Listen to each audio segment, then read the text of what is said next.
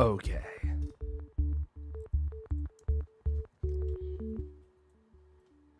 Okay, listen, guys. I don't want to sound too confident. No, I shan't listen. Okay. I may have found a potential, I don't want to say solution, but a potential way to make the internet problems less prevalent. And I'm debating if what up, Admiral Jackbar? I'm debating if I want to just tackle them after stream, test them tomorrow. Or, because I found them literally like 3 minutes before stream. Or if I want to delay slightly, set it all up now, and then be able to test it for this stream. I feel like I want to just do this stream. The more I think about it, because I haven't had time to think about it. I saw it like 2 minutes ago. But I have, so I might have something. We're gonna test it tomorrow. I think we're gonna play like Kukuro tomorrow. But we're gonna be testing a new internet thing and seeing what happens with it. What up, Q? Hello. John, Michael, hello. How's everyone doing? I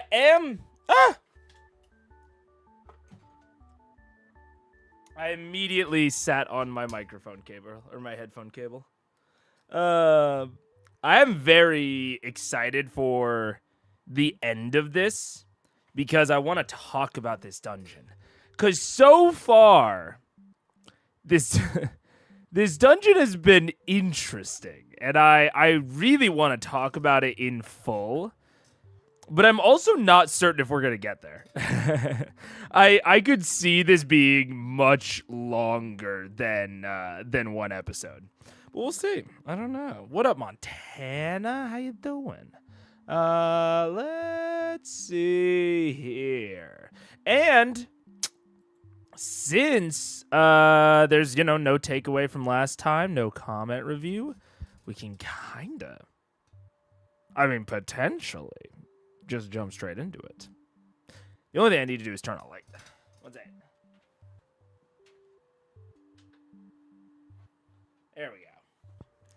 There we go. Get me a little bit better lit. Ugh. I am excited though. I'm weirdly, I'm like low energy and high energy at the same time. I really want to do things, and I've been sleeping well, but I'm feeling very tired for ostensibly no reason.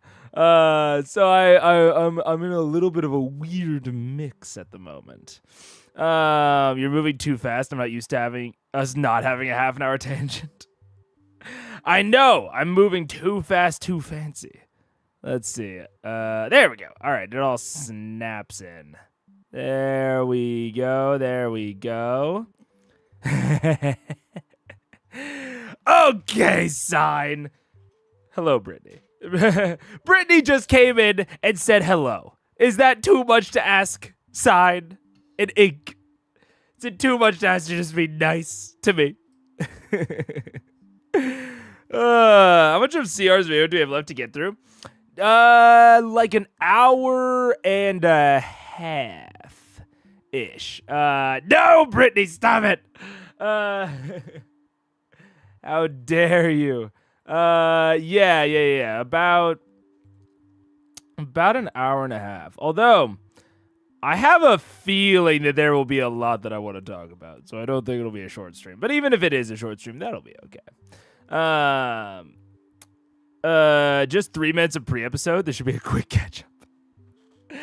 Everyone's commenting on it. Do we have nothing better to talk about? Damn it.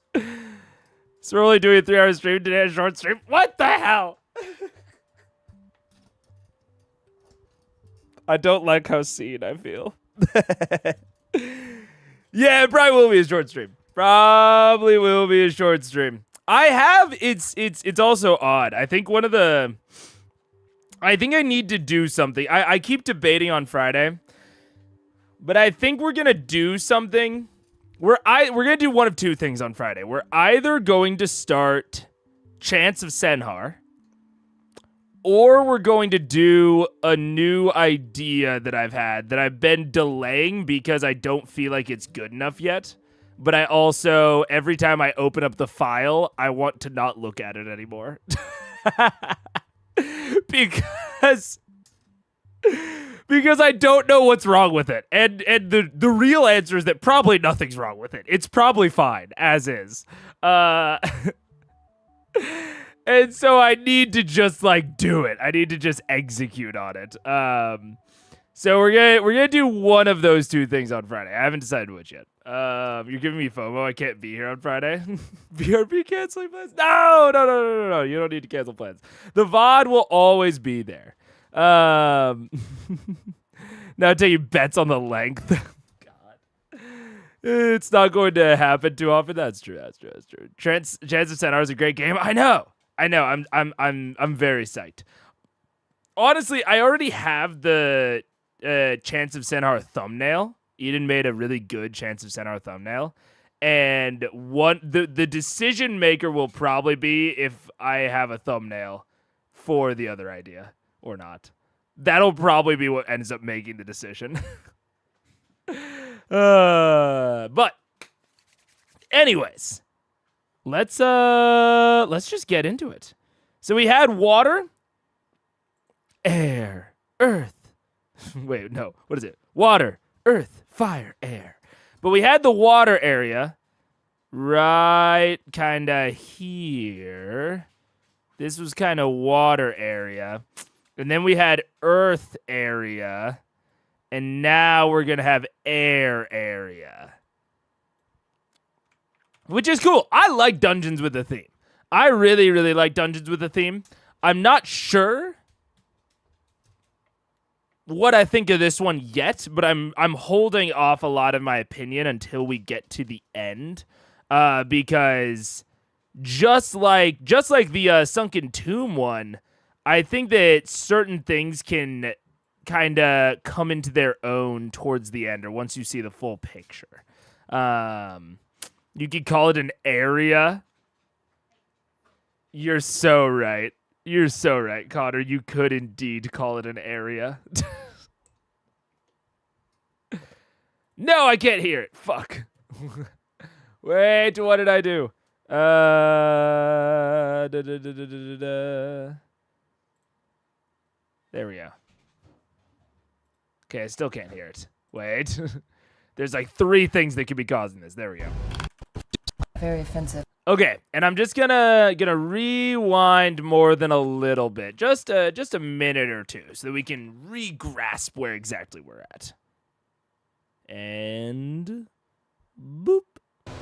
Should we pick a way? Like a mini golf. Make perception check. Right, yeah. You It's can very either mini golf. do the Okay, and if you weren't here last time, we are in a dungeon on the way to that ostensibly contains Osisa's mate.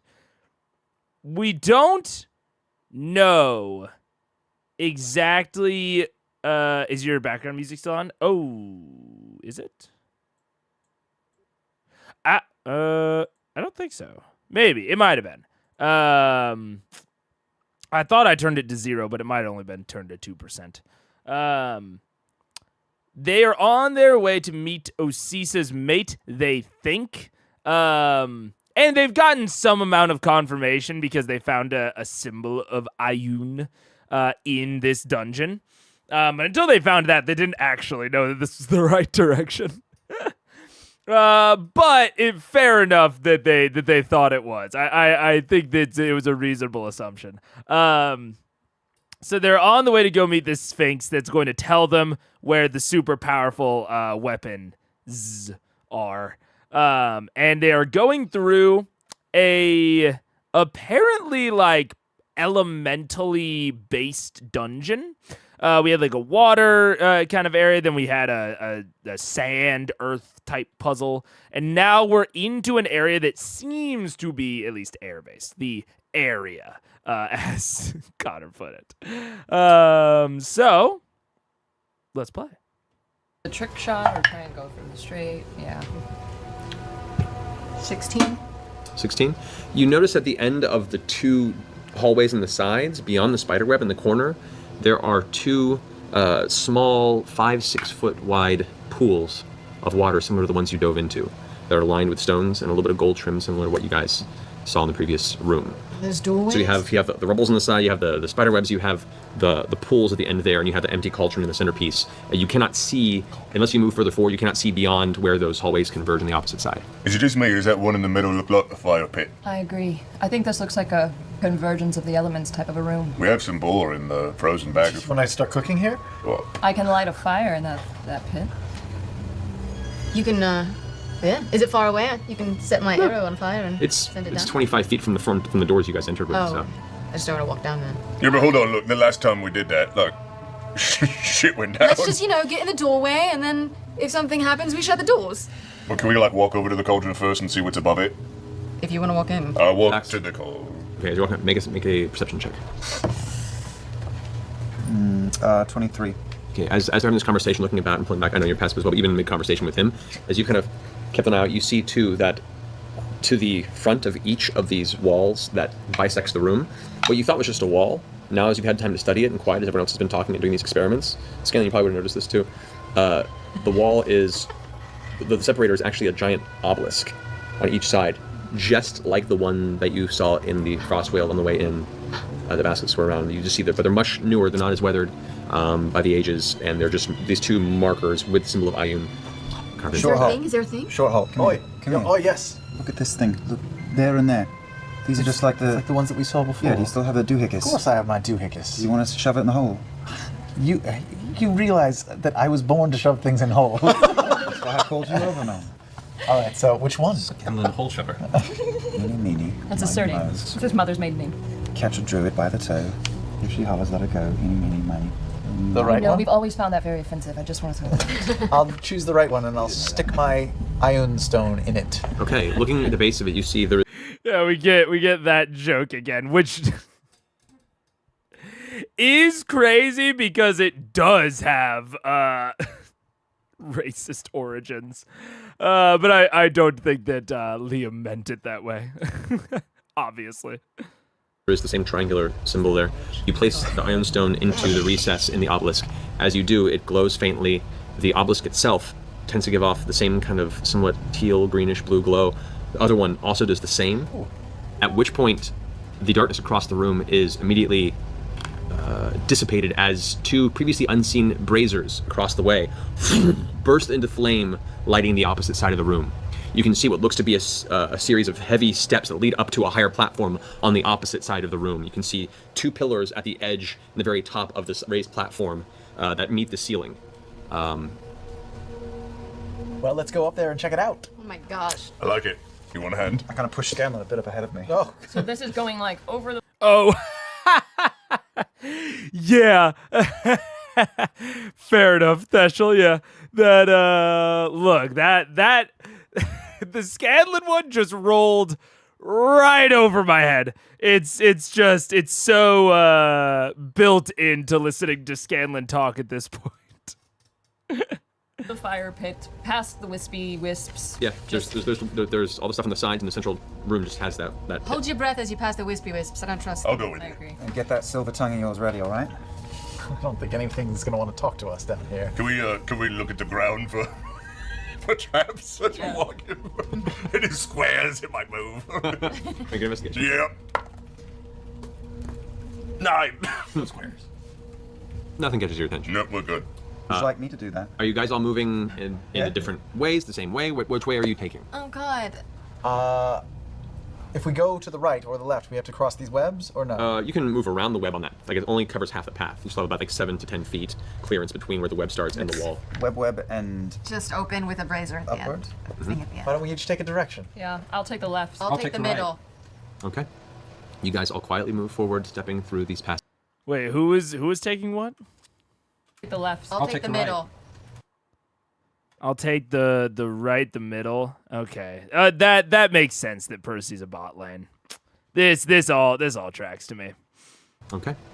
You guys all quietly move forward, stepping through these passages. And then Marisha's the top lane goat. We all knew.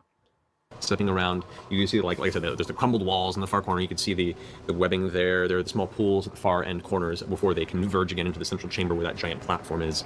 I have my gun in my hand, by the way. Right. Wait, And I my could mask just bamf over to the other side. Should I just do You that? should do that. You guys are partway across now. Are you stopping? You have to No. burn it.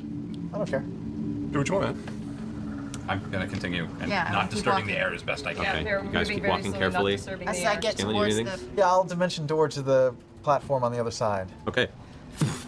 You appear on the opposite side and you look around. What you didn't see from the shadow that was being cast past the braziers, to the right of you, Scanlan, you see a large form that is there kind of as a pile, a crumpled pile on the top of this platform. What catches your eyes, and you guys see this too as you begin to walk up, as Scanlan appears and glances over. As you get closer, you can see there is a, what looks to be a cold blue marble that is just right there, and you see it being turned and held by what looks to be a very faintly lit giant paw. You can see two eyes that glance up and glance over at Scanlan amongst the shadow, the same color as that blue marble. As it glances at Scanlan, and it is massive comparison to your tiny gnomish frame, the marble is then tucked deep into what looks like hair of some kind before it disappears, the eyes still glowing the blue color. Suddenly the form begins to move as two giant arms, and a voice comes billowing out of this entity. I have watched you come.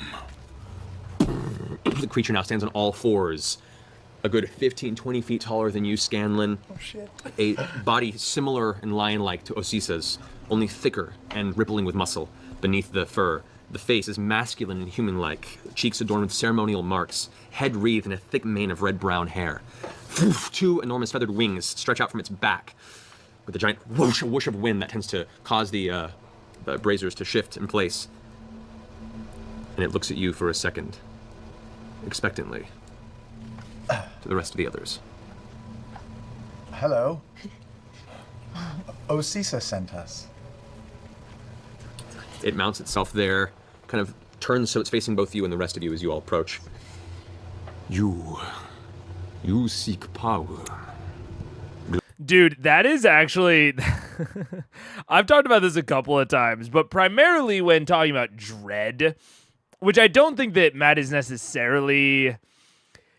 I don't think that Matt is trying to instill dread here. I don't think that's the point of this. But he is definitely filling this scene with an amount of gravitas, right? And it's hard to have your players not take the piss out of that. Like, even like Sam, I do not think is trying to take the piss right now. You know, he's not. How did we put it in the Mike video? I think in the Mike video, Mike was talking about like introducing them to Strahd and then making like a bunch of Dracula references and being like, "Oi, Dracula, you big fucking nerd." Like, Sam is trying to be serious here. And like he is honestly not trying to undercut the gravitas, but is still kind of funny when he responds. Oh? Like Marisha still is like holding back a grin, and Vex giggles, or Laura giggles. And this is why it is so difficult, because even when you have players that are really trying, it is so hard to not. You know, pet the kitty. They'll take the piss to break the tension. Yeah, absolutely. And it's not their fault. And again, even if they are trying to not, it's really hard to not. So I And I think that Matt is a good example of kind of the only way to go about it, of you have to just not break. Like, when your players take the piss, you have to keep it serious. But I also think that this is one of the things that I find difficult about this situation is, to me, things like, this Sphinx, dragons, what have you, like these beings of immense power, I think are a way to, thank you, she got me water, I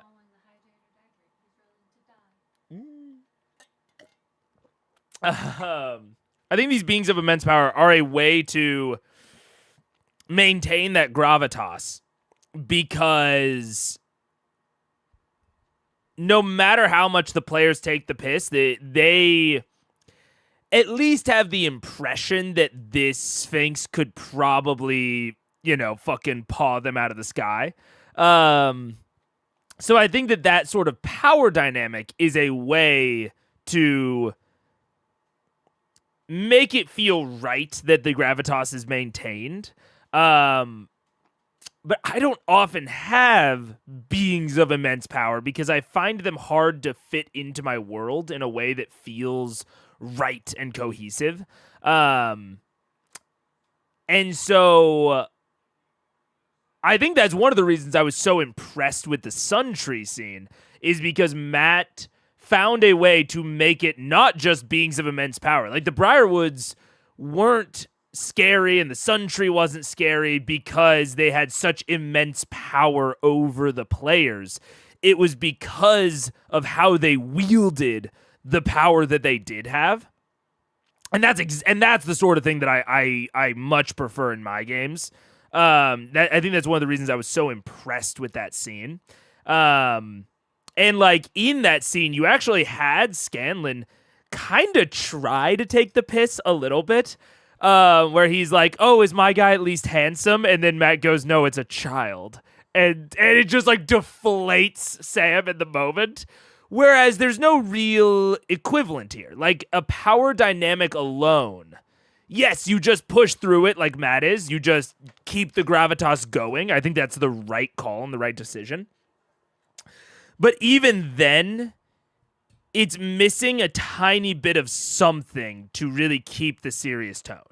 You know what I'm saying? Like, Sam, even while trying to be serious, still ends up being a little jokey. So I think that, like, contrasting this and between this and the Sun Tree is a good compare and contrast on places where, like, I think that you will, if you can pull off something like the Sun Tree, I think that you will leave your players with an inability to take the piss in a way that they are still very much able to with this Sphinx, In Japanese architecture, if a lion statue has a sphere in its paw, that's a guy. I wonder if the marble is an intentional reference. Oh, maybe. That is very interesting. I did not know that. That seems like, I mean, maybe if it's not an intentional reference, that is very, very coincidental. That's interesting though. I can't believe you're already watching the video. What happened to the hour-long Star Tangent time? Look, we didn't have a takeaway. We didn't have anything. I could just get into it. Solar Storm blue-balled us. I don't even know what that means. Osisa sent us. Osisa sent us. It mounts itself there, kind of turns so Also it's facing mounts both you us and the is rest of you funny. as you all approach. You seek power, glory, retribution. I know your quarry, and I know your goal. She has told me. I can show you. But all great knowledge should not be given. Right. You must be proven. Right. We need your name because names are power and a name must be earned. I get it, Mr. Sphinx. Now just give me your riddle. I know it's man. It must be earned. Uh-huh. It must be earned. And as his voice roars, the room echoes, and you can see wind begin to whip all around you. Glancing over your shoulder, you guys can see now the empty pit in the center of the hall behind you is now whipping into a whirlwind. What appears to be like a small centralized cyclone that's now rising up, meeting the ceiling, staying stationary in place, just arcing there. The braziers flame up even brighter now. The flames, you can feel the heat even from your distance at this point. You can see now the Sphinx is baring its gleaming white teeth there at the top. What is... No. Me too? No! What's going on? What?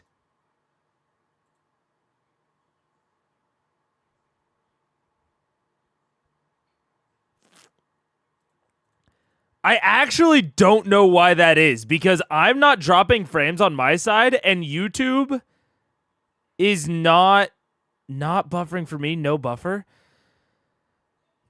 That one's weird, because yeah, it's not giving me anything on my side. YouTube is telling me that stream is healthy, and sometimes that happens for 1 or 2 people, but that's a lot of people. YouTube has been weird lately with lives. Maybe go to Twitch, I guess. Nothing here? Yeah. Hoovy's saying nothing on Twitch end. Oh, I also missed what do you think will happen when Craven Edge gets full? I still have no idea. I honestly hope that it doesn't happen this episode because I want to talk about it during a theorizing stream. Is it working on Twitch? Yeah. It must. Yeah. I'm gonna send into YouTube chat. If the tube ain't working, head over to Twitch. Yeah, that's weird. I don't know. That's very odd. But yeah, I have no. I'll try it this way. Yeah, it seems like that's working for G Hercub. Very odd. Very, very odd. But what were we talking about before this? Oh, I have no idea what will happen when Craven Edge gets full. Like I said, I hope it doesn't happen this session because I have some ideas, but I want to work them fully like out during an actual thing. Super strange. Anyways. Maybe it's my fault I have the stream open twice. I don't think so. It shouldn't be, at least. Shouldn't be. My name. Roll initiative. What is his name? Oh my god! We have no clue. Okay, that just happened. What's his name? What is his name? It's like... Because I'm trying to think. It's right now, what we know of him is that he is Osisa's mate. And that he's chilling in this very primordial themed dungeon. And I will find it odd if that is not worked into his name. Don't take my power, Mega, my ultimate power. Rumpelstiltskin. Yeah. Because I'm thinking like air, fire, primordialists. I don't know.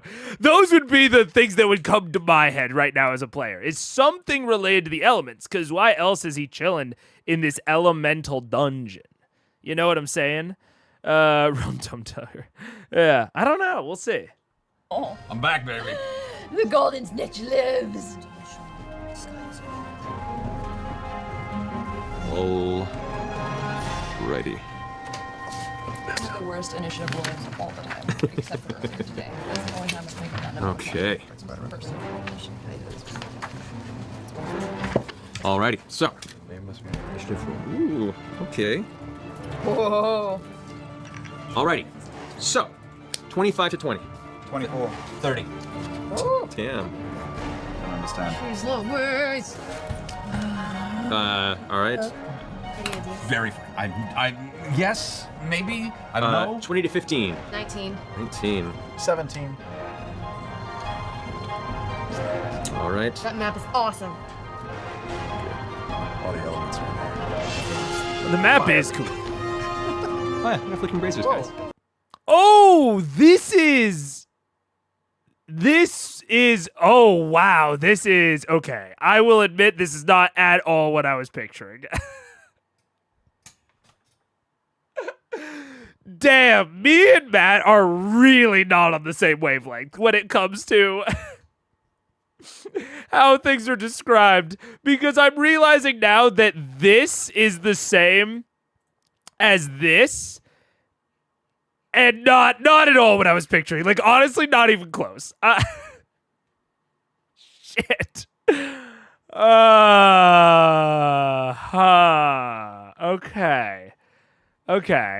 I mean, I will say off the bat, I like this as a battle arena design. I like it a lot.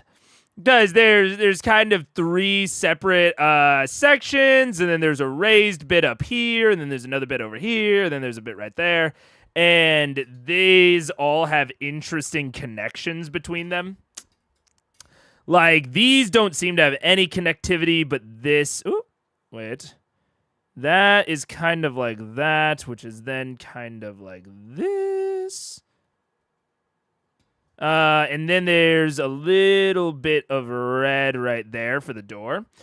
And I like this.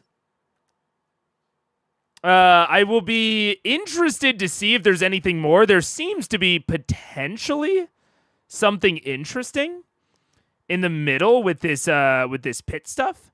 So I'm interested to see if this has any further significance or not. I would really like it to.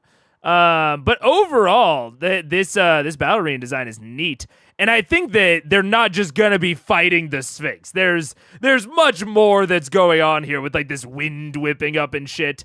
So I think that especially if you're going to tie a lot of stuff into lair actions, which with Matt like beating up the cyclone, it seems like that might be the case. I think that having an arena that's a little bit more of a blank slate, but has these kind of 3 distinct sections is a good choice. Because then whatever you're going to do with the lair actions, you can have that confined to one of the sections. And we already know that these are connected by like spider webs over the walls, if I'm understanding correctly. So there's kind of a little bit of a grid here, like a 5 square grid, and you can have any of the lair actions that the Sphinx does occupy a segment of the grid. So if it whips up a cyclone, let's say, you can have that occupy, this segment of the grid, and then maybe it can move like one grid diagonally if it wants. Or you can have, I think there's a well, there's a pool of water. You can have the water like come up and flood a specific section, maybe making that difficult terrain for a second. There's a lot of options here. I think it's a well-designed battle arena for highlighting lair actions, which I think is cool. His name is Gary. I don't think Sam is not taking things seriously. Oh, I absolutely agree. G. Herka. I think that I do not think that's kind of what I'm saying is like I don't even think that Scanlan was trying to take the piss out of that, but it's like even him playing it honestly, it is still difficult for for people, not to like kind of laugh and giggle and break, which is not necessarily what you want when in that sort of scene. So that's I agree. Even with Sam trying to play that serious, and I think playing it as appropriately for Scanlan, it is still very easy for that to get the piss taken out of it.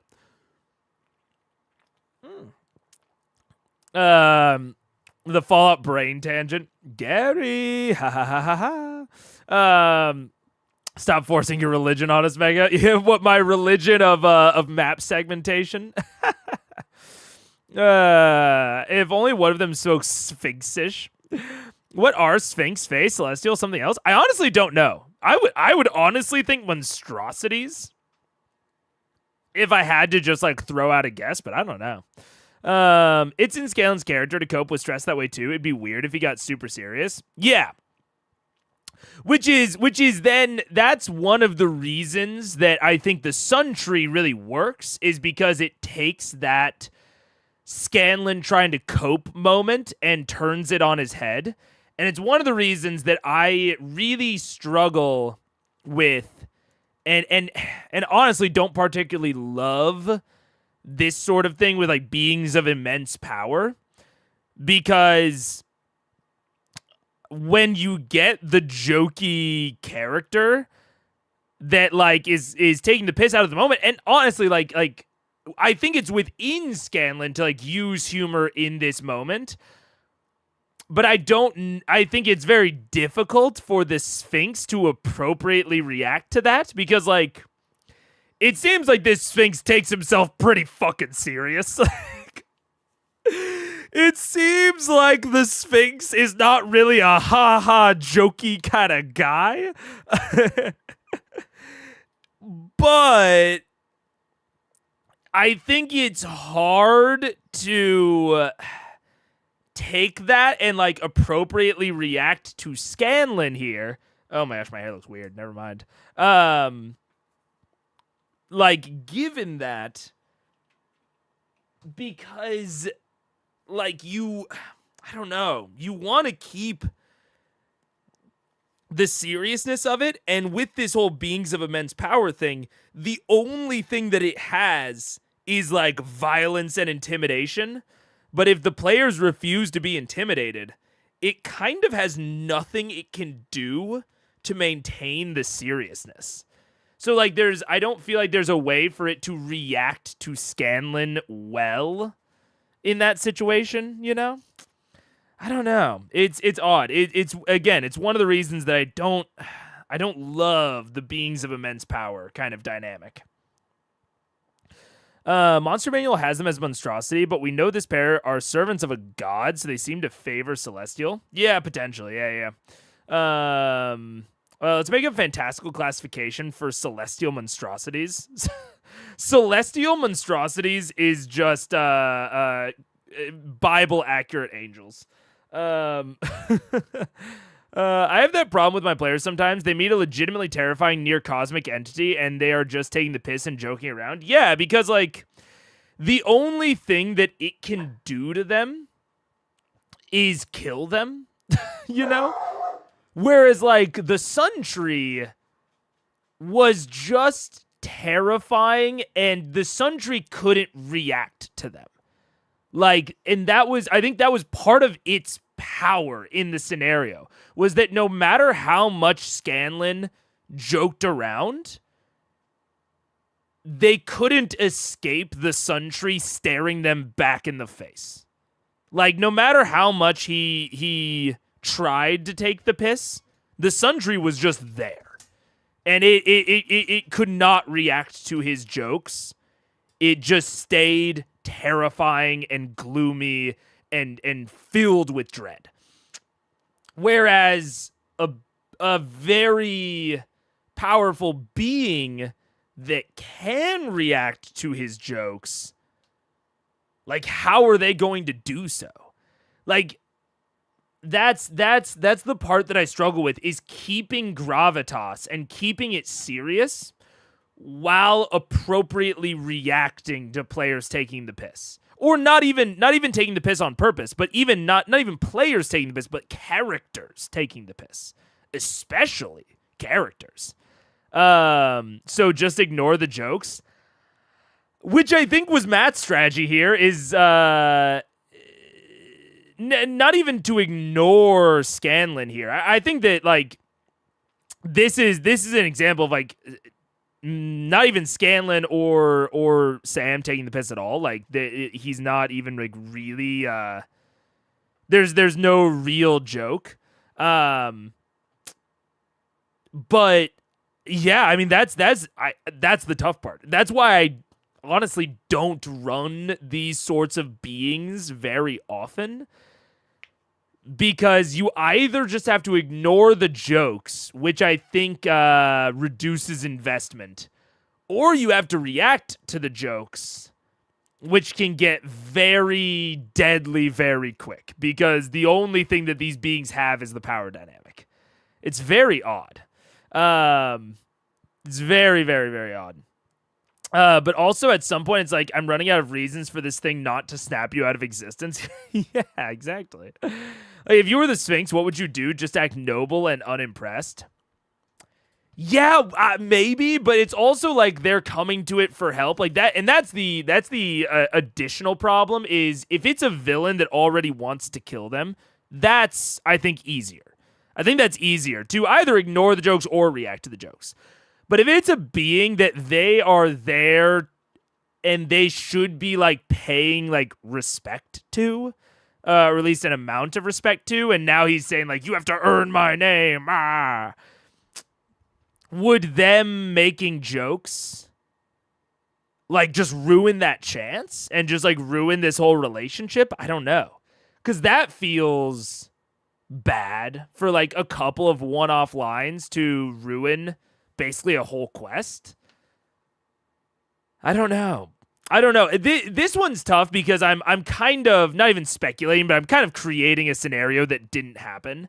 But it is one of the... Which is one of the strengths of Critical Eyes is that we have things that we can directly perceive. So once we get into hypotheticals of like, well, if Scanlan had made more of a joke, then what would I have done? Like, that's where it gets harder, and we're just kind of hypothesizing. So I don't know that there's too much more to say about this, but we'll see if we get into that sort of situation where they just make jokes at the expense of a big character like that. But it being an immense being is besides the issue to drama versus comedy. The DM NPC Paladin from the new D&D movie was serious all the time. Yes.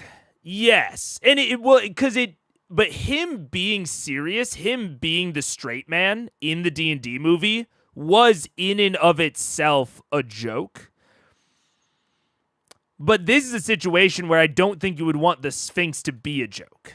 I think that's the real, struggle, is if you want someone to be serious and dramatic and not a joke, then how they react and how people react to them has to be, is tough. Like, the DM NPC Paladin is funny because he's dramatic. Whereas the villain in that, the Wizard of Thay, is spoilers, I guess, if you haven't seen the D&D movie, is actually serious. And the few times that people make a joke to her, it is in like a big comeuppance, haha, fuck you sort of way. It's never... You know what I'm saying? I don't know. It's hard. I don't know if we'll have to wait to see if there's a moment like this in Critical Role. If it was me being the DM where I made it clear that this was a serious situation, I would make it harder and not impossible to complete the task. Yeah. This whole convo highlights my dislike of Scanlan. I don't think that characters that joke around are invalid at games, but I do think that they present unique challenges to certain aspects of roleplay. You don't have to take things seriously. Figure out my name and I'll respect you. I think that's a way to take it, G Hercub. I think that's definitely a way to take it.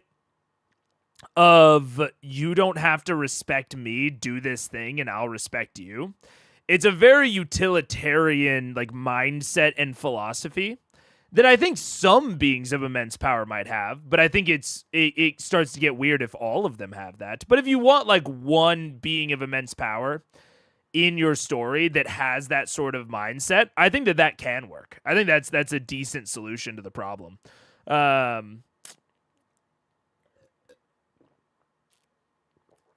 To me, no drama is ever devoid of comedy, and likewise, no comedy is devoid of drama.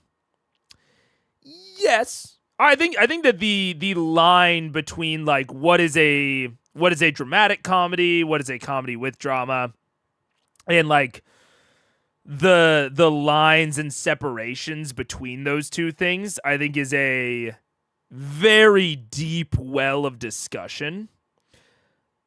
But I think that the thing that I find difficult about this sort of power dynamic and relationship is just tough. I find it hard for things to react appropriately, if that makes sense. We were arguing about something that Sam didn't actually do. Yeah, exactly.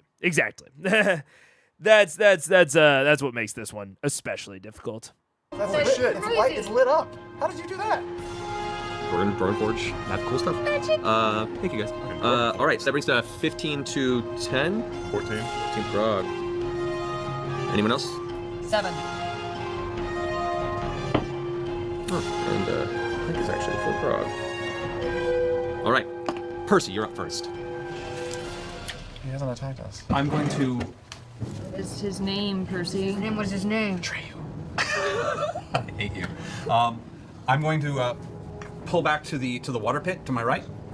Okay, over this way. To my left. Sorry. Yeah, I'm going to pull back to that water pit. I'm going to examine it. Make an investigation check. Matt, I can sort of see your paper. Never mind. It's good. We're good.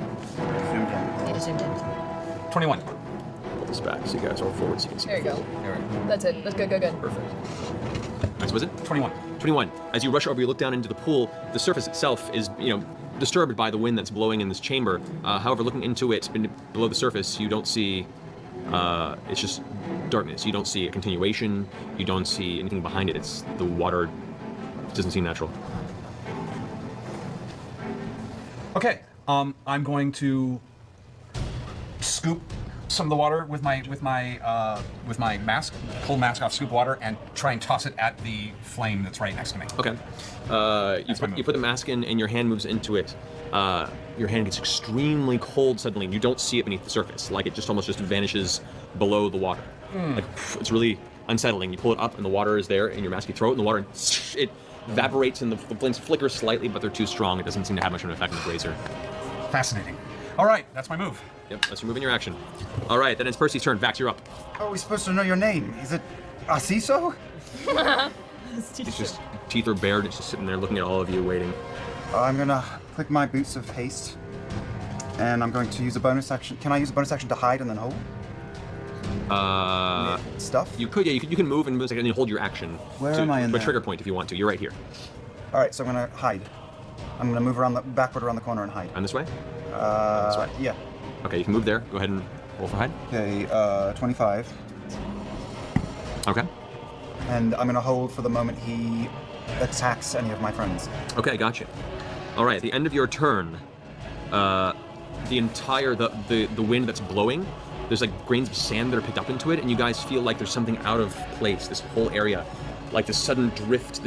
You feel like the air in your lungs get butterflies for a second, and something. Even though this place is stationary, it's almost the whole place shifts. I need everybody to make a Constitution saving throw. Shit. Fuck. Damn, I'm back. Nice. 26. Oh, 26. 4. Saving throw. Yes, Constitution saving throw. Correct. 22. 17. With disadvantage, 13. 23. Okay. Most of you guys managed to withstand it. Scanlan and Grog and Vex, the wind feels like it's knocked out of you, and like you were suddenly stretched thin, and you can't understand it. You glance. Right now, it's hard to really tell. Scanlan kind of lurches forward for a second. Grog and Vex, you're right next to each other. You both kind of glance at each other, and you can see it's like Grog's skin has aged suddenly. He has around his eyes, it's grown a little more sunken. His muscles have sagged slightly. He looks not ancient by any means, but it looks like he's seen about another 15 to 20 years of travels. Oh shit. What does that mean? Me too? You also have this, although due to your gnome lineage, it has lesser an effect, but and no one's really noticed this at this distance, but if anyone gets a quick glance, you'll see a few gray hairs starting to sprout on the side of Scanlan's head. I get rid of those. All right, Vex, you're up. Do I feel old? You feel like you've been pulled through something, though it doesn't have a mighty effect. Though you glancing at Vex, you can see there is definitely a little more of a weathered look to her. Crow's nests forming, deep-seated kind of frown lines. Oh, jeez. I shout out. I run towards the other water portal, Okay. and I shout out, Pike, do you know the names of the 4 ancient gods? Is your name 4? That's stupid. It seemed to be a reaction. Pike goes, no, I mean, all the gods that were at the beginning, there's, Yeah? there was Pelor and Melora, and, I mean, they're the ones who... DM, give me lore information, please. Oh my god, dude. I don't. Why are they all wasting their turns just surround the Sphinx and attack it until it's dead? It is very interesting, Giorca.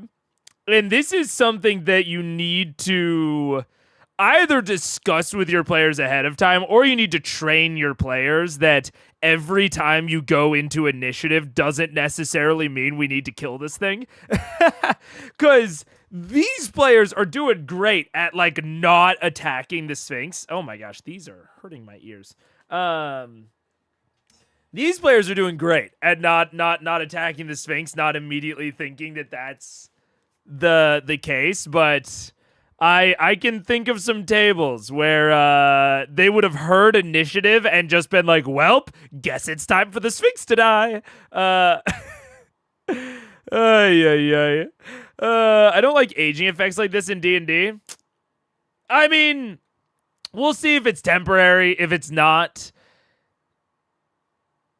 we'll see. I have an opinion on this maybe, but I need to see the entire dungeon in its entirety to know. Cast away the elements, the chaos that this realm was first. I don't know. And she's kind of bungled and unable to really formulate what you're asking. I wouldn't have any kind of religion, anything to like base that off of. Make a religion check if you want to. Wow. 2. That's 4 ones in a night. Wow. It's the reverse Percy tonight. I know, I'm Wheaton is I'm rough. encouraged. Hey, you know what? I don't think that's a terrible way to use initiative. Like, that is absolutely what it is. And I think that sometimes that's a totally appropriate way to use initiative. But I think you're right. That is absolutely what this is compared to your more traditional initiative. Yeah. You try and think back to the conversation you had with Scale Bearer, with the High Bearer Vord in the Platinum Sanctuary, and your mind's a blank. You can't recall any of that conversation. I have an advantage on Also true, Hoovy. Unless you have Speak with Dead. That is the entire reason that Mask of Many Faces is worth taking in Baldur's Gate 3. Is you just Mask of Many Faces, Speak with Dead, that way you're not its killer. It's easy. on anything having to do with dragons. Can do with the dragon. Well, I was just checking. This is the creation myth of all of existence. Yeah. However, you still have your action if you want to do something. You're by the pool. It's right to your right, and there's this Sphinx now kind of rear. I saw Percy dip his hand into the water, so I do the same thing to see what it does. You what? You put your. I put my hand in the water. You dip your hand in the water. The hand, once it breaks the surface, it just vanishes into darkness below the water. You don't even see. There's no vision. Does of it hurt? No, it doesn't hurt. It's just cold. It's very cold. Pull it back out. Pull it back out. Your hand is wet and it drips and shake it free. Can I use a bonus action to try to hide? Is there anywhere to hide? Maybe.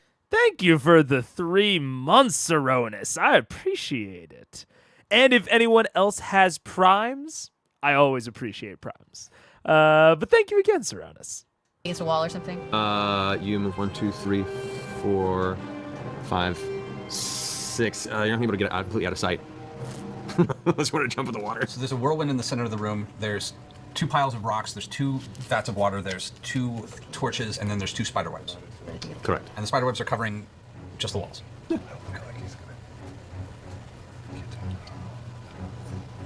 Right.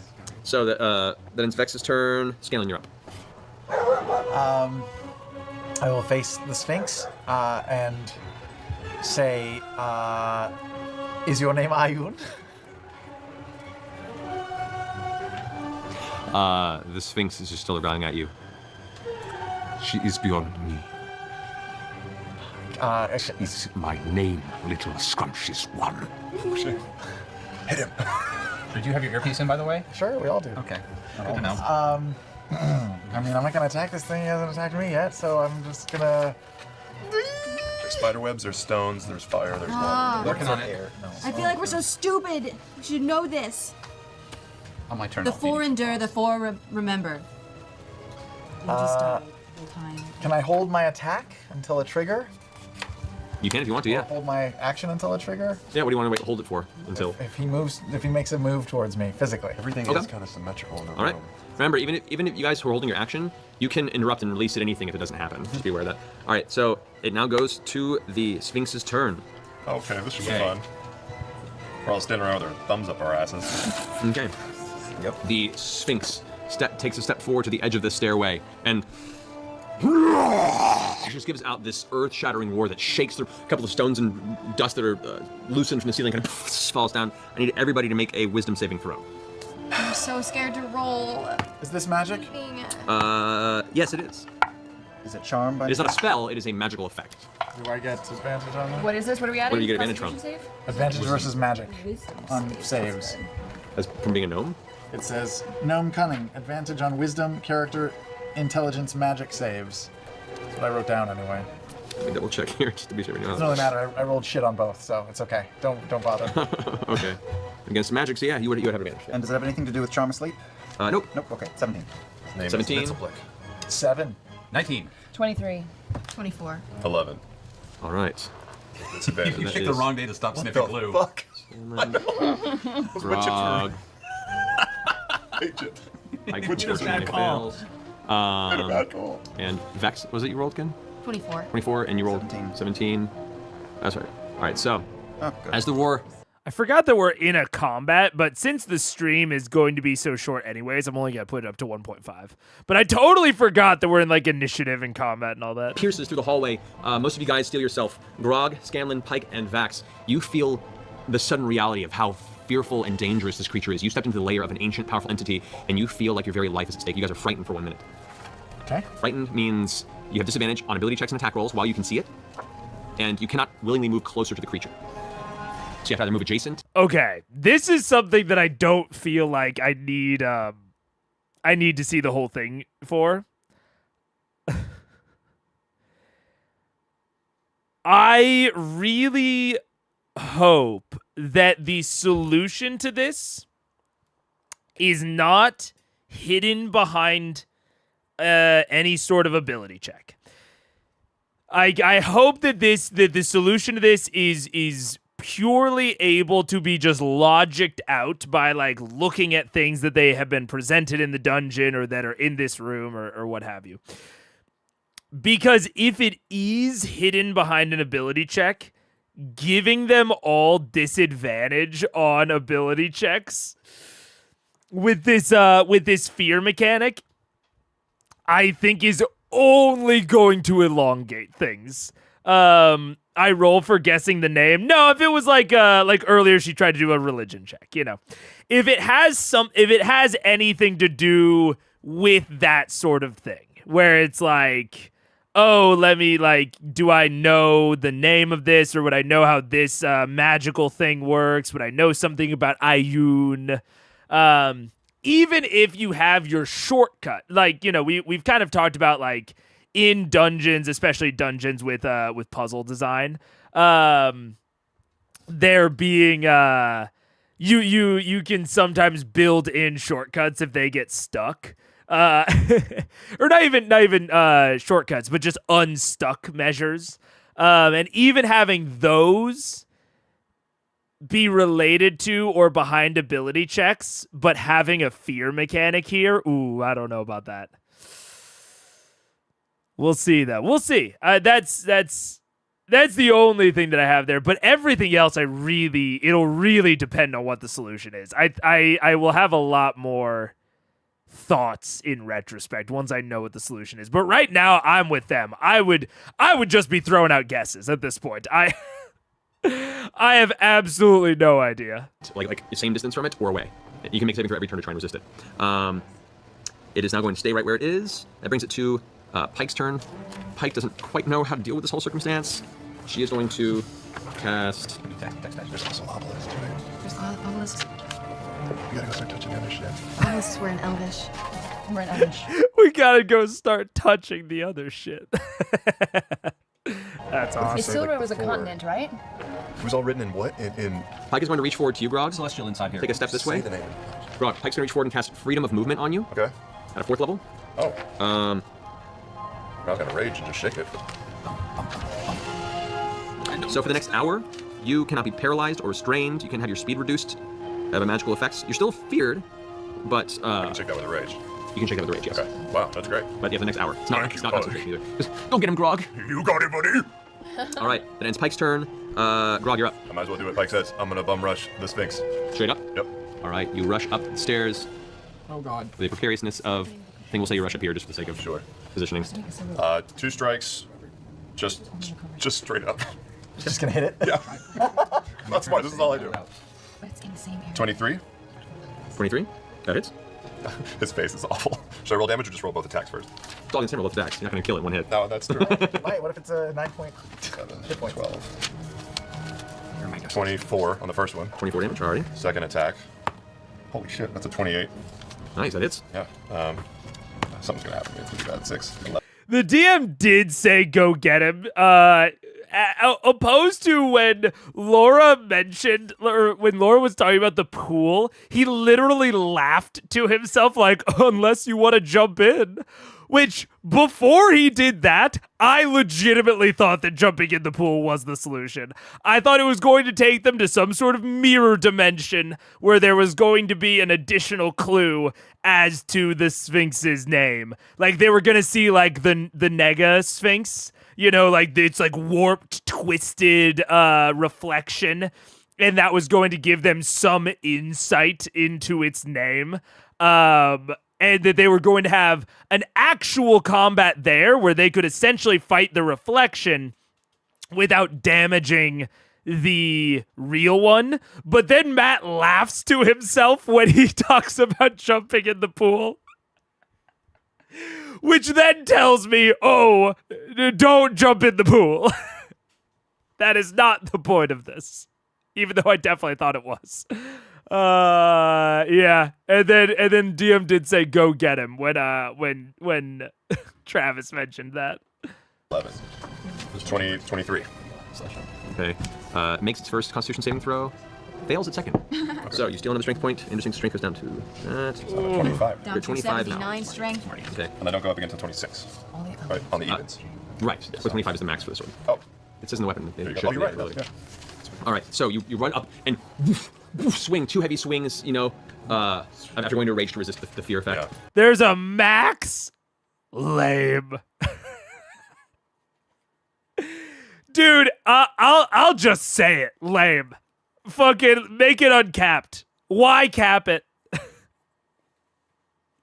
He is already having the bad side of keeping it uncapped. You know what of like trying to reach those really high numbers. Why cap it? Let's let him flow, you know? If he wants to not sleep to keep this up, then he can not sleep. He can just keep taking exhaustion. And he'll eventually die, but he'll have a 40 in strength. And I think that there's nothing wrong with that, personally. You kind of just grit and bear it over and swing twice, hacking into the side of it. Its hide is very strong, and there's almost like this weird resistance just on the outside of its body, like its very force of existence and personality is keeping the blade from doing as much damage as it should, but you still strike true. Last stream I theorized the sword would have a cap? Did I? I do not remember that. Man. Well, here I am directly contradicting myself. Maybe I theorized that it would have a cap, but it shouldn't. Yeah, I don't remember that. That's crazy. That's crazy. Slamming into it twice, you pull the strength from it. As you do, a voice in your head goes, yes.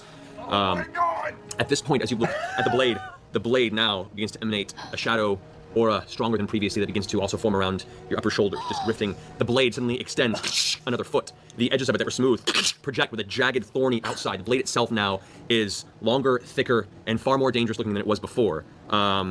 Until your next short rest, all attacks with the sword do an additional 2d6 necrotic damage. Whoa! Super Saiyan motherfucker! 36 necrotic damage? Okay. And I'll just stay there. Okay. Then await my punishment. All right. At the end of your turn, the Sphinx is going to use. Okay. If it does represent it being full, that would actually make a lot of sense. I was not connecting the two at all. And that is cool. That is cool. I was not connecting the strength cap with Craven Edge being full. But if that is the case, that's cool. And I am, and like Cotter said, I am sure there will be no negative repercussions. It will only be positives. That's what you said. Oh man, I don't remember saying that shit at all. That's hilarious though. Interesting. Okay. Ah, wait. It's 3 legendary actions. All right. At the end of your turn, the Sphinx is going to use its 3 legendary actions. Oh, jeez. 3 legendary actions? It's going to cast a spell out of order. Oh. It's going to go ahead and call down a flame strike We're all gonna die. onto the twins. Why?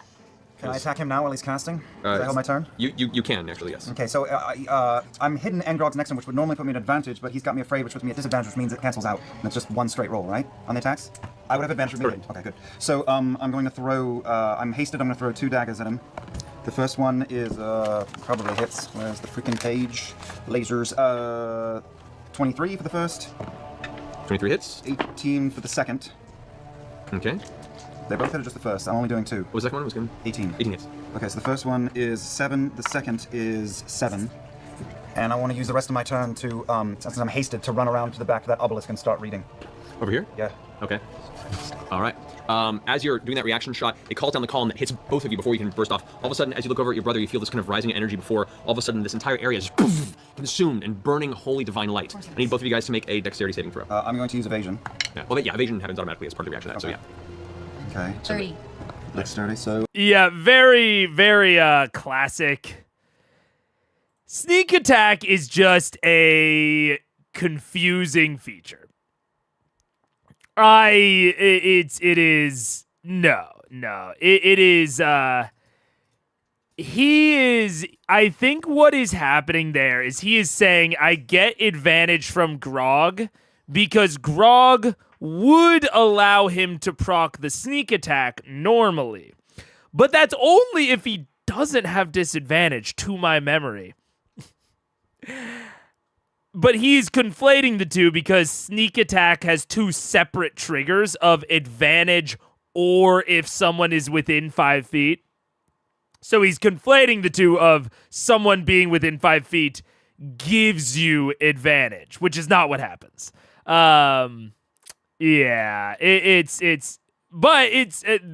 Admiral brings up a point. Was he hidden? Even though he's hidden and ally in melee? Well, that's the question is he hidden? But also, you don't add sneak attack when there's a disadvantage, even if you also have advantage. Sneak attack is just, it's... I really like the overall idea of sneak attack. I really love the idea of rather than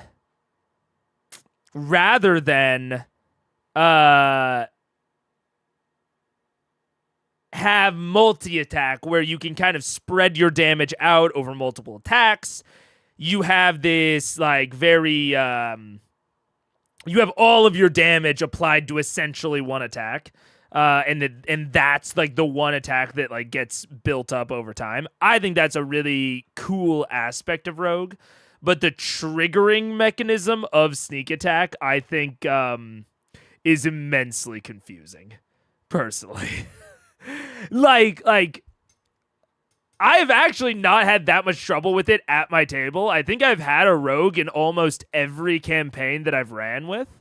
I think we've had a Rogue. And I have not had that much trouble with it. But every time I'm a guest player or I watch something, it feels like the Rogue always has trouble with it. Always.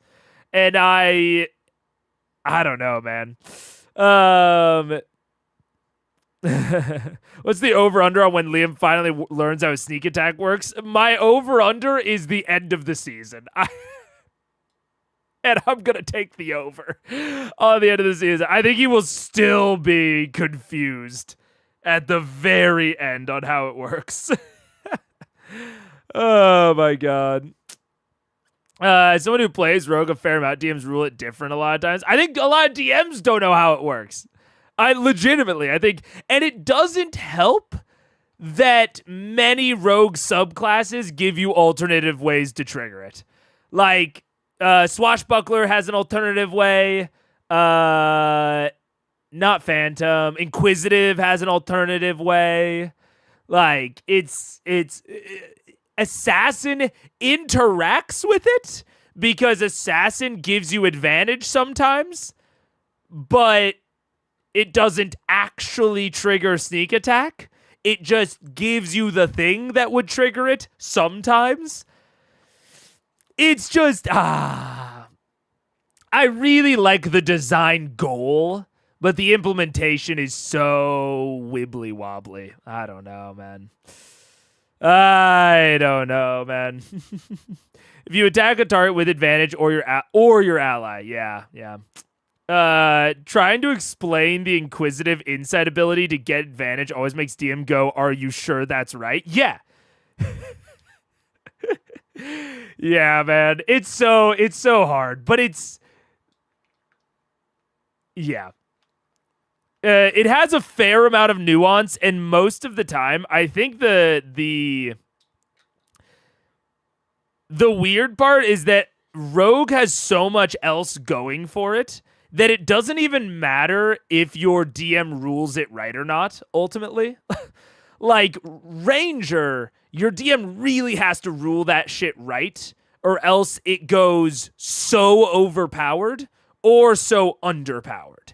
They have to rule it right, and they have to make their shit around it for Ranger abilities, or at least base 5e Ranger. Whereas Rogue has so much else going for it that even if you rule sneak attack like weirdly restrictively on accident, they will still have so much else going for them that it doesn't matter. But sneak attack also isn't that immensely powerful. And everyone gets the effect right. Everyone knows exactly how you run the effect of sneak attack. Of like, you just add a bunch more dice to it. It's actually very simple.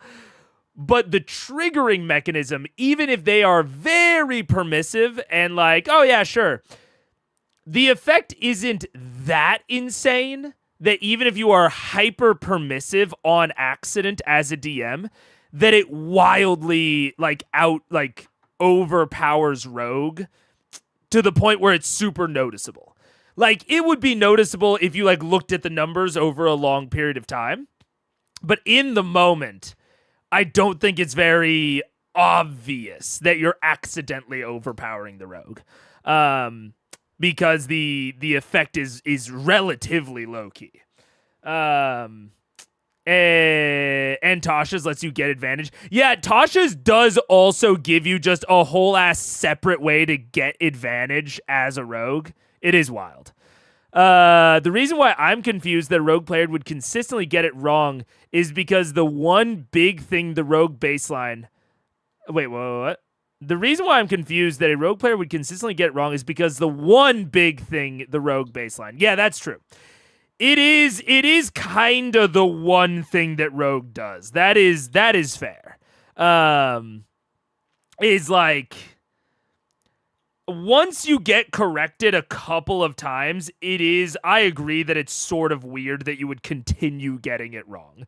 Like, if you've been corrected. If you never get corrected, I fully understand how you would continue getting it wrong, because it's confusing. But once you get corrected a few times, I do feel like it would get there. Yeah, we're expecting to know every druid spell by heart to its minutia, but nobody cares that Liam can't figure this one thing out. yeah, I agree. Anyways, 14. Roll a what? 30. A 30 dexterity saving throw? No, F it. I'm going to use my last luck of the day. Oh, shit. Yeah. Yeah. Barely any better. Unless I did. Wait, you know what? 16. It's probably. 16 for you? Okay. Right, so Vex, you take half damage from this. You take full damage, unfortunately. So that's going to be 21 points of fire and radiant damage to you. Is half? 21 is the half. You have resistance to fire, Liam? Yes. So the 22 points of fire damage you would have taken is reduced to 11. With evasion, if I fail, I take half damage. So Right, and then full. All right, so you would take the same. Yeah. But a quarter because of having fire damage you take from that. So I didn't hear that number because I was reading. 21 So half. 11? 21 would be 11. Well, the radiant damage you don't remember, not resistant to. So I'd say it would be Between the two? 17 points of damage. There you go. And then you rush out of the flames and find your way around the obelisk. Helga, wait till your turn before you can take a look at that. All right, now it comes to Keyleth's turn. Okay. I yell out, Isilra! Dude, there was this is the look that that Travis and Laura gave to each other when he said 21 is halved. They had a look that said exactly this. Oh my god. I see it as not being able to figure out what rage does, and honestly, they're about the same level of complexity. Yeah, it's weird. Rage, I would say, is an easier trigger, but Rage has a slightly more complicated effect. And I agree. I agree, G. Hercum. I would agree that it's about the same, yeah. That's so funny that Liam fails and still takes less damage than Laura because Rogue is so good. Like, I think that Drew, I've said it before, I think Druid is probably, like, power-wise the best class. But if you want a class that is stupid simple, but also incredibly effective, like a S tier, like, Rogue is pretty simple if you can wrap your head around the fucking sneak attack trigger. And I which I don't think is that complex. And it is just, Rogue is just stupid effective. You have to purposefully design combats to counter a Rogue if you want to counter them. I think the natural way of designing encounters just naturally favors Rogue. He also does got that sweet, sweet vestige. Very, very accurate, Brittany and Admiral. He's got that sweet vestige. Doesn't seem to have any effect. Okay, that might be a continent. What's that? Oh, Paige says if you're not a wimp, you go Druid. And then I, It is. It's a continent. It's the continent where Vasselheim is. Beetlejuice! Not his name. And I cast control water again, and I start pouring the water out of the pools and onto the fire. Okay. The water comes out as a column. Doesn't appear to be coming to an end. You're not quite sure where it's being drawn from. It's just this constant stream. As it hits the flame, but the flames aren't going out. Actually, it's like it's altering steam. It's filling the room with steam, and the more and more it pours into it, the more and more the room is beginning to become obscured. And it's Okay, gonna be well, I harder for people to stopped see. that. Okay. Ooh, okay, you can't always do this. Like I've praised Matt before for putting walls in front of his players and just saying, "Hey, that doesn't work." Which is kind of what he did earlier when Percy tried to like put the mask of water onto the flames. And I think it is totally fair for Matt to just say, "Oh, no, these are really cool and very good and cool and durable fire." I think that's very fair. But I love the rewarding of her. And, oh, man, this is a really good example of what we were talking about last time with him rewarding her control water with essentially just, like, getting through that tunnel. But maybe not rewarding something like Windwalk. I think Matt is really good at rewarding resource usage during fights. Of, like, ultimately, in terms of the actual possible effect that they could have, Taliesin and Marisha basically did the same thing. Like, they put water onto the flames. The water cannot put out the flames. Like, that is just within the design of this arena and this combat. The flames cannot be put out. So, in terms of the possible effect that they could have, they basically did the same thing. But Taliesin did it for free. He just like used an action. So Matt just said, no, thank you. And then Marisha used a resource, so Matt makes the resource have an effect. And I think I've actually been saying it slightly wrong when we've been talking about it. I've been saying that you need to reward resource usage. And I don't think that's necessarily true.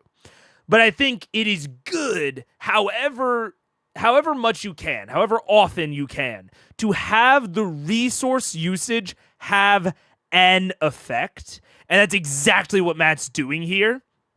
He is essentially turning her control water into an accidental fog spell, which I don't know if that's a downgrade on resource usage or not, but it's at least some effect. It is at least some effect of saying, like, yeah, it didn't do the thing you wanted it to do, but it did something. You used a resource, and you got some effect out of it. I think that's really, really, really good. That's a really good example of how to do it really well. And I think that Matt's generally pretty good at doing it in combats. I think he's just less good at doing it during, like, travel sequences, because he doesn't care as much about travel sequences. You can't put out the fire, a wizard did it. Yeah, exactly. As you do, the streams stop of water. The pools are still completely still where you pulled it out of, seemingly unbothered other than the little bit of wind that's blowing, and have not lessened in their volume at all. Good to know. Can I do like some sort of check to see if I would have heard anything about this type of a thing in my druid time? Is this like a different plane of existence? What is this shit? What, this place you are? Yeah, or would I know of what his name would be from the telling of the second spark and any of my elemental knowledge as a druid? Make an intelligence check. You're throwing me a pencil? Ooh, that's good. 19. 19. Thinking back about the stories you've heard, which isn't a whole lot necessarily. Are we good on the stream? Yeah, we're going to stream. Okay, just making sure. A little flicker. Oh my gosh. You recall, pour through all the information that was given to you. You don't know a whole lot about that. His history element isn't part of the druidic, training experience. But based on the discussion with High Bear Vord, no mention of Sphinx, nothing like that. Fuck. I don't know, you guys. Want to move? No. Nope. I'm good. Okay. End of your turn, the shimmering webs on each side flash for a second, and stepping out of them, you can see a slightly translucent, not fully physical spider on each side. These spiders, you son of a bee! Oh god, I keep hitting that. This spider immediately Yeah. up to Percy. This one's God damn it. up to Vex. Come on! Versus you, Percy. Roll the one. Completely. Hey! It just reaches out towards you, out of the way. Vex, however, that is a 23. That hits, man. It hits. You go ahead and suffer. You go ahead and suffer. Suffer 9 points of psychic damage. Okay. The spider, upon biting you, dissipates and out of existence. It actually bites you, and then its form into your head and causes this psychic backlash and feedback in your head. What the other spider misses you and remains in existence. Top of the round, Percy, you're up. Oh, well, if at the end of the round, have I not gone yet? You have not gone yet. Do you want to Can I go? Yeah. Yeah, I mean, I guess I'll attack at this point. Okay. I'll try something that will definitely fail. I will try and fail to put him into the resilience. That's a decent... I didn't catch if that was actually a lair action or not, but summoning little spiders that either have like 1/8, like they're minionized, so they either like take one hit and then die, or deal one hit and then die. I think that's a cool lair action. I think that's cool. I like that. I have to think about it a little bit more, but part of me kind of wants to build a that's maybe an interesting thing to build into a summoner type combat, where they summon these little entities that either die in one hit or die after they deal in one hit. That's interesting. Sphere. Okay. Which I'm sure will fail. What is the DC on the resilience sphere? Well, I don't have my stuff with me. I believe if it's through the Through the hand cone? The hand cone, I think it's 20 now, isn't it? It's 20. Yeah. All right, so let's make a dexterity saving throw. But I have disadvantage on attack, but that doesn't matter. It doesn't matter for this one. That is 21. Yep. Okay. So you attempt to create the sphere around it. As you can see, it begins to encase the Sphinx, and Sphinx just its head after staring at Garage goes, and as it roars at you, the sphere that's formed around it just shatters, and the arcane essence is scattered about the room and vanishes. Can I ask him if his name is Earned? He just sits there glaring at you. Okay, that's a stupid question. Sorry. Dude, actually... That's actually such a good guess. Oh my god, dude. If this was less serious, That would be a great solution to this. I really love that. Maybe say it in Celestial. Great idea. Let's cuddle the line lovingly. The only thing that I can think of is like he has this like blue marble and like blue eyes. Is if his name is just Blue in Celestial, that'd be, I don't know. I honestly feel like from a puzzle solving perspective, I don't feel like I've had enough information to even determine the name yet. It's Bluey. Dude, if he had done an Australian accent instead of that weird, I think it was French, maybe? If he'd done an Australian accent and this Sphinx's name was Bluey, he's actually an oracle. But yeah, I don't feel like, but that's why, like, also the best kind of puzzles and mysteries like this are always, if in retrospect they make absolutely perfect sense. So I'm waiting because maybe there's just some huge thing that I'm missing. But yeah, I don't know. You gotta say it in Celestial. I don't know Celestial. Say it in Celestial first. All right, so then that's To my ears, Cajun. I could see that. Percy, what are you doing? The first thing I'm going to do is I'm going to guess a name because that's fun. Sure. I'm going to yell Lux in whatever that would be in Celestial. First light. Okay. You shout out, and the sound of Celestia being spoken has this kind of echo to it. This Lux, and it kind of phase afterward. The it has no immediate effect. The wind almost seems to swallow it around you from all the noise going around. The Sphinx has no interest. That's fine. I'm going to take a slash at that spider with my sword. Go for it. That's 19. 19 hits. I don't suppose that there's a keyword dragon in there anywhere. Hello? I don't suppose there's a keyword dragon anywhere in that spider's description, but No, there isn't. Piston in the wind. Okay. It's okay. And that's So it is a magical sword you're attacking with, right? Yeah, it is a magical sword I'm attacking. That's 11 points of slashing damage. The spider is scattered into the ether. With my sword out, I'm going to run down the hall and I'm going to take 2 more slashing attacks at the web. Okay. Go ahead and roll. 17, but really, how hard is it to hit a web? It's more about finding the right place to do the proper damage, but go ahead and that works. Go ahead and roll damage. That's 13 points of damage. Okay. You cut through some of the threads. It limps on one side, but it's still keeping itself aloft. 19. All right, that hits. Go roll damage. Woo! 15 points of damage. 15 points of damage. All right. With that, the second strike, the thread kind of dissipates and turns into smoke and vanishes from existence. Oh. And the threads remain. It just vanishes. Is there anything written on the wall? Go ahead and roll an investigation check. It says, that guy's name is Paul. Paul was here. Paul was here. 19. Okay, 19. Glancing at the wall behind. You fucking brain! Where is it? Hold on. It's. Knowledge is power. For reals. Maybe that's his name. Power. It says in Celestial, windows and doors. This guy. The riddle before. Water and sky. It says windows and doors. I say out loud, windows and doors! Water and sky! And that's That's your turn. That's my turn. All right. Fuck does that Percy's mean? over. Backs, you're up. I'm taking a quick look at the obelisk that I'm right in front of. I think it's an elvish, isn't it? The obelisk in front of you. Yeah. This actually, aside from the symbol Yes. of Ioun. Is it like the eyes are the window to the soul? And his eyes are blue. And the sky is blue. So his name is Sky? His name is Sky. We've gotten Sky mentioned a few times, and we have basically nothing to show for it. What is Matt's? It says in Celestial. It says in Celestial, windows and doors. All right. Behind Ociso, it says in Celestial, windows and doors. Huh. I think that right there, Matt deciding it's hinting time. Very possible. Which, I mean, that is absolutely the sort of thing where, you know, you can either just improv it.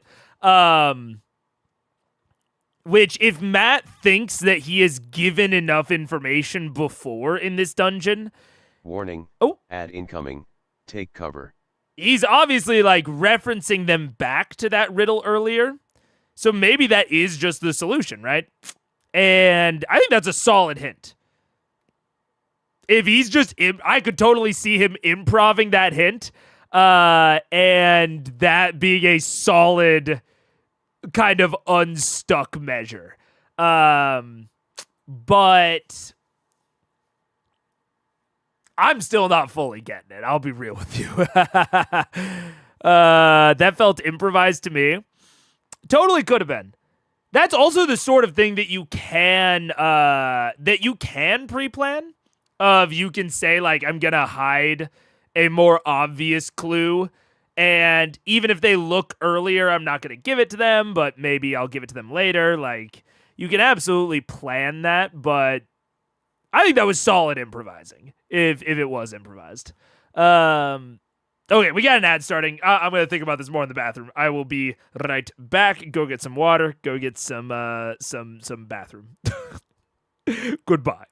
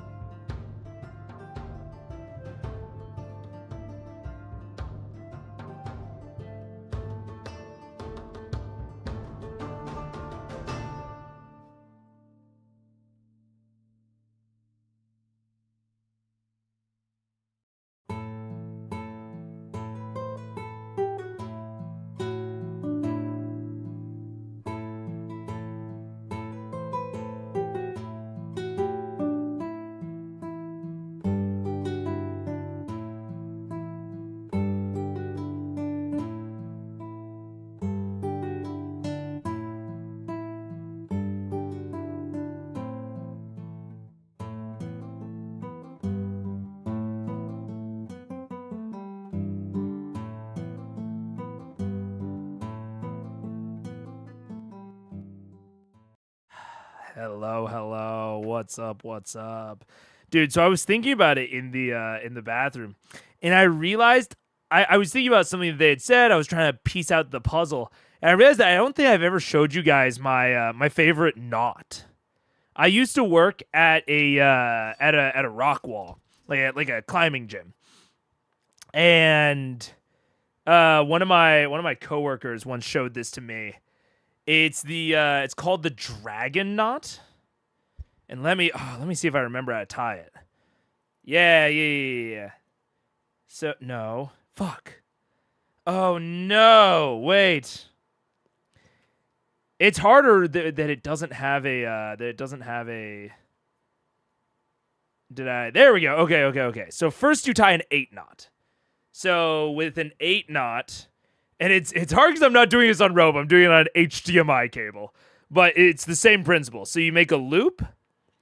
You wrap one end around, and then you put the end back through.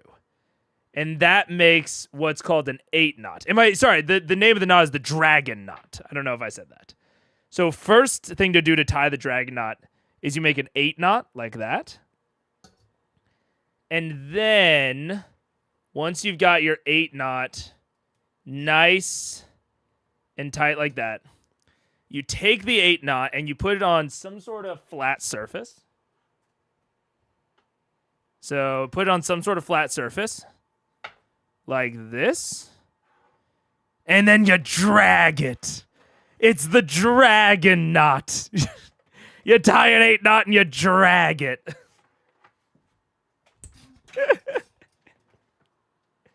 No! I would just like to personally apologize to everybody watching. That is his worst joke, probably. But he does, in fact, tell it to me at least once a year. Because she keeps forgetting it. No, I don't. She does. She'll be like, I don't remember what your favorite knot is. Okay, you say, what is my favorite knot? And then once you say dragon, I immediately tune out. No, never. That's not what happens at all. Yeah, it's a dragon knot, dude. You bird. We got lots of it. What? Dude, Bird has been an absolute asshole today. Dude, immediately after you went back in, she did the exact thing. I'm sure. Oh my goodness. I just died of cringe. My blood is on your hands. Look. Now, the next time you guys go to a climbing gym, you got a great joke in the chamber.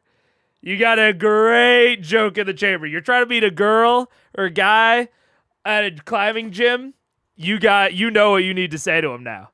You know exactly what to say.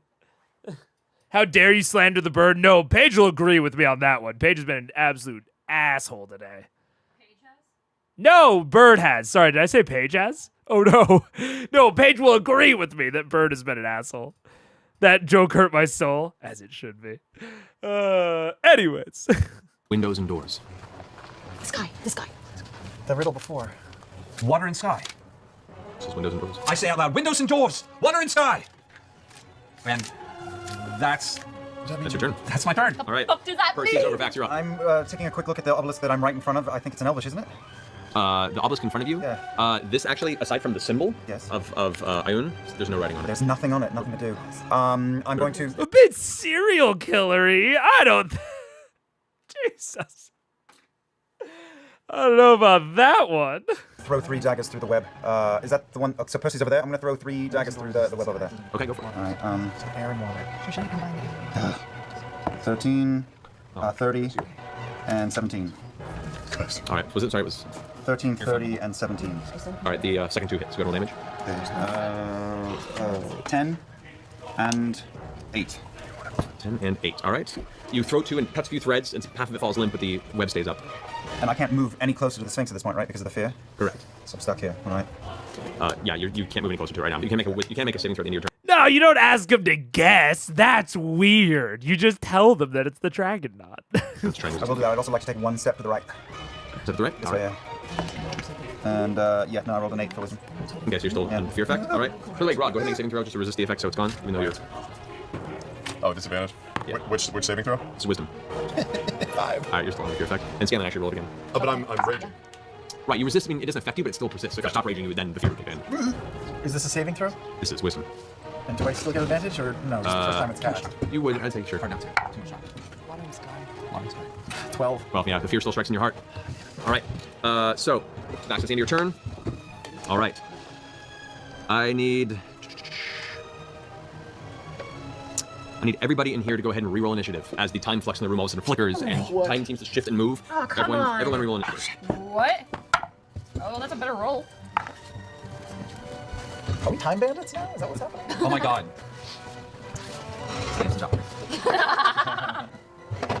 But Doctor Who? Bandits for the wit band. Dr. Coon. It's always bothered me. Dr. Coon. All right, so 25 to 20. 20. 20. 20, 15, 23. Okay. 22, that's a lie, 22. Mario. Okay. 20 to 15. 18. 18. 17. All right, we got Percy, Keyleth, Grog. All right, and then Ocho. Ocho. Oh, Pike's before you. Time suffers, man. Yeah, man, it sucks. All right. So that ends that count. It is now its turn. The time shift actually managed to lose your turn. Both you and Scanlan. You guys shifted through the top of the order. Wait, but I still rolled a 22. I hate time travel. I know. I hate time travel so much. Screwed your high roll. So it's on. And basically, you guys both got. Well, actually, no. Scanlan, you go simultaneously now. You lose your turn. That sounds cool. Thanks. It's time. Are be fine by the sea. Yeah, that's fair. That's fair. C can work as well. That's true. Shitty. What's the celestial word for time? You know, we were thinking about that like time. You know what? It doesn't specify. It doesn't specify. I'll say go ahead and it starts at the top of the initiative round. So you know what? No, if that's you get your turn, go for it. Go for it. Doesn't specify. I could be a dick about it, but back you know, my glare. it's more fun. Not have your There was a turn time jump, so the glare never happened. Hey, it's You true. take back your glare, I can't tell it's you. Hey. What you got, man? Can I look up at the ceilings and see if there's any like portals on the top of the ceiling like there were in the I want to see. So this is a sphinx. I'm assuming based on the way that Matt is talking about this, I am assuming that this is an actual power that the Sphinx has.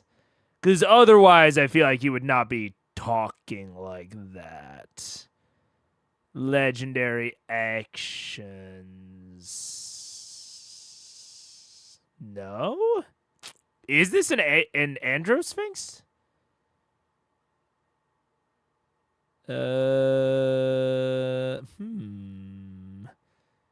mean, it seems like... Huh. Or is this one of the spells it has that I'm like glossing over? Hero's Feast. No. Is that a custom mechanic? This is a Gyno Sphinx, but I believe that's Osisa, not this guy. It might be a lair action. Oh, so a Sphinx's lair. So this is a general Sphinx lair action. Interesting. The flow of time is altered that every creature in the lair must reroll initiative. Okay. So it is related to a Sphinx's lair, not necessarily the Sphinx itself. Got it. A greater restoration can restore a creature's age to normal. Got it. Okay. I just wanted to confirm because the way that Matt was talking about it, my initial assumption was that was a custom mechanic, but then the way he was talking about it, it was apparently not. Okay, so that's just a Sphinx lair thing. Interesting. last room? Exception check. 29. Fine. No, solid stone ceiling. Is there anything to tie the rope of infinite twine onto? I mean, there's a razor that's pretty close to flame. You don't know if the rope will survive that. Do I still have the immovable rod from before? Yeah, you retrieve it, yeah. Okay, then I put the immovable rod, I tie it in, and I hold on to the rope and I jump in the water. Okay. You take the rod and you, in the middle of the air, you take the rope, tie around real fast, looking over everything, and the Sphinx now kind of looming forward, being attacked and flanked by the two of them. You take the rope I might be dead. and jump into the water. There's no splash. You just disappear into the water. You guys watch her just vanish into the pool. Extra shove of water? Yeah. Cool. The code is crit roll. You will not have to pay for any kind of shipment in any way, shape, or form. Oh, yeah. Also, look how wood still attractive. costs. Look how attractive that map is from Dwarf and Forge, everybody.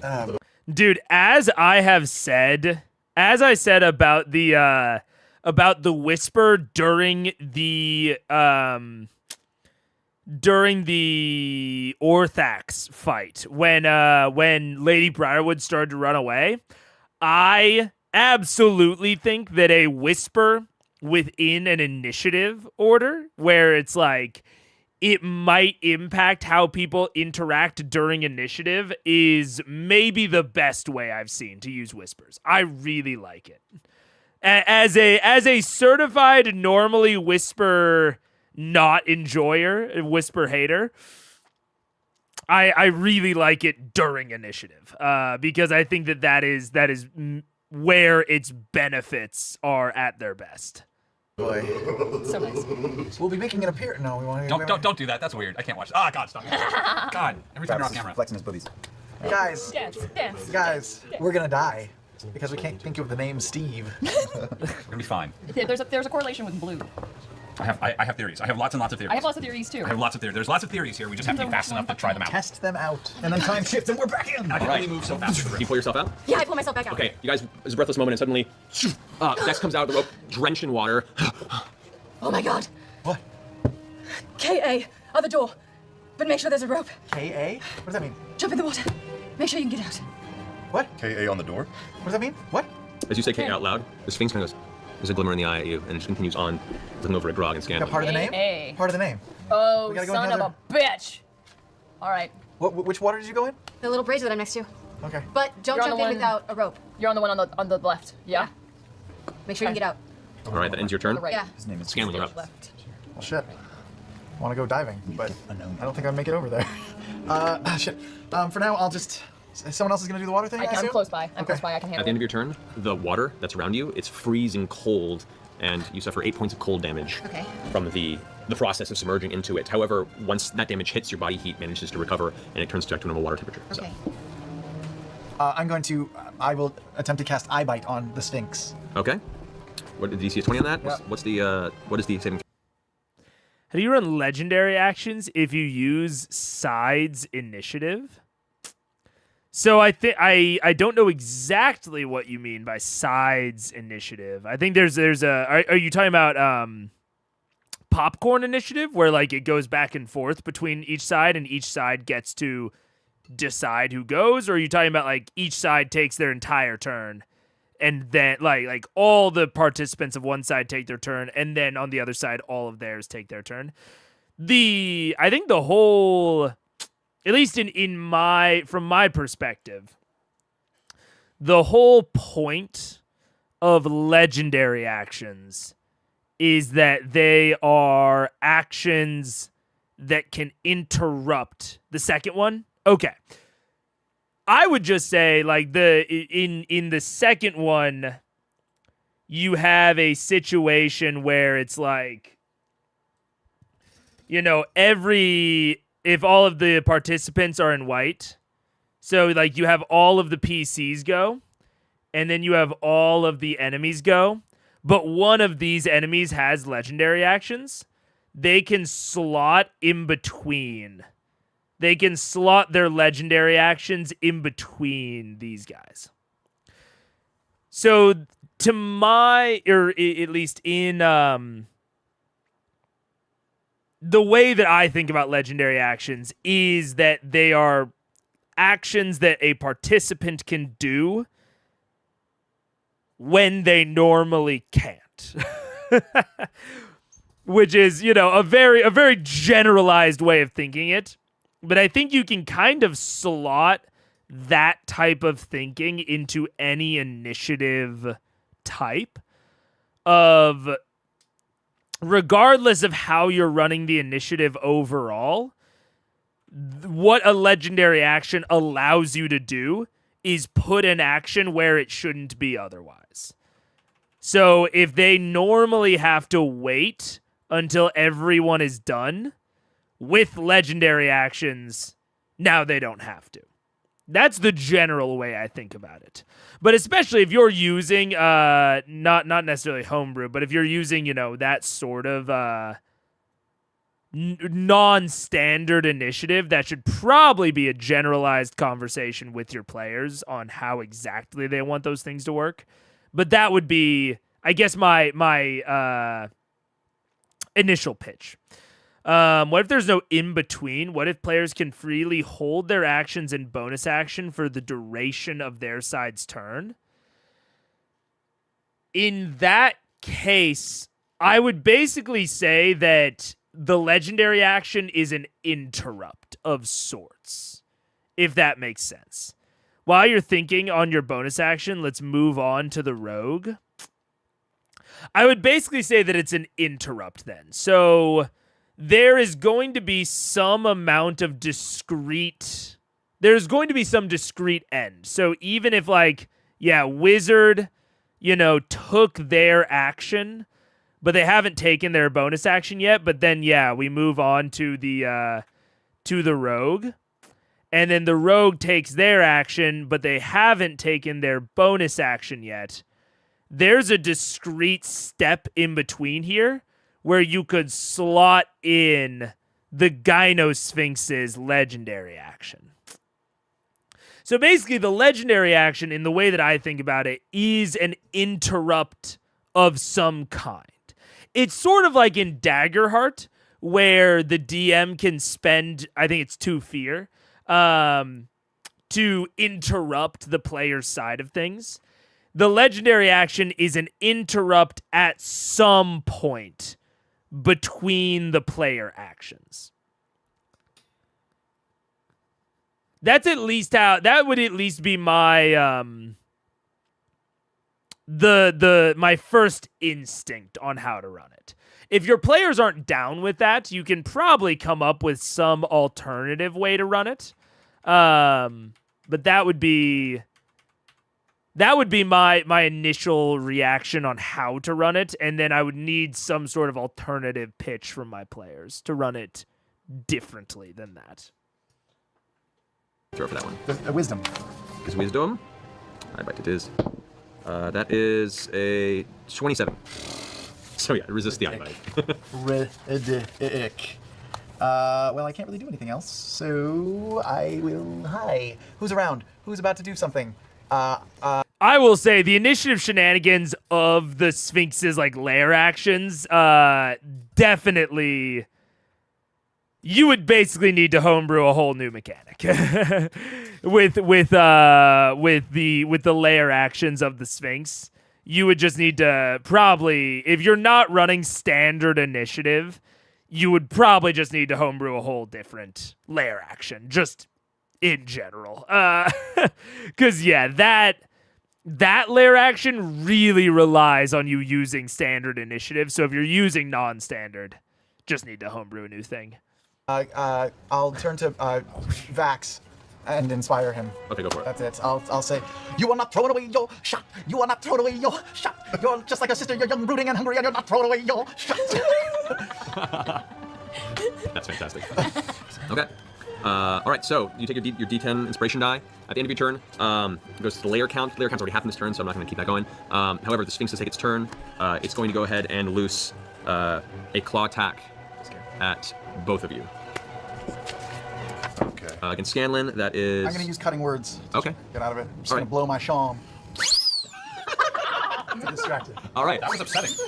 That was... Yeah, no, that's still a D10. It rolled a 25 to hit, so... He's still going to hit a D10. Yeah, so roll D10, that's what reduces it by. Can't solve 8. puzzle, resort By to 8, that brings it to a 17. What's your AC? 16. So it still hits you. For 28 points of slashing damage, as its giant claw just whoosh rakes across you. The sheer impact almost throws you off the top of the platform, and you can feel the blood beginning to seep from the wound under your armor.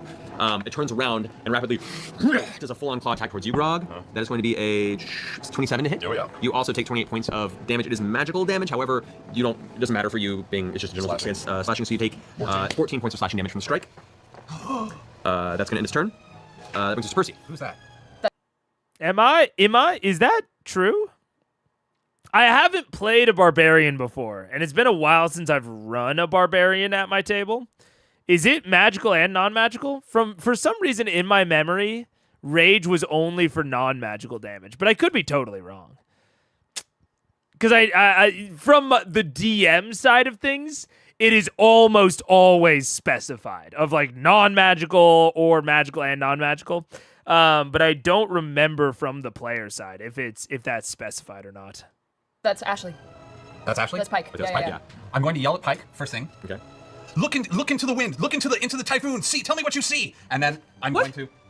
So She knows you, yeah. I'm going to run to the little stone pile, and just out of idle curiosity, I'm just going to try and shove a bunch of stuff away to see if there's anything in there, or look at the stones or anything. Okay, so you take your action, you start pulling the stones away. As you rummage through, you pull apart and you begin to see where there was hard rocks, you're starting to find finer stones until eventually you find sand.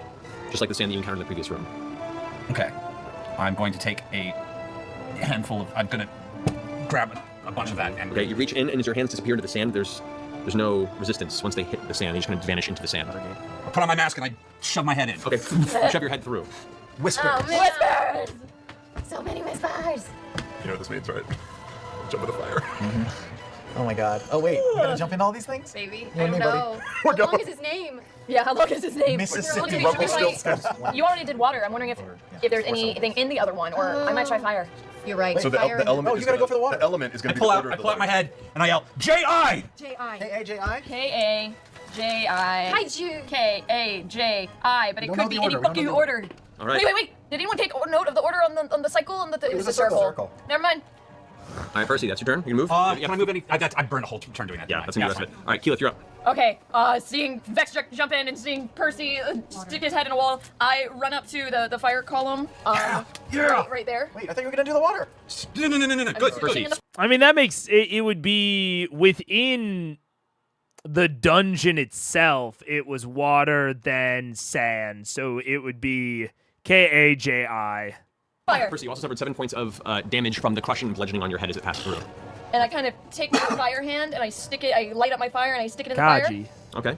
Does anything happen? You put your hand in, and your hand is still, it's hot because the thing that's on it. As you put it in, it is a scorching hot pain. Okay. You take 2 points of fire damage just from placing it in there. Okay, I pull it out and I go fire elemental. Okay. Yeah. Do it. Do it. You're my hero. And I stick my head, kind of go Into into the the flame? fire. Into the flame! I think we should stop there. We should not go into the wind. Where's the wind one? It's in the middle. Okay. What? You're just sarcastic. Yeah. Boy, oh boy. It's lost on me. Guys, Your subtle humor is lost on me. what else can we plug? I don't know. Be sure to follow us at @Critical Role. Hey, we're on Twitter, you guys. Critical Role is on Twitter. Don't miss the beginning of the I fifth episode. pull my head out and I go, M-A-L! M-A-L. The letters M-A-L. Hajimal. His name's Michael Jackson.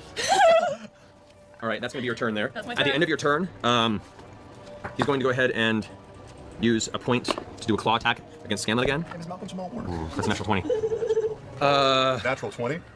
Yeah. No worries. I didn't need to live Scanlan? anyway. Oh, Jesus Christ. What is On the plus side, you're You gonna take 38 points of slashing damage as the claw just grabs you and slams you against the stone, and you can feel the claw actually pierce part of your throat. Shit. And as it withdraws, you can feel the blood beginning to pour. It didn't hit anything vital, but it's a serious wound. And the rest All of the the vital stuff's below the belt. All right, that ends Keyleth's turn. That brings us to Grog. I'll So run. you're just tearing into Scanlan. Yeah, I'll run over to Scanlan and I take. How jacked up are you? Are you? Totally fine. All right, then I'll run down the steps and I'll jump into the tornado. Okay. You leap into it. Oh no, Grog can't read. That's true. Pike looks over and sees you just into the cyclone and vanish. Yeah. Squiggly lines, It's like a snake shape, and a box. It's a circle. 2 sticks. the number And a 3. snake. And 6. It said 6. Also ale. Cake and a rope. Oh, good call. Was that O-I? This is why I'm the smart one. You are. Console. Check out our 50th episode next week, guys, with special guests. Vin Diesel, Oh god. It's gonna be so fleek. It's gonna be so fleek. Vin Scully. What's going Streets on? ahead. We're gonna now bring this because now shit's happening. So, Grog, after seeing this, though you cannot say to anyone what you found yet, you, having no tether, are just drifting away from the portal and seeing it just disappearing slowly away from you. What are you gonna do? Can I grab my earring and say what I see?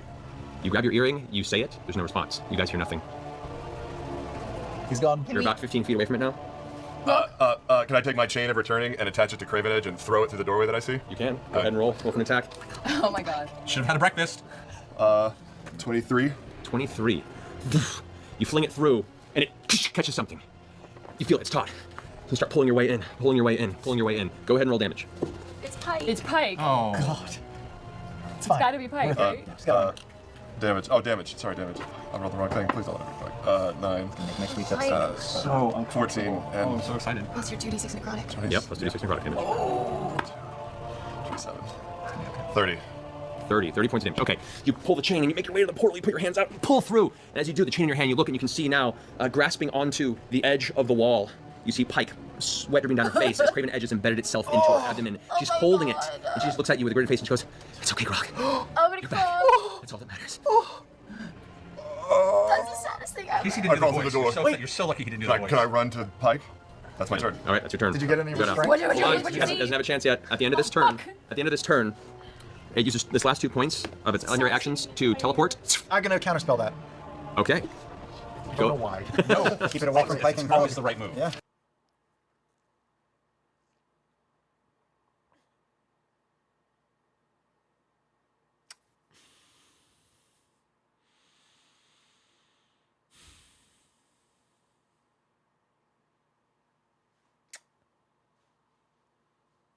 And this is one of the things that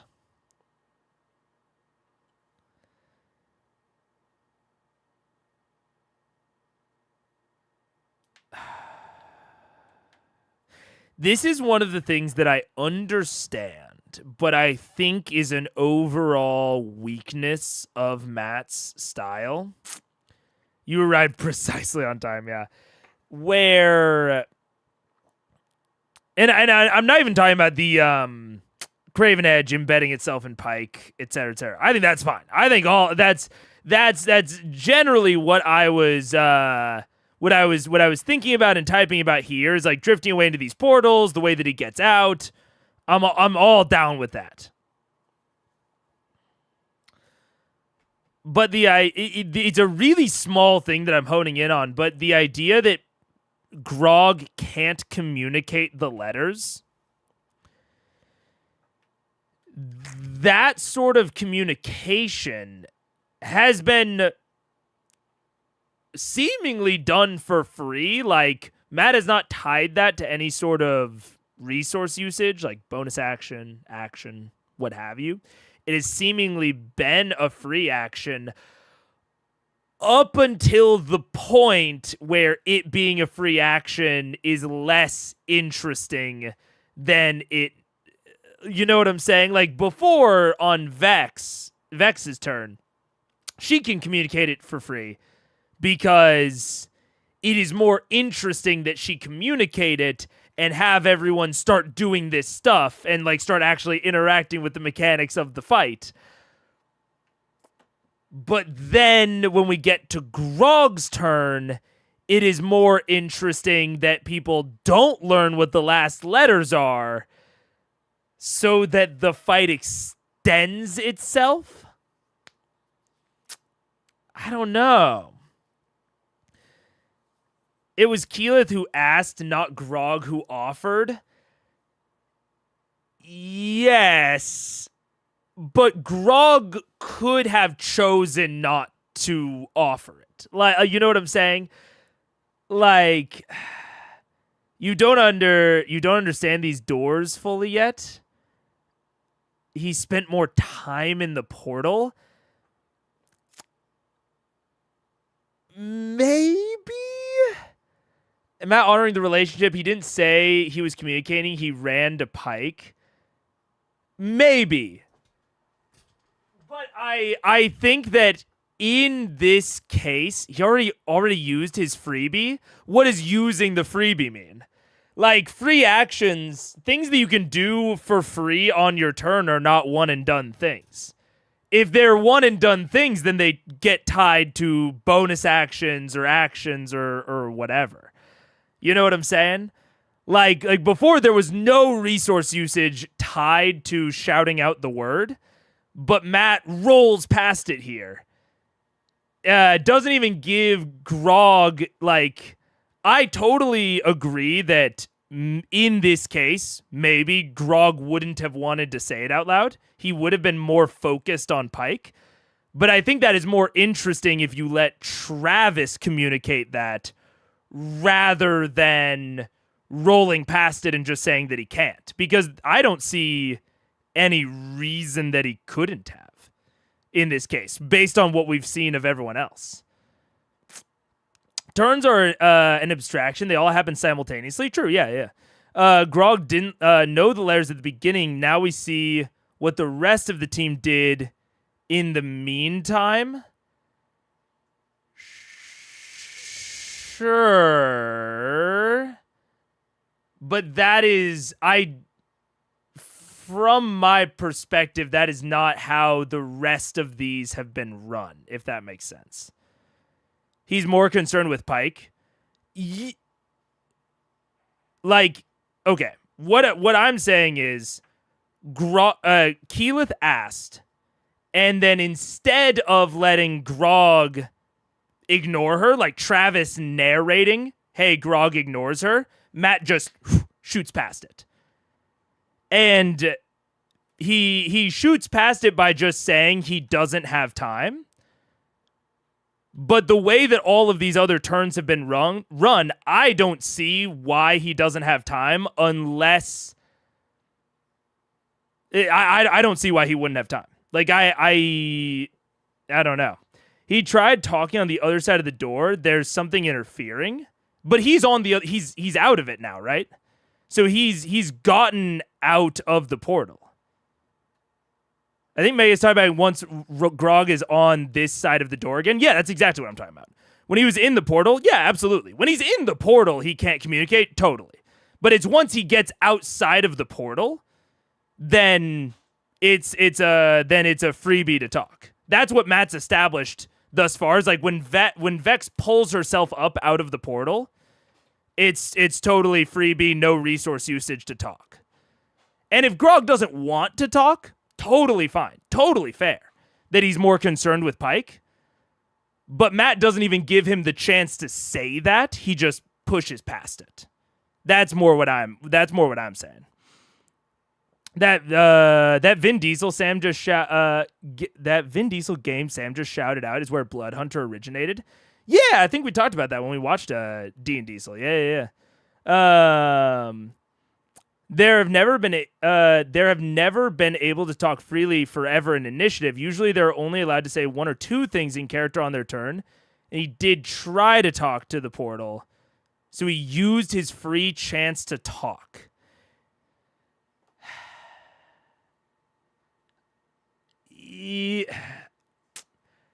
That gets really, I don't know.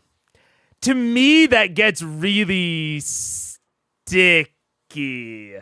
Of essentially, so you're essentially saying that there's a hidden talking resource, essentially.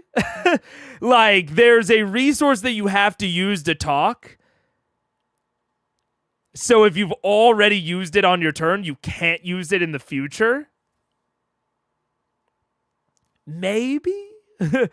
I don't know. That's maybe something I can buy, but I don't know if that's overly clear. And I also don't know if I would qualify him attempting to talk as using up that resource. I don't know. That gets really sticky. Like, one of the core parts of D&D is that there are free things you can do on your turn, and then there are bonus action and action stuff. If you want talking to be limited, I think you can absolutely tie it to, like, bonus action. But what I'm essentially hearing from you, Pharaoh, is that he created a new other resource, like the talking action. I don't know. I don't know if I buy that necessarily. Replay that small moment, sure. Yeah. Something you touched on before. I think Matt is in his head honoring Travis's choice of running to Pike, but Matt does make that second choice for him. Yeah, I think that's sort of what's what I agree. You're right. I have touched on it before of like Matt assuming what a player would want to do rather than giving them the choice to communicate that. And in this case, I think Matt's probably right, but in other cases, he's been wrong.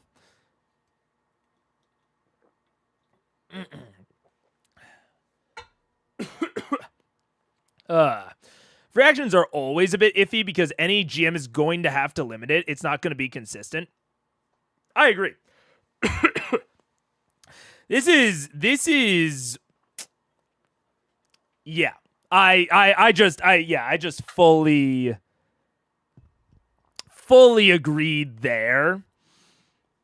But I think that Matt's limits are very soft and wiggly.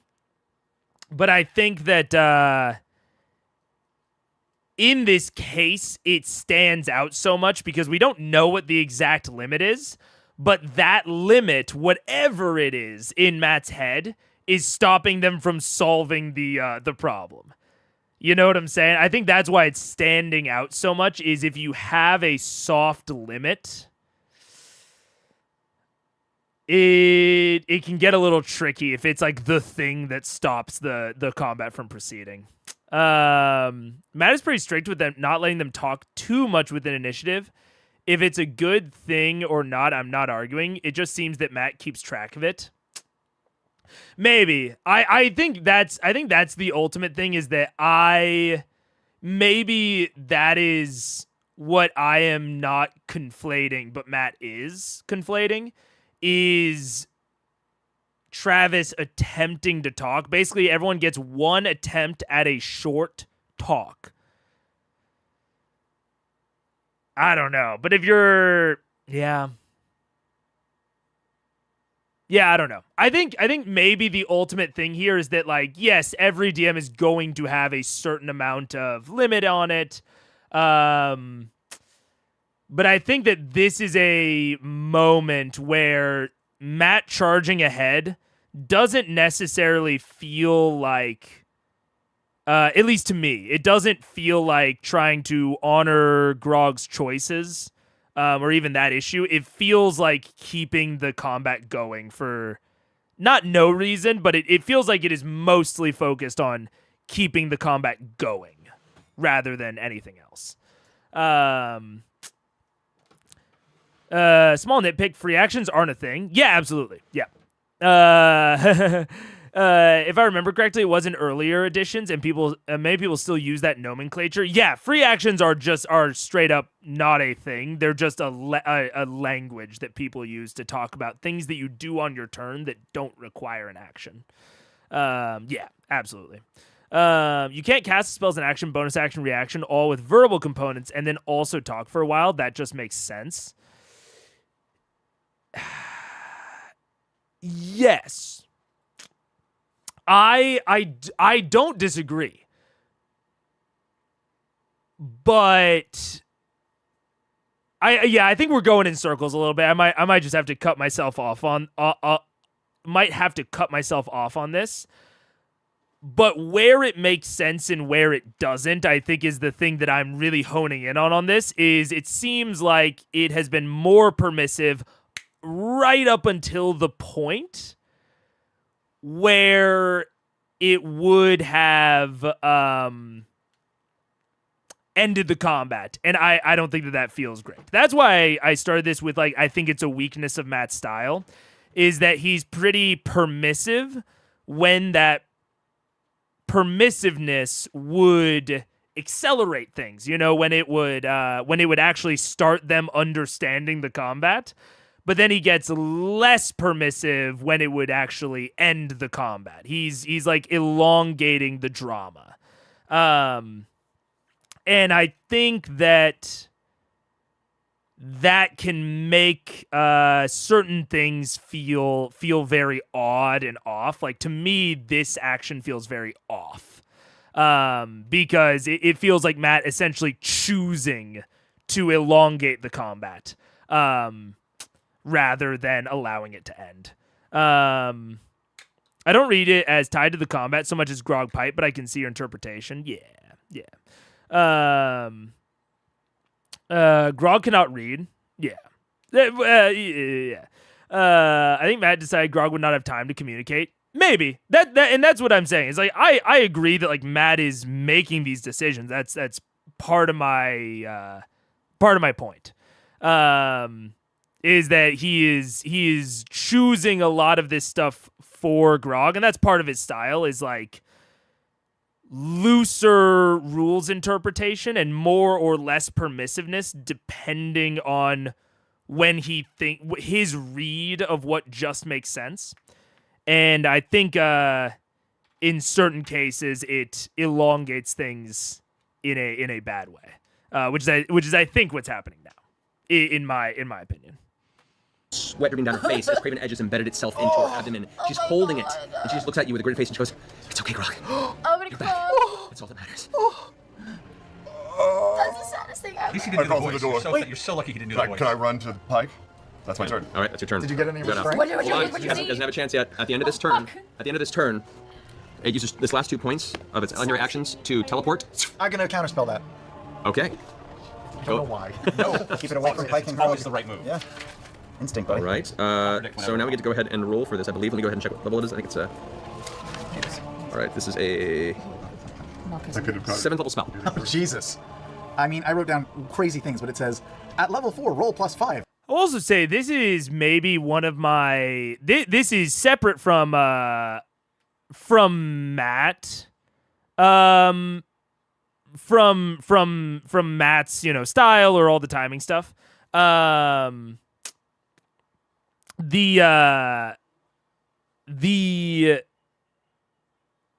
think people are honing in on the Pike and Grog moment, even including the players. And this is one of the weaknesses I think of D&D, is that a single hit, even with Craven Edge, I can be pretty certain will not be like a super substantial risk to Pike unless we give it a bunch of extra damage. You know what I'm saying? So like I'm not like, when I heard that like, oh, it like fucking caught on Pike and like that's what Grog used to return, I'm like, oh, okay. I don't know. Yeah, I don't know. Travis very adamantly and clearly said that's my turn. Did he? I missed Travis saying that.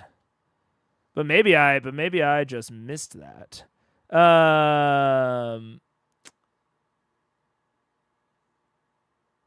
That's the saddest thing ever. Oh, okay. Yeah.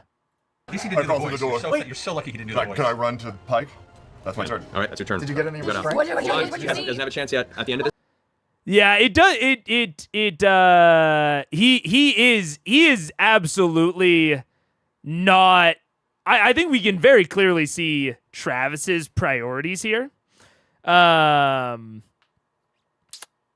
I don't know. I'll let that whole conversation drop because I don't want to get back into it.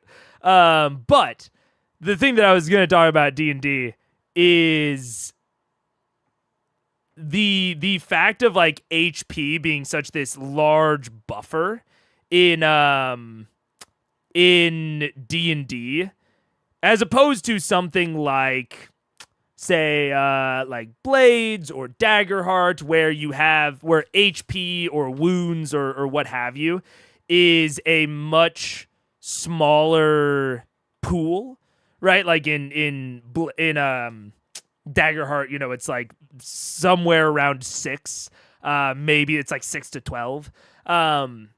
Taking a certain amount of HP or wounds from this Craven Edge hit is much more of a significant, dramatic thing than I feel like it is in D&D. Like, they're treating this very seriously, and it just doesn't ring that serious to me because I know that like one hit isn't really going to matter all that much. Yeah, I don't know. Basically past a certain level, the players can feel pretty much like basically gods. Yeah. Which like at a lower level, this would be very dangerous. But at their level, I'm like, oh, she got hit once by her friend. Like, that doesn't really matter that much. You know what I'm saying? I don't know. But anyways. This turn, at the end of this turn, it uses this last 2 points of its legendary actions to teleport. I'm gonna counterspell that. Okay. I don't know why. No, keep it away from Pike and always the right move. Yeah. Instinct, All buddy. right. So now we get to go ahead and roll for this. I believe. Let me go ahead and check what level it is. I think it's a. All right. This is a. I could have 7th level spell. Oh, Jesus. I mean, I wrote down crazy things, but it says, at level 4, roll +5 versus 10 plus level. I don't even know what that means. Here, hold on. Okay, hold on. All right. So DC equals 10 plus plus, so it's DC 17. Okay. So I have to roll. Ability check. Use an ability check using. So roll D20 and add 5. You're trying to beat a 17. Ability check. Yes. At disadvantage. Yes. Yeah, it's not gonna happen. Yes, it is. Come on. Come on, big money, no whammies. Well, that would have worked. The first one was an 11 plus 5. 16. 1 under. You go to counterspell, but the image of its head and seeing Pike wounded is too much for you, and your hand shakes, and you can't manage to clarify the dispel magic as the whole Sphinx vanishes, appears right next to Pike. All right. That brings us to Vax. Can I try to make my wisdom save before I do anything, or does that come at the end? Well, that's Daniel and Q. That's one of my that's again where I feel like it's one of the weaknesses of D&D. Like that's because unless you are again like really spiking up the damage more than it otherwise would be. Like, unless you are, like, because he talked about, like, being embedded in her abdomen. That does sound bad. But unless you are spiking up the damage, like, you know, well past what it would normally do in a normal fight, that is... There's no actual mechanical backing to that description within D&D. Like D&D is just not like baseline that just wouldn't happen. So the tone is usually established early on, so you know though whether it's purely RP like here because the DM has naturally crazy lethal monsters. But I think regardless of like the lethality of the monsters, we know how much Craven Edge does. So like this is kind of the tone that you would have to establish is that things can randomly do much more damage based on RP. That's the tone you would have to establish, is that sometimes I will just add a bunch more damage dice based on RP stuff. Because we know exactly how much damage Craven Edge does. Like, we know how many damage dice Grog rolls and what his modifiers are. So, unless you have the tone set to where sometimes both, like, players can just deal a bunch more damage based on RP, there's no teeth to back up the RP that Matt has set here. And Matt has not set that before. Like, that tone. He has not established that. And I feel that Vox is a high fantasy feel, and some tables can kind of run that way now because of crit roll. I don't feel like Matt has established that people get a bunch of extra damage for RP so far. I feel like he's kept it pretty straight on the dice rolls. And I mean, we'll see how, you know, this reacts. How much damage Pike ostensibly has taken. But I don't think, from my perspective, this has been thoroughly established thus far. Your turn. All right, then I'm going to come around the corner. It's not on your side, by the way. You don't see it. I know. Can I walk over 10 feet that way and see it scowling down at Pike and you can, yeah, put daggers in its flank? Go for it. First one misses. Is a 13, 24, and a 15. All right, 15, 24, 20, 15? Yeah. Middle one hits. 8 points of damage. I'm going to try to shake off the fear. 8 points. It does get sneak attacks. It's adjacent to Pike. But am I disadvantaged because of the fear? I thought I was. Oh, you're disadvantaged to all the attacks, yeah. Wait, I'm sorry. I thought those were your 3 attack rolls. I did 3 attack rolls, Yeah. but I thought that to get sneak attack damage I need advantage. But if I'm afraid, I don't have advantage. Right, but Pike's still adjacent. You can. That's one of the ways you can get sneak attacks. Right. Either having advantage or an ally is I adjacent. thought that meant advantage. Sorry. All right, I'll take it. 1, 2, 3, 4, 7, 13, 25. Added to what I said before, which was 8, so 33. 33. Oh, and this is just now Matt's just misunderstanding the sneak attack, which is tough. And that's just, you know, early D&D day. Shit. Nothing to do there. So one dagger, 2 of them you throw, and they just vanish into the cyclone, yeah. consumed, and thankfully return because the magic, they would be gone for good. The third one you throw, shoot, it stabs into the shank of the Sphinx, growls, turns back to Pike. All right. So I rolled I don't know what I rolled, so I'm rolling again. 24. 20. I think that this is, and again, like I want to. I want to really highlight that I'm talking about I feel a weakness of D&D here, not of like the way that Matt ran this. My problem here is that the mechanics have difficulty backing this sort of thing up. It is harder to back up that visceral image with mechanics. That's what I'm saying is like that is a weakness of D&D that you might not have in other systems. Like that is, I think it's easier to back that up with mechanics in Daggerheart, Blades in the Dark. Like if you made you could easily make that a 3rd level wound in Blades in the Dark. Totally like very, very understandably, like that would totally work within the mechanics, and it would be very evocative of what just happened. And like, or even if you go even softer into something like City of Mist, you can have much more understandable mechanical impact with that narrative. So that's what I'm saying. I don't want that critique to make it sound like I'm coming at Matt. Like I think that the description is cool, but it's a weakness of D&D that I think it takes a little bit of the teeth out of the description and out of the narrative, because the mechanics at the bottom of it that actually dictate, you know, when bad things really happen.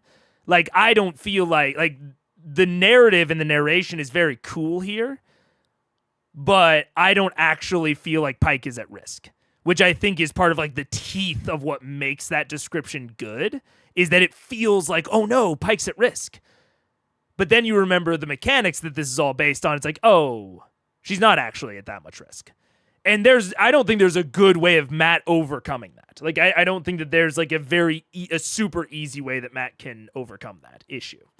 It is scary a bit thematically that Grog dreamt he would hurt his friends, and then immediately happens right after Craven Edge is full. Yeah, absolutely. There's a lot of like really good narrative impact here. I think that this is a really good choice on Matt's part. I want to very much reiterate that. I think it's a good choice. I just don't see a big issue, you know.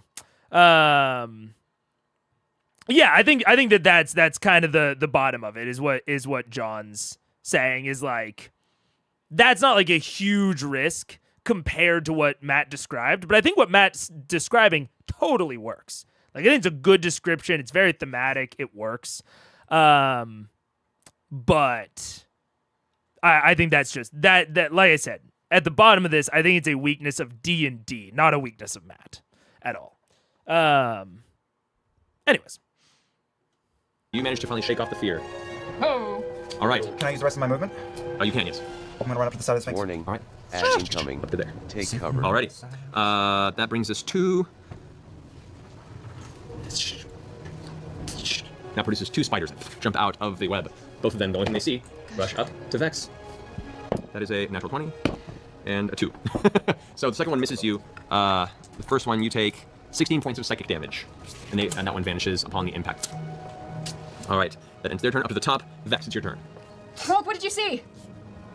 Can I respond? I would say make a wisdom saving throw. At the sight of what you've done to Pike and all that is happening, this is to see if you can shake from the stupor of what has just happened. 9. He's not responsive right now. I guess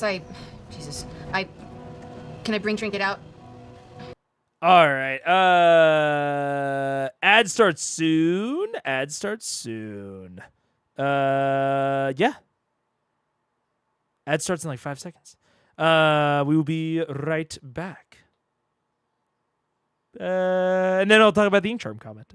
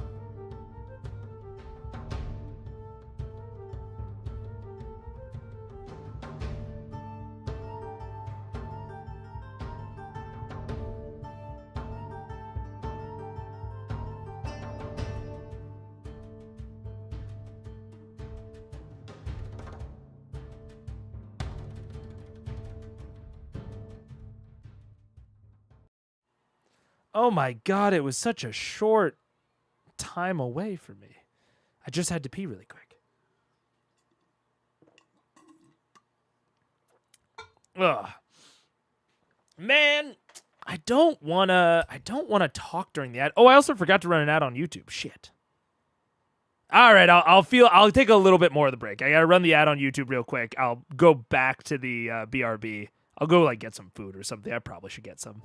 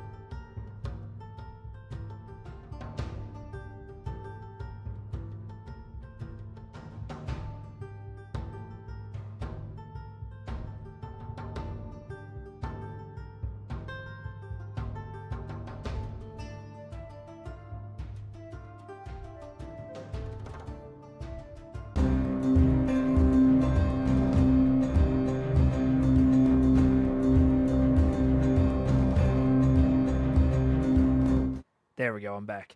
Okay.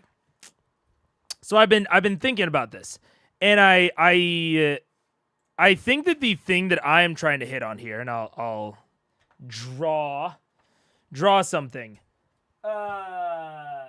to get at this, is that I think that there are multiple sort of things that you can, or there are multiple factors here that I think you want to be like as cohesive as possible. So there's like the mechanical impact of an action. Let me make sure this is all on screen. There's like the thematic impact of the action, and there's the narrative impact of the action. And I think that you want all of these things to be cohesively going towards the overall point. The overall point of what you're going for. So I think in the case of Aang accidentally burning Katara, I think that all of this works in a way that doesn't necessarily work in the Grog scene. Of like the mechanical impact of the burn is low. And that's cohesive. The point is not that Aang is putting her in actual danger. Like that mechanical impact being low goes towards the point, but the thematic impact and like the narrative impact are also both towards the point. Like the point is not that, you know, the burning like has like some effect on her bending. It's not that it's going to hamper her long term. It is all about the thematics of, like you said, hurting someone that you love. The difference with this Grog scene is that, and I think that part of what I'm talking about, like a weakness of D&D, is that a lot of times you want this mechanical impact to fit the narrative impact to like drive the thematic impact. And all three of these go towards the point of like the narration and the action and all that. Whereas in this case, the mechanical impact was low, the thematic impact was high, but also the narrative impact is high. Like the narration of a sword like stabbing you through the abdomen, I think is much, much higher than the mechanical impact of said stab through the abdomen. You know what I'm saying? I think that's the point that throws me off about this scene in a way that wouldn't in the Aang Avatar firebending Katara scene. Is the narrative impact of what Matt described, like the impact on Pike, is so much higher than the mechanical impact of the same action. Like, even just, like, Craven Edge damaging her in a much less gruesome way, if it's done well, should have the same impact as, like, the firebending, burning Katara. You know what I'm saying? I mean, I think that is a really good example of, like, the thematics of that scene are very similar to this, but Matt uses a more gruesome description that doesn't necessarily, I think, fit with the mechanical impact as well. But again, I think that is a weakness of the system rather than necessarily a weakness of D&D. I think that if I wanted to try and construct one where I think that this mechanical impact and narrative impact are a little bit better or a little bit more in line with each other, like where the narrative impact is a little bit lower but the thematic impact is still high, I think a narration of Craven Edge almost reaching the edge but not quite making it, and then Pike reaching in and grabbing Craven Edge, like impaling herself through the hand in the process, maybe is a way to get there. You know, I'm spitballing here, but so was Matt. Like, I have no real critique on how Matt handled it. My critique is not that the narrative impact was high. It's that it's difficult to raise the mechanical impact to match. That's my problem with this. Is I think that the narration of this totally works, like feels good, but there's no way to give it mechanical teeth on the other side. Is my issue. The impact would be higher if it was a Vorpal sword. Yeah, I guess. I think it may be a weakness of any hard rule system being used to tell a story. The mechanics being hard to find means they sometimes go against the overall story. Sometimes. I mean, I think it can depend. Like, again, I think it depends on exactly what you mean by hard-ruled system. Like, Blades in the Dark isn't, like, that soft of a system. It's softer, much, much softer than D&D, obviously. But I think that there's a very easy way to very easily like match the narrative impact here of like the narrative impact is high. There's an easy way to match that within mechanical impact in something like D&D, or sorry, something like Bit D, in something like Blades in the Dark. But that matching that mechanical impact in D&D is much, much, much, much, much harder. So I think that is my overall problem, is like the thing that I just described, like my alternative of like Pike catching the blade or whatever. I don't think that's as good of a narration. Like, I think that Matt's narration is better at raising this thematic impact, which is more towards the overall point. But I think that my narration would match the narrative and mechanical impact a little bit better. Of the narrative impact is a little bit lower, which more closely matches what the mechanical impact could have been. So I think that that's the tough part about this for me, is narrating that Pike has this huge abdomen wound and then her still being at 4/5 health. That's the overall trouble here with me. That's stupid. I'm just gonna go and like try to see what's going on over there with the Sphinx. Okay, so you rush over right there. Can I see Grog? You can. You see Grog. As you rush around the corner, you see the Sphinx there. You see Pike with Craven Edge partially embedded in her abdomen. The chain now lax as Grog is standing on the... I also do think, as a not necessarily a counterpoint, but as an additional point, I like Matt making Grog roll a whiz save to tell them. I think that's cool. Like being like, he's too focused on Pike or whatever, or he can't shake it off, and so therefore he has to roll a whiz save because of what happened. That might be a little bit controversial, but I think that's totally fine. I think that's a good way to try and bring some more stuff into this. By hard rule, I mean the damage of the weapon is specifically defined as in the HP total, as are the statuses the player can be under. I see. Yeah, so saying like this damage, this weapon does exactly this much damage. I see what you're saying. I think that sort of system definitely... Yeah. Systems where the numbers are very strictly defined and not abstracted at any point, even in Daggerheart, where they're abstracted through the use of the damage thresholds and then, turned into HP later, where there's absolutely no abstraction, like in D&D, I do think that it's harder to use those things as narrative tools. I think that is an overall weakness of the system, yeah. But if you want to tell a story, it can be pretty rigid. It can certainly be more rigid. It locks you off in certain places. But it can also open up some doors that aren't necessarily open to you in a less rigid system. Like I've talked about that before, comparing like when should I get into spoilers? Basically, most of the a lot of the big moments in something like Mistborn or Stormlight Archives by Brandon Sanderson are tied to more hard mechanical things. And and their clever use, like those are really big impact moments that you can't have in something like Lord of the Rings.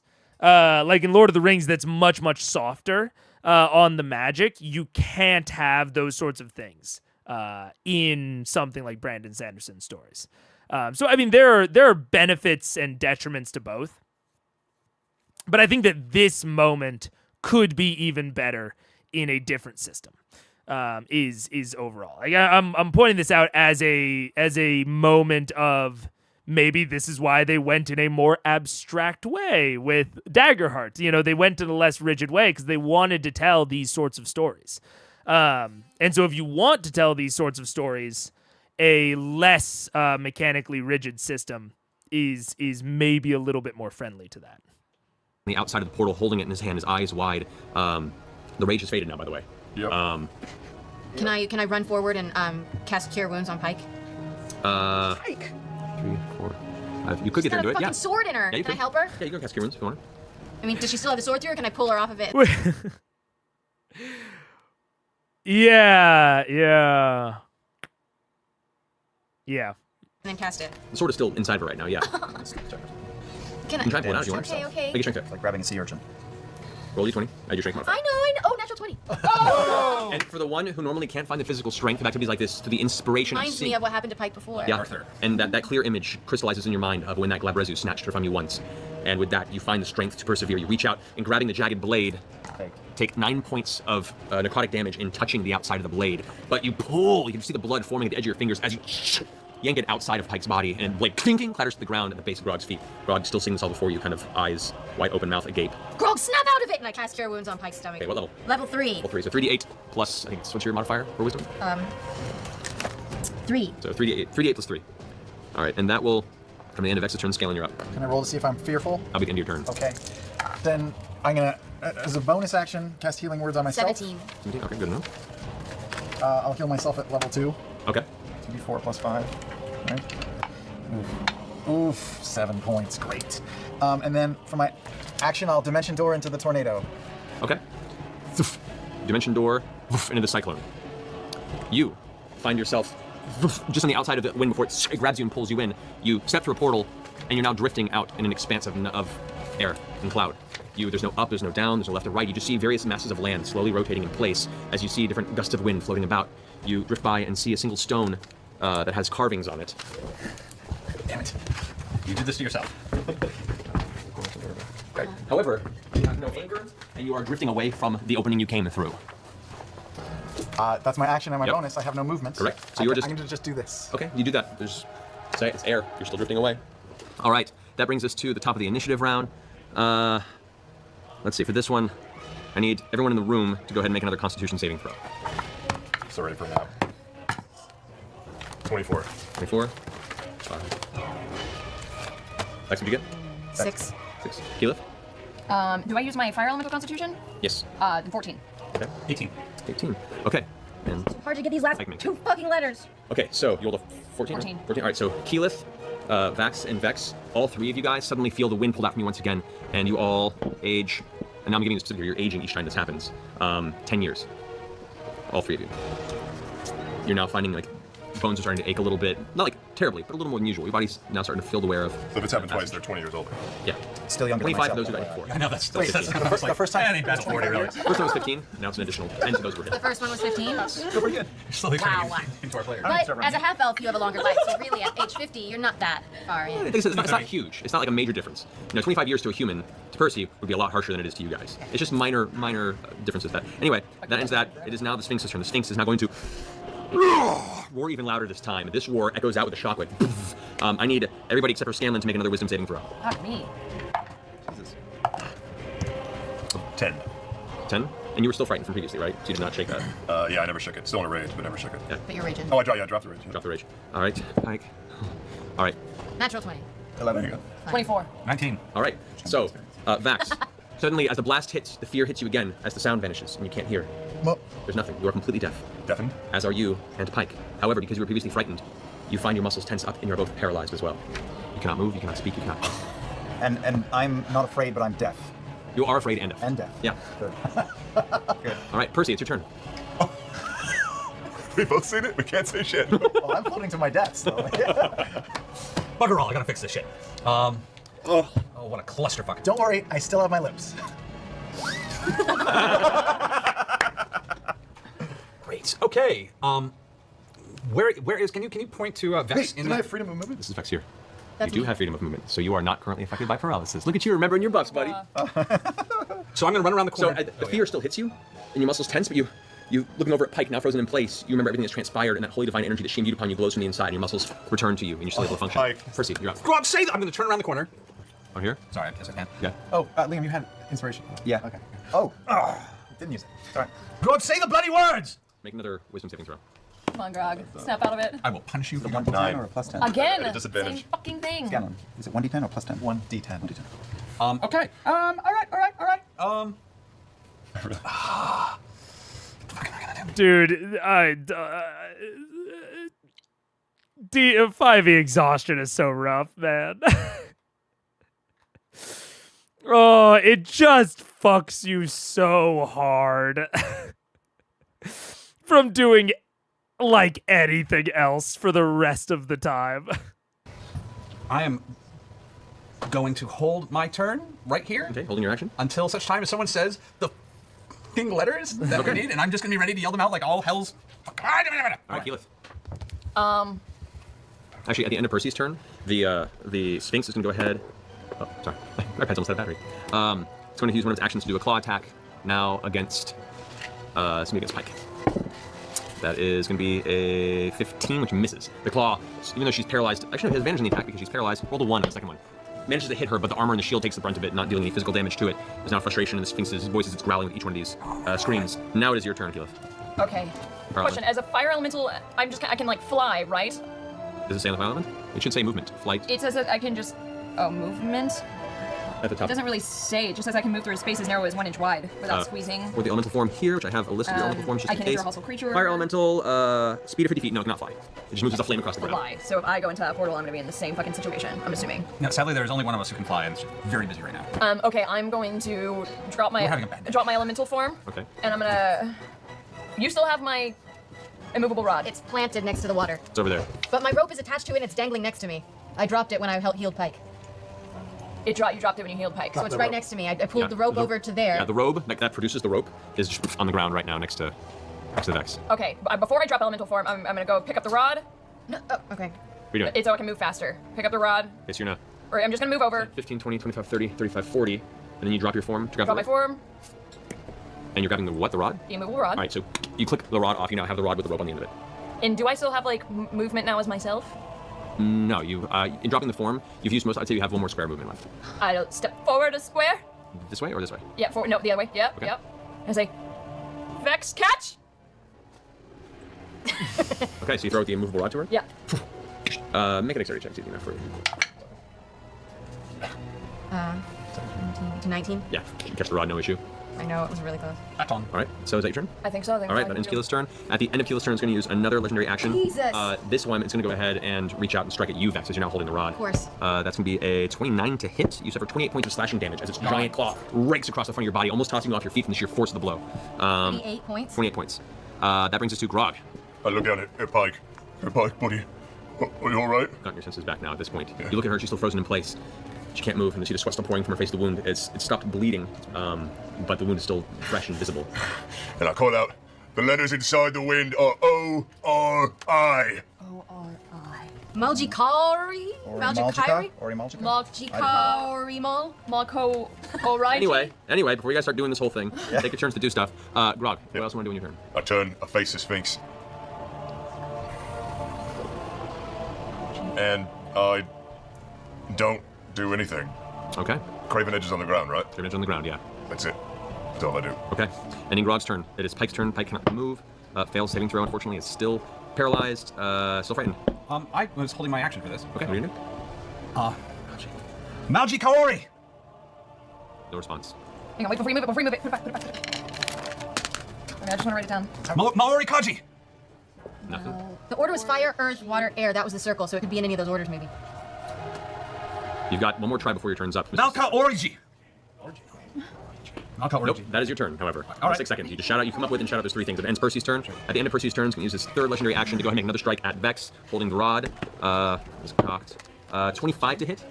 Yeah. Takes another claw and whoosh, rakes you for 28 points of slashing damage. So I will say, I'm glad, especially for a puzzle that essentially relies on them saying things out loud. I am glad that Matt very quickly established you have 3 tries per turn. Because like we discussed earlier, saying things is a wibbly concept. And my problem earlier was that I felt that Matt changed the rules mid-combat, essentially. Now I can, accept that maybe that's an interpretation that people might not agree with. But I do like, for a puzzle where the solution is saying things out loud, establishing very quickly you get 3 tries per turn, and that's it. That's big thumbs up. Establishing that on the first go so that they know what to expect moving forward, I very much prefer. I'm surprised Laura didn't send, but Sam did. Malka Orgy. Yeah. Vex falls unconscious on the ground. God. From the blow, just poof, the rod clacks to the ground behind her. That ends that turn. All right. Oh shit, I did that out of order. That's fine. That's my fault. Percy shouldn't have gotten that turn, but we'll say it happened. It's fine. Vax, you're up. I'm going to use my bonus action to disengage from the Sphinx, and I'm going to run around the whirlwind. And as I move, I'm taking the rope, which I already made a loop on, and I'm going to throw the loop over Grog's head on one end, and I'm going to jump into the whirlwind, holding tightly. I'm going to into there. Yeah, I'm going All right. Scanlan. The rope cloaches on your neck, and you feel like you're being choked suddenly, like without even realizing this. As you shout this out, all of a sudden a lasso is around your neck and pulls back and cuts off your air supply. Okay. I'll be fine. You vanish into the cyclone. The rope goes taut. It's around. Pulling. You come through the portal and you can see, indeed, Scanlan's about 30 feet away and drifting. And I was hasted and I ran at the whirlwind. Right, which is why you're gaining on him, but it's still going to take a moment as you're both still drifting because he also leapt through. It's really quiet in here, but then again, it was really quiet out here as well. All right, so that's going to be the end of your turn, Vax. This spider now is going to leap over as 3 more leap out of this. God damn it. Dude, I can't wait for Scanlan to just wink at him and dimension door back through or Misty step back through. Like, out of anyone to be in there, Scanlan is maybe one of the most capable. He also has polymorph. He can polymorph into a bird. Like, Scanlan has so many options here compared to Vax. He really doesn't need saving. They all rush up to Keyleth. She's the one visible person there. And all making strikes against you. That is 19 to hit. Hits. 8. Miss. 23. Hits. And 10. Miss. All right, so you take 12 points of psychic damage as 2 of the spiders dissipate, leaving nothing but a psychic mist behind. Okay. All right, top of the turn, Vex, I need you to make a death saving throw. 6. Mark off one of your failed death saving throws. Scanlan, your turn. You're floating out in space, and you see all of a sudden through the portal, Vex come rocketing towards you, head forward, clutching a rope in one hand, arm outstretched towards you. What do you want to do? Well, as much as I appreciate the gesture, I'm going to try to dimension go out of here. I definitely roll my eyes so fucking hard. And you appear right at the doorway. You cannot dimension door through dimensions. But you make your way to the outside of the door. You're still drifting with the momentum you had going backwards, so you just appear back. Can you not? Is that for real? For real? Like, that makes sense when he says it, but I'm also not certain if that's correct. But it does make sense when he says it. I just don't know if it's true. If you're deaf, you can still cast, right? Yeah, nothing to stop you casting if you're deaf. Yeah. It's just because there's it's just verbal, somatic, and material components. Yeah. Back at the door and start going backwards again. Can I grab the door? You can grab the rope. I don't see or hear him, so I assume he's healing my sister right now. You just see him vanish. There's a rope there that Vax is carrying. You can grab onto that and kind of I will do that. through. With that, Scanlan manages to pull himself through the portal, landing onto the side right there. And you're fine now. That's probably take your full action, everything to get there. Bonus 2? Huh? Bonus 2? I'll give you bonus, sure. All right. Do I have time to assess and see that she's dead? You said she's doing pretty rough. I will heal her. All right. Healing word. Healing word at D4 level... plus... What level are you doing? Level I don't have many levels. At level 3. Okay. So that's I 3D. probably wouldn't allow a player to teleport 500 feet from the material plane into the Feywild or something. Can they see the Feywild? My understanding was that the only issue with Dimension Door is if you can see the space you want to teleport to. I don't see any reason Dimension Door has to be on the same plane dimension. It just has to be in sight. Yeah. I think that's the issue, is that normally you can't see the other dimension. But if the portal is like very visible and, you know, if it has a visual, that is the thing, is that we don't necessarily know that they can see through the portal. So if they can't see through the portal, then absolutely he can't. But I don't think there's any actual issue with it being a different dimension. He dimension doored in, but out no. I guess the assumption is that he dimension doored directly to the edge and then like dove through. I think that's how Matt's thinking of it. But I don't know. Interesting. Yeah. 4 plus 5. I roll. Like I said, it's one of those things where it's like, it's clearly like a ruling in the moment. He's not taking the time to like get out the spell. And like, it's something that makes sense in the moment. Like I don't fault Matt for that ruling, but I think it's actually it doesn't matter. Matt describes their hands as disappearing. Yeah. You don't need to see the point where you teleport to with Dimension Door.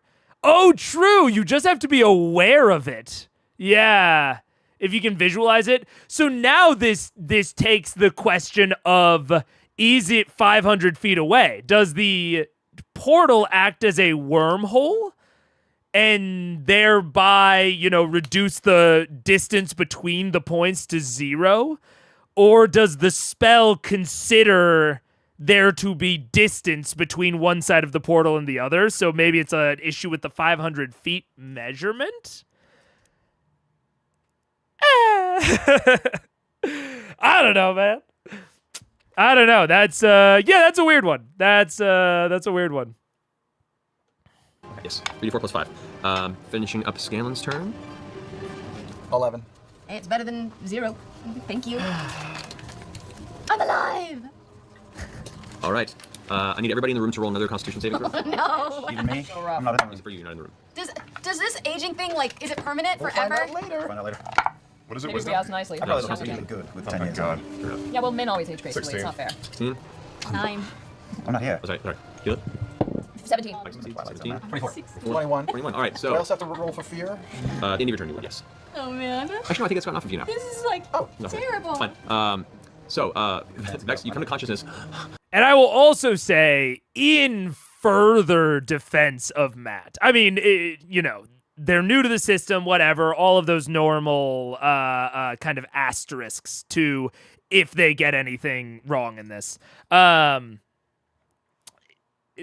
The other aspect is, as you get further and further and further into high-level D&D, the more and more likely it becomes that you are going to run into a situation that either isn't clearly defined within the book, or you just don't have time in the moment. Like, I think it's very fair for Matt to not want to look this up. Like, if you run into something that you don't know, sometimes I think it's appropriate to get out the book and look it up. But I think in this moment where the pace is so high, everyone cares so much, there's so many stakes, you don't want to pause to get out the book and look up the, you know, the actual definitions for Dimension Door. And as you get into more and more into high-level D&D, you and your players have to accept that sometimes you are going to have to make rulings in the moment, and those rulings are either going to be straight up wrong or are going to be actually-able, you know? Like, that's just kind of inherent within running that high of D&D.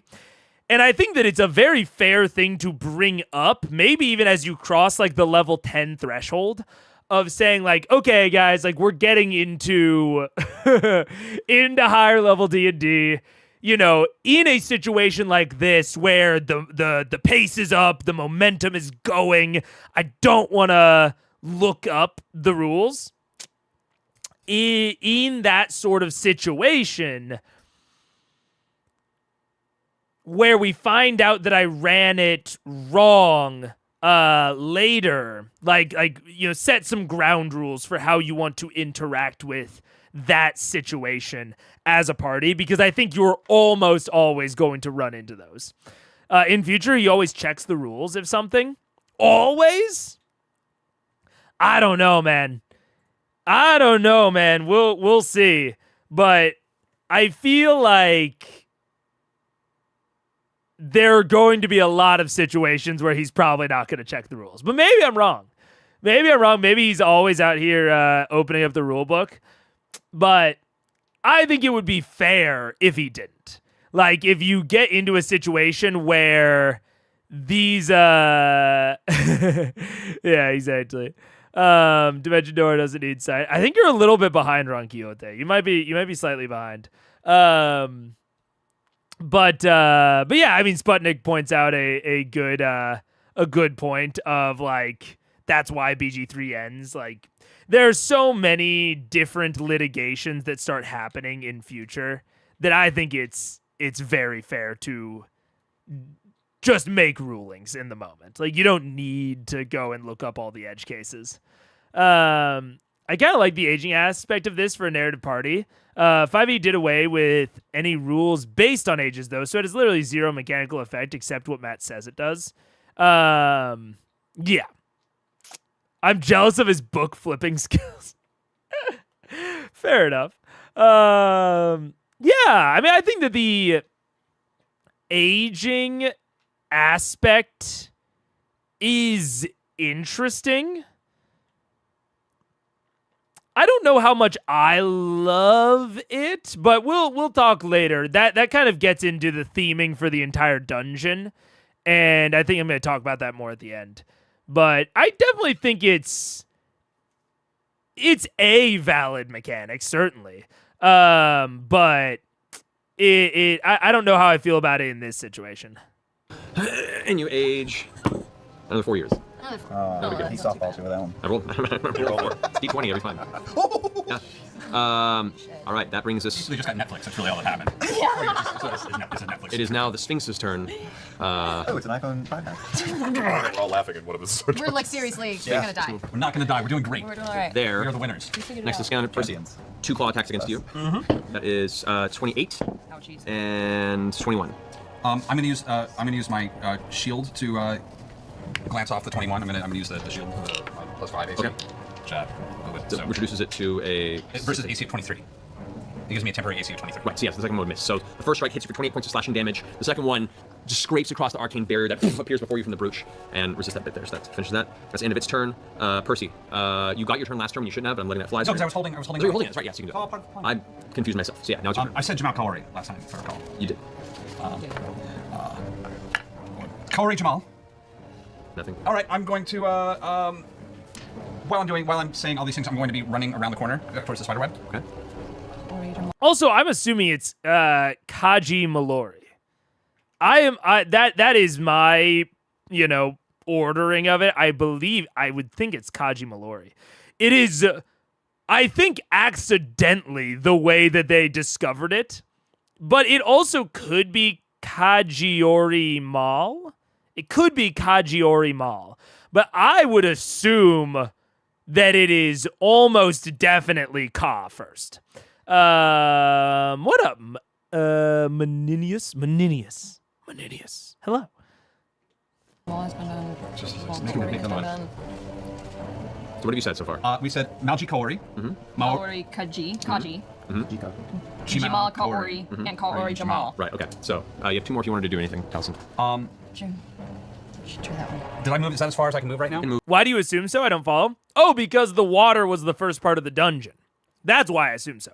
I could be totally misreading that, but my assumption for how this dungeon is structured is water, earth, air, and then the last one is fire. So actually, by that logic, it would be Kaji Orimal. By that logic. So maybe it's Kaji. That'll be my official guess. Is Kaji Orimal. Kaji Orimal. Kaji Orimal. Kaji Orimal. That's my official guess. Move up to there, I think this one. Okay, I can't get any closer to the web. Mm-mm. Come on. Not for your full movement, unfortunately. The problem is that the fire and the air are much murkier because they all kind of take place within this last room. So, I'm not sure. Kamal Giori. At this point, all of a sudden, the braziers flicker out. You notice as the wind, cyclone, begins to slowly drift to a minor wind curl. At this point in time, Grog, if you wanted to pull on that rope, would be a good time. Yeah, I turn around and grab the thing that's strangling my neck like a dog leash, and I yank it in real hard. With that, as you're drifting off, you turn around and see the doorway where the rope goes taut, and the door begins to close. Oh my God. So you're pulling yourself in, and suddenly you're yanked through and come shooting out of it on the side. With that, the angry demeanor of the Sphinx has entirely shifted, and now it goes from like this low, feral position to a proud, honored beast, putting its paws before it, its shoulders high. You have earned a name. What did you say? Oh yeah, they're deaf. Raises a paw like this, and at which point all the paralysis fades, all the fear fades, all the effects fade. Are we young again? The age is not dispersed. Ever? Hold on a second. Let me see. Ever? Actually, no. It goes forward and looks at you, who's looking the worse for wear comparatively, and says, I can help but one of you. And his paw goes out and touches you. There's a warm glow, and the age vanishes from you. However, that is the extent of my magic this day. Perhaps the little one could help a few of these. It is but a rather challenging restoration. I kind of nods. I can do that. I can do that. I look at Vax and laugh at him because he's so much older than I am. That's true. Oh my god, you guys are never gonna experience this ever again. I apologize for the formalities, but it is a pleasure to meet you, Vox Machina. Hello. Oh, hi. You too. Good to meet you. What was your name again? Kamal Giori. Ah, good one. That was a good one. Hazing. I'm going to sit. Who doesn't love hazing, right? No, love. And about that time, I just lift up my shoulder and I show him the Slayer's Take symbol. It's weird. This feels very Feywild to me. Like this, which, you know, I think it's very, very valid to run any, you know, ancient cosmic whatever with a different moral code. But it is very funny to go from and not funny, but it's very off-putting to go from wanting to absolutely murder them to being like, aha, you have figured out my name. Welcome. Like, go to being a total gentleman.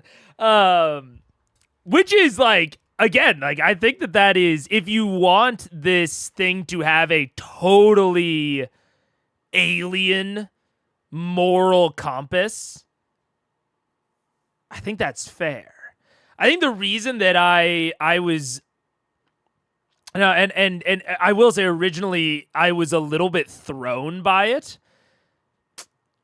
because Osisa did not seem to have that. She seemed, or at least from what we could see ostensibly, she didn't seem to have like a super alien moral compass. But I guess in retrospect, the Slayer's Take kind of did. Of like wanting to send them to jail for this like weird minor infraction. So maybe there's like a whole layer of like the Sphinx's moral compass like influencing the Slayer's Take. I don't even know if it's that deep, but there is something there. It feels very, I see what you mean about Feywild. Yeah, it feels very Feywild to me. Of like very, like it feels like there is a moral compass there, but it's just very weird and alien to me. Which is interesting characterization. It's very interesting. It's like I said, it's disconcerting. It's very off-putting. But that's not a bad thing, I don't think. That is something you could absolutely use as a tool, as a DM. And I will say, it sort of goes into what I was going to a degree, levy as a level as a critique on this of like one of my problems with like beings of immense power is them generally being reclusive and, you know, not getting involved in anything or whatever despite their immense power, which is something you hear about gods a lot as well. But I think especially beings that live on the material plane, it's like, okay, why aren't you guys fucking getting involved? That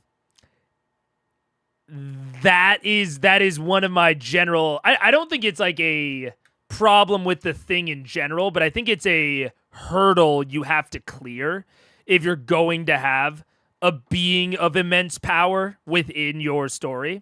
I think that's a hurdle you have to clear of like, why aren't they using their immense power more within the world? But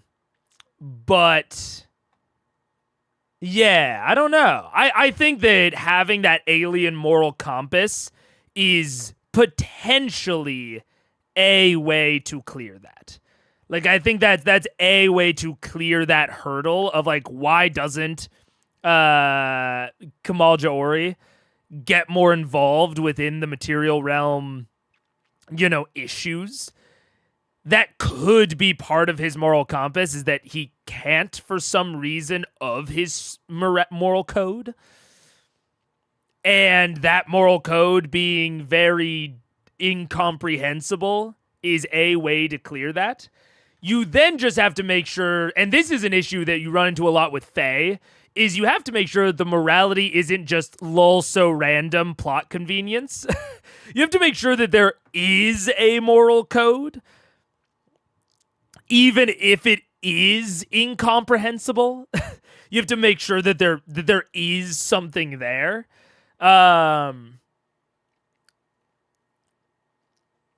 I think without further information, I think Matt has cleared those hurdles enough to keep me in, for me to feel like there's still more that I haven't uncovered. I think he cleared those hurdles enough. Is a story trope that I've never really gotten behind. That's kind of my issue with it, Daniel, is like, yeah, I will kill you unless you prove yourself. I think I find it that was going to be part of the center of my critique, is like, I really hate that story trope generally. But I think if you introduce this weird alien moral compass, because I think a lot of times that story trope gets utilized with people that should have relatively similar moral codes to the protagonists. And I think that's based on my moral code, and I think most human moral codes, that's kind of a stupid line of logic to me. But I think that if you put a spin, a Fae-esque spin on it, it can work. I think you can clear that hurdle. Partially because the way they prove themselves usually doesn't prove anything. Solving the puzzle doesn't prove they are pure of heart. Yeah, absolutely. But it can prove something. Like, it certainly does prove a thing. And so, again, if they have a very alien and different moral code, I think you can get there. Since the newer races don't have a lifespan, they're technically immune to being magically aged. That's hilarious, Dr. Hoovy. Pretty sure the order of elements Matt presented in the mural maps with Kamal Jaori's name fragments, the circular mural. They definitely kept going back to the circular mural, but they just didn't identify Ka as the first one, I think. Pure of heart, Vox Machina, big lol, yeah. Yeah, interesting. We'll talk more once they fully wrap the dungeon. We'll talk a little bit more about the theming. But I think for me, a lot of this is utilizing things that I don't love, but I think that Matt is utilizing them in a way that I think avoids a lot of the things that I don't like about them. I still don't generally like a lot of the things that he's utilizing, but I think he's utilizing them in the best ways. Here's a nod. Wait, don't we get something out of this? Hopefully. Looks to you and says, I admire your impatience. The vestiges that you seek, some have been destroyed over this epoch. Others lie scattered across the plains. Okay, that's actually to really actually kind of hit home what I've been talking about of like, I admire your impatience. Right? I admire your impatience. What a weird thing to say. Based on like the traditional moral codes that most of us stupid fleshy humans abide by, that's a weird fucking thing to say. But it does, again, kind of hit towards this idea of this Sphinx having a different set of morals, of like impatience being viewed as virtuous. Weird, but I think that is like, if you're going to present the Sphinx in this way, I think that's a good thing to include right there. Some have been destroyed over this epoch. Others lie scattered across the plains. Some are sealed or hidden. Others have found an owner. Carry one now, I see. The Sphinx kind of backs up and turns around onto the steps and kind of lays down, crossing its paws, glancing you all shoulders high with a smile. It's warm. It's this interesting contrast from when you first entered. Well, I happen to carry a vestige here, if you will take it. I mean, sure, if you're getting rid of it anyway. It's most gracious of you. Gets up and turns around to the back of the platform, takes the marble from beneath its fur, and holds it up to one of the doorways, which switches into... What? Dope. Dwarven Forge. Dwarven Forge. It pulls something from within. And you see this single thin blade that kind of vibrates as he pulls it out. The door closes and it puts the marble away. The blade goes into its teeth. And it steps back down the stairs. It takes the blade from its hand as it stops and holds it out. It's impossibly small in its hand. It looks very dinky. Here, I keep the myth carver. Myth carver? Granted to me by the White Duke himself before his passing. We were friends long ago. It is yours. He takes the blade and sets it down on the stone. But you seek the others that remain, yes? Yes, yes. Yes, very much so. Fenthras, Wrath of the Fey Warden. A bow that felled titans. It was lost in the Feywild in the Calamity. Obviously for Scanlan. Obviously. It now acts as the heart of a cancerous tree, corrupting the verdant land there. The plate of the Dawn Martyr, beacon of protection to the chosen of Pelor, gathers dust on a wall in the city of Brass, a trophy won by a... Ah, wait. Where's the transcript? Where's the transcript? All right. We just get the transcript. Haha, stupid Vox Machina doesn't even have a transcript of their own show yet. How dare they? Fire giant. What dummies. In a card game from a Sutan bloodline that once donned it. What was that called Plate again? of the Dawn Matter? Don't worry, I wrote all these down for you. Oh, yeah. So I can start penciling. I know. I'm like, there's gonna be a test later. I know, I got this for you guys. Kabar's Ruin. A magic devouring cloak once used by an assassin to eliminate the unscrupulous den of Druja. It is now worn by a merchant warrior with a missing eye in the walls of Ankarel. The Spire of Conflux, a staff born from Melora's very breath, was devoured, along with its previous owner, by a Goristro named Yenk, in the endless maze of the Abyss. The Titan stone knuckles were taken from the brutalized corpse of their proud owner, now worn by a terrible half-giant turned tyrant in Westruun. I sense you know this, tall one. I can taste your fear from here. Whisper. Blade forged from metal pulled from the far realm. Was a center to many a dark ritual.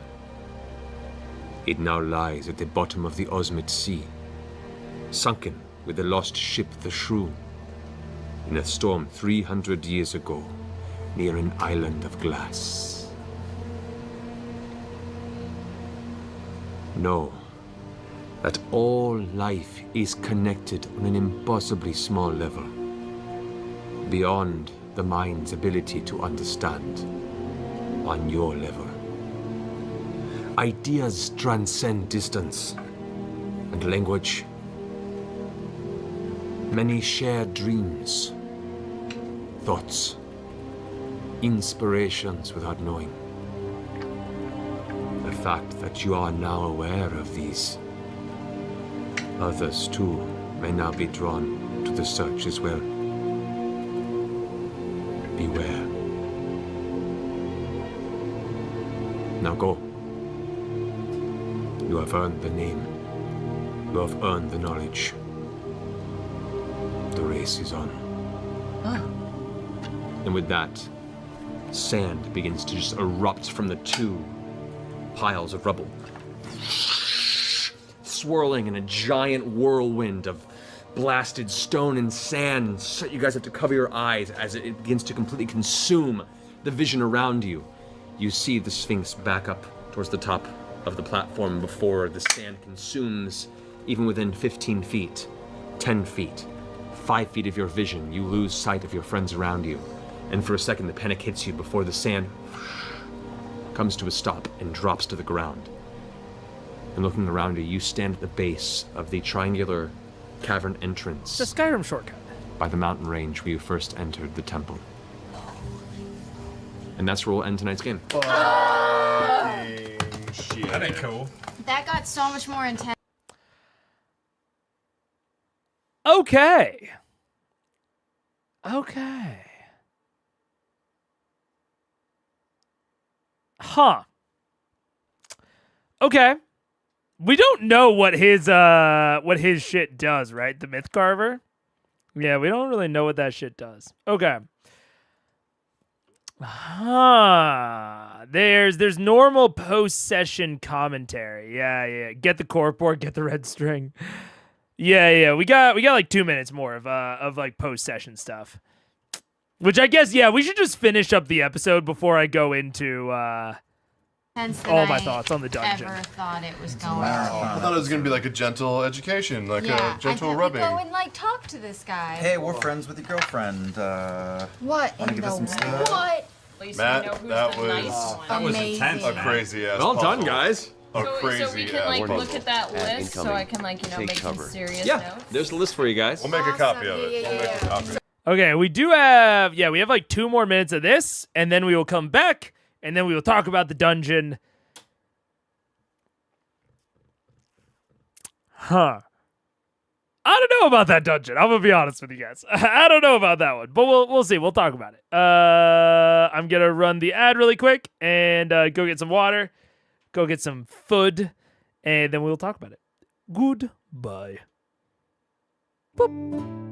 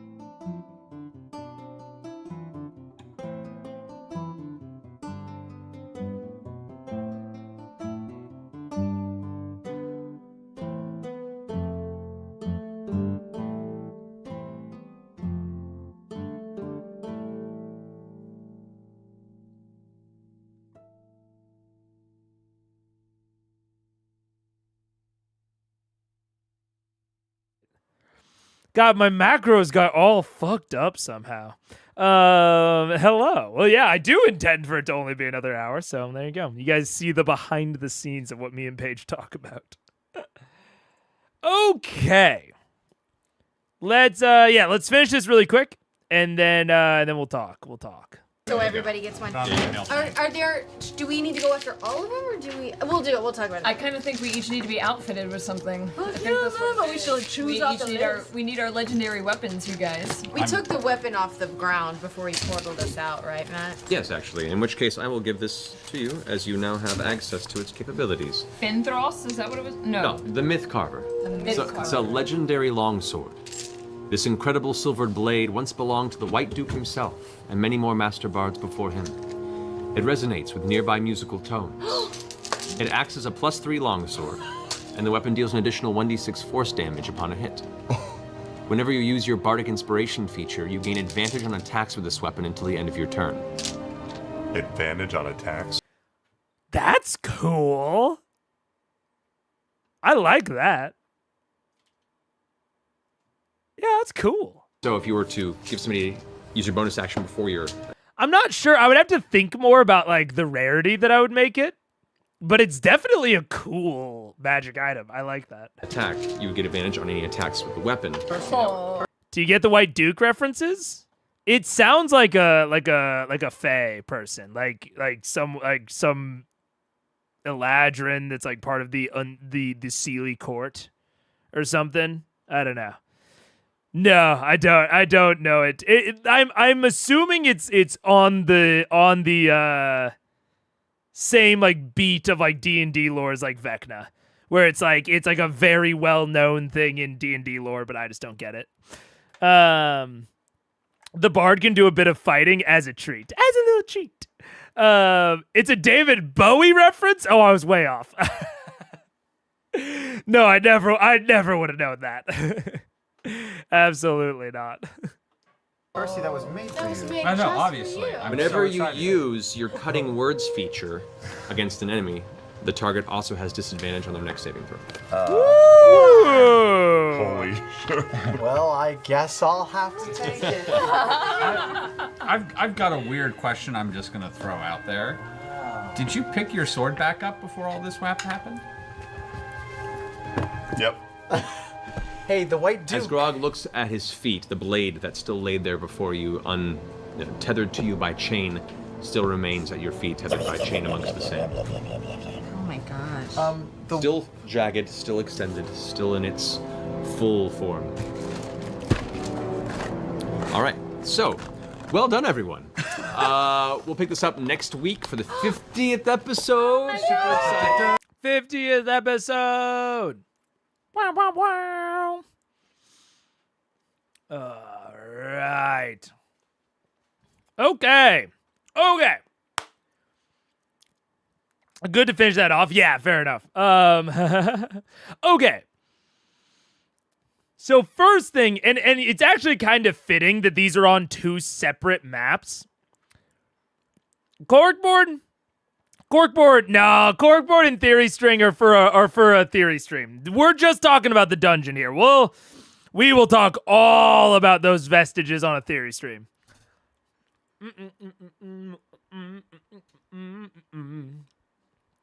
Are you doing something special for your 50th episode? Dude, my 50th episode of watching Critical Role was so long ago. I used to do half episodes. My 50th episode was probably like 3 months ago.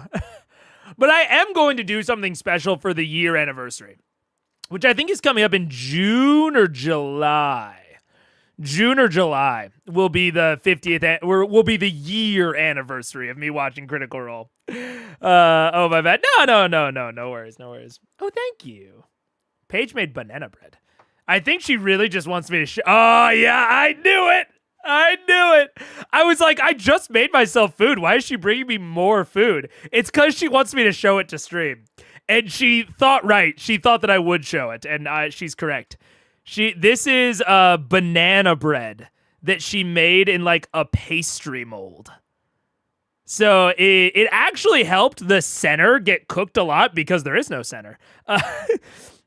I think these are like a mini bunt cake mold, and so it's banana bread, and it's fucking delicious.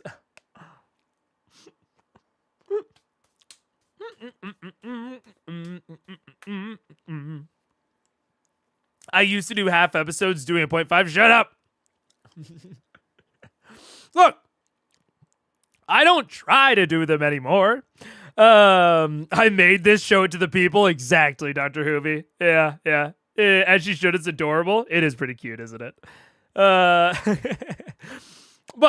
okay. So I think this dungeon, as a lot of dungeons are, this is not like an uncommon sort of design philosophy for a dungeon, where there's kind of the crawl and then there's the final fight. They're kind of two separate things. But ideally, the crawl should... Oh god, it's a tuft of hair. I thought there was a giant bug on the floor, but it's just a tuft of my own hair mixed with dog hair. If your partner bakes you something, you don't show it off, jail. Yeah, exactly. So, in terms of, and I'll say I like one of these much more than the other. And it is pretty in line with what I saw earlier in the chat. The final fight does a lot of interesting things. The lead up, nah. Like, okay, there's not just the fact that it's a straight line, right?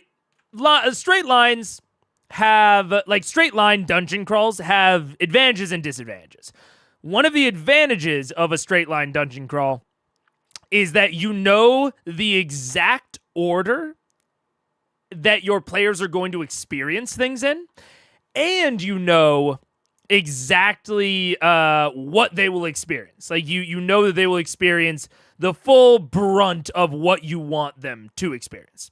If you make it not a straight line, accomplishing that is a lot harder. So there's that aspect, especially for high-level characters, where they might have multiple ways around something. Like, one of the most classic ways to make a dungeon not feel like a straight line is to design it like a Metroidvania, where you have to go to certain parts of the map, but then come back to other parts to progress. When the characters are so high level, Metroidvania design, like dungeon design within D&D, gets impossibly harder. It becomes impossibly harder to actually put real barriers in front of their way that they have to go and do something else to bypass. If there's a big difference between the shortest path and the full dungeon, everything gets really hard to plan around. Yeah. So that is a distinct advantage to having it be a straight line dungeon, especially if your dungeon is built around the conceit of a puzzle. Like, sometimes dungeons have puzzles built within them, as small subcomponents. But this entire dungeon was built around the idea of the name and what have you. So I think for that sort of design, having it be straight line makes sense. However, someone mentioned it from a ideal puzzle / harmony. The lack in fire of fire and wind feels disjointed. From a world building perspective, though, nothing says every element must be used. So there's kind of two aspects for that. Of yes, from a puzzle building perspective, the fact that there were no wind or fire sections feels odd. It feels odd that half of the elements were used and half weren't. But also all 4 elements ended up being important. Like, that omission was not impactful. But you're right, from a world building perspective, doesn't necessarily matter. But take another step back. From a world building perspective and from a game feel perspective, why was this an elemental dungeon? It doesn't really have anything to do with Ioun. It doesn't have anything to do with sphinxes. Like, I wrote it down at one point that this dungeon sort of has 3 different themes of, like, knowledge is power, the primordial elements, and, like, time-based abilities because he's a sphinx. It's like, you can obviously have more than one theme throughout a dungeon, but to me, the primordial elemental aspect feels odd from a world-building standpoint. Like, I have a very tough time understanding why it was so built in to this guy's dungeon, like why it's so built into his home, when he doesn't have, like, any inherent, like, primordial abilities. Like, I guess he had Flame Strike, but it's like the words weren't written in Primordial or Aquan or anything like that. They were written in, like, Celestial and Elvish, which is much more, like, I feel like Sphinx related. So that's what they initially went with, was, like, Lux, like, you know, going towards that more, like, Sphinx-oriented thing. So I would say that the entire, like, theming of it feels massively disjointed. If it were me, I'd just get rid of the element stuff. Like there's enough of a connection between knowledge is power and time to work it in.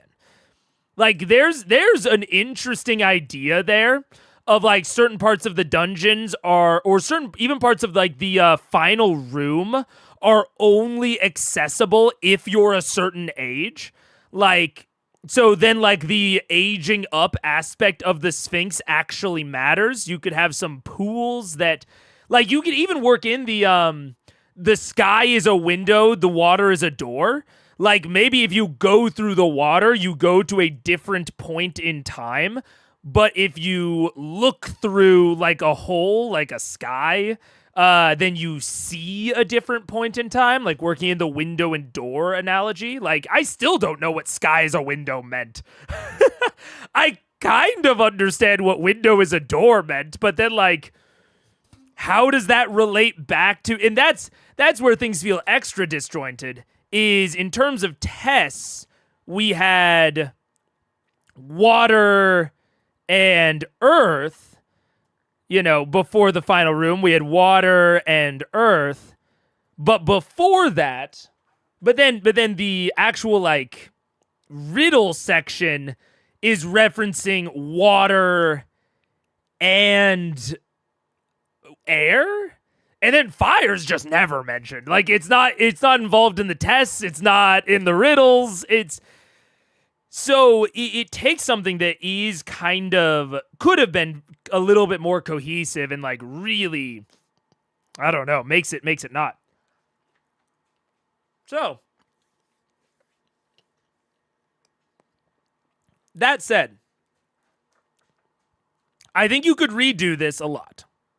In terms of, like, making it more time based, and maybe even, like, finding different references to this Sphinx throughout the ages. I think that could be kind of an interesting conceit, is as you go through this, because also, by the way, this setup is not a terrible line. Like, having it be interesting point, difficult path, obstacle, difficult path, interesting point, obstacle, and then rest area, I don't think is bad, you know? There were fire braziers that Keyleth had to put her head through. There were, but in terms of, like, everything before that, so I would consider that part of the final fight. Before the final fight, water is represented twice, once in the tests, and Sputnik's hitting on it. As part of the tests and as part of the riddle, water's there. And then there's an earth test, and air is mentioned in the riddle, but fire isn't mentioned anywhere up until the final fight room. So it just all feels a bit disjointed. Like, I don't really know what's going on. It's not cohesive, especially when like nothing says you have to use all 4 elements. But then midway through the dungeon, there's an interest point where there's this pillar with all 4 of the elements. So it does kind of feel like it's lacking some cohesiveness there. But that said, if we ignore this dungeon crawl leading up to it, the fight is interesting. Like, I like the aspect of there are basically 4 hidden clue points. 1, 2, 3, 4. There are 4 hidden clues that you all have to go in and find. But there's this odd thing that happened where in the initial chamber, so way back here, like right here, there was a segment where I was like, oh, this could like stop a party in its tracks.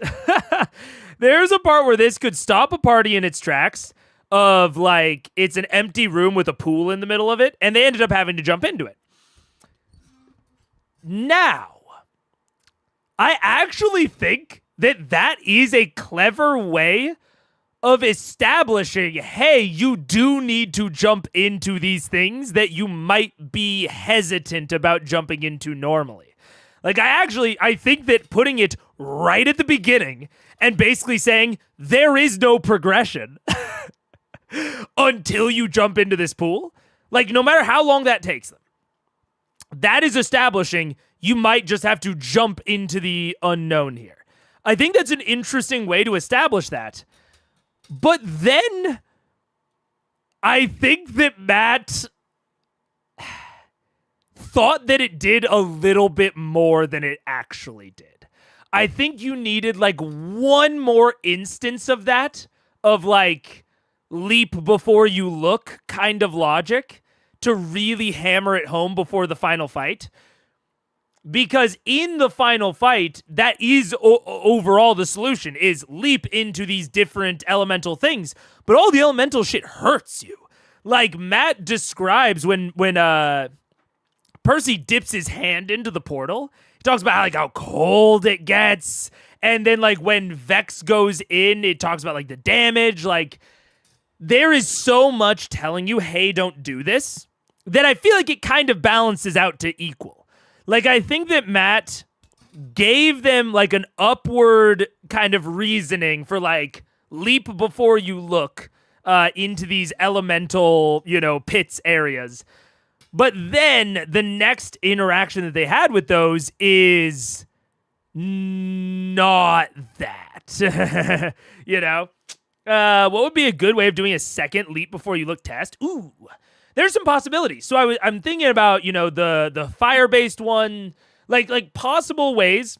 So I think let's, for first of all, I think that decoupling this dungeon too much from the primordial stuff basically just makes it a different dungeon. So I'm not going to do it. I think that the primordial stuff is kind of weird, but overall, it is so,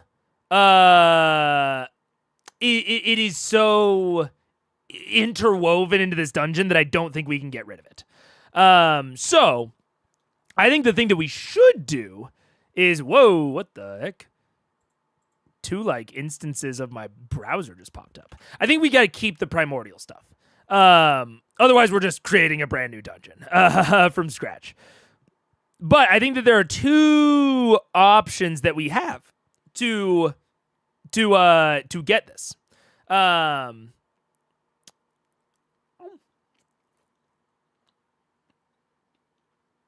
Sorry, I'm hungry.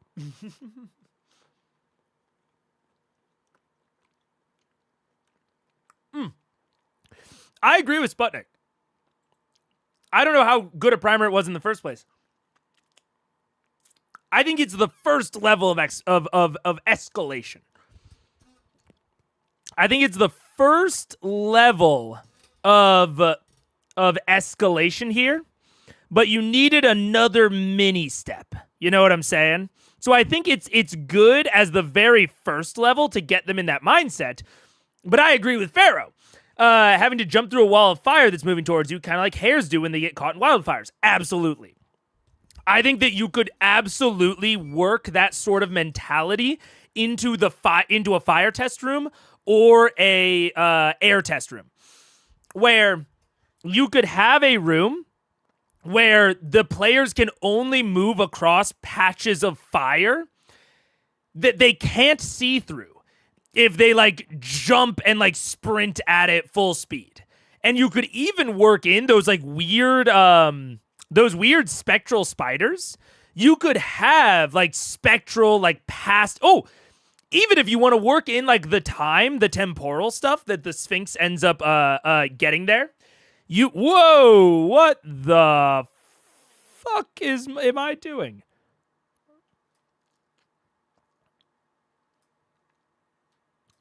Oh my god. The automatic comments just went for it. That was crazy. I think I need to turn down the line requirements on there. TLDR, please. That was crazy. Lots of links, yeah.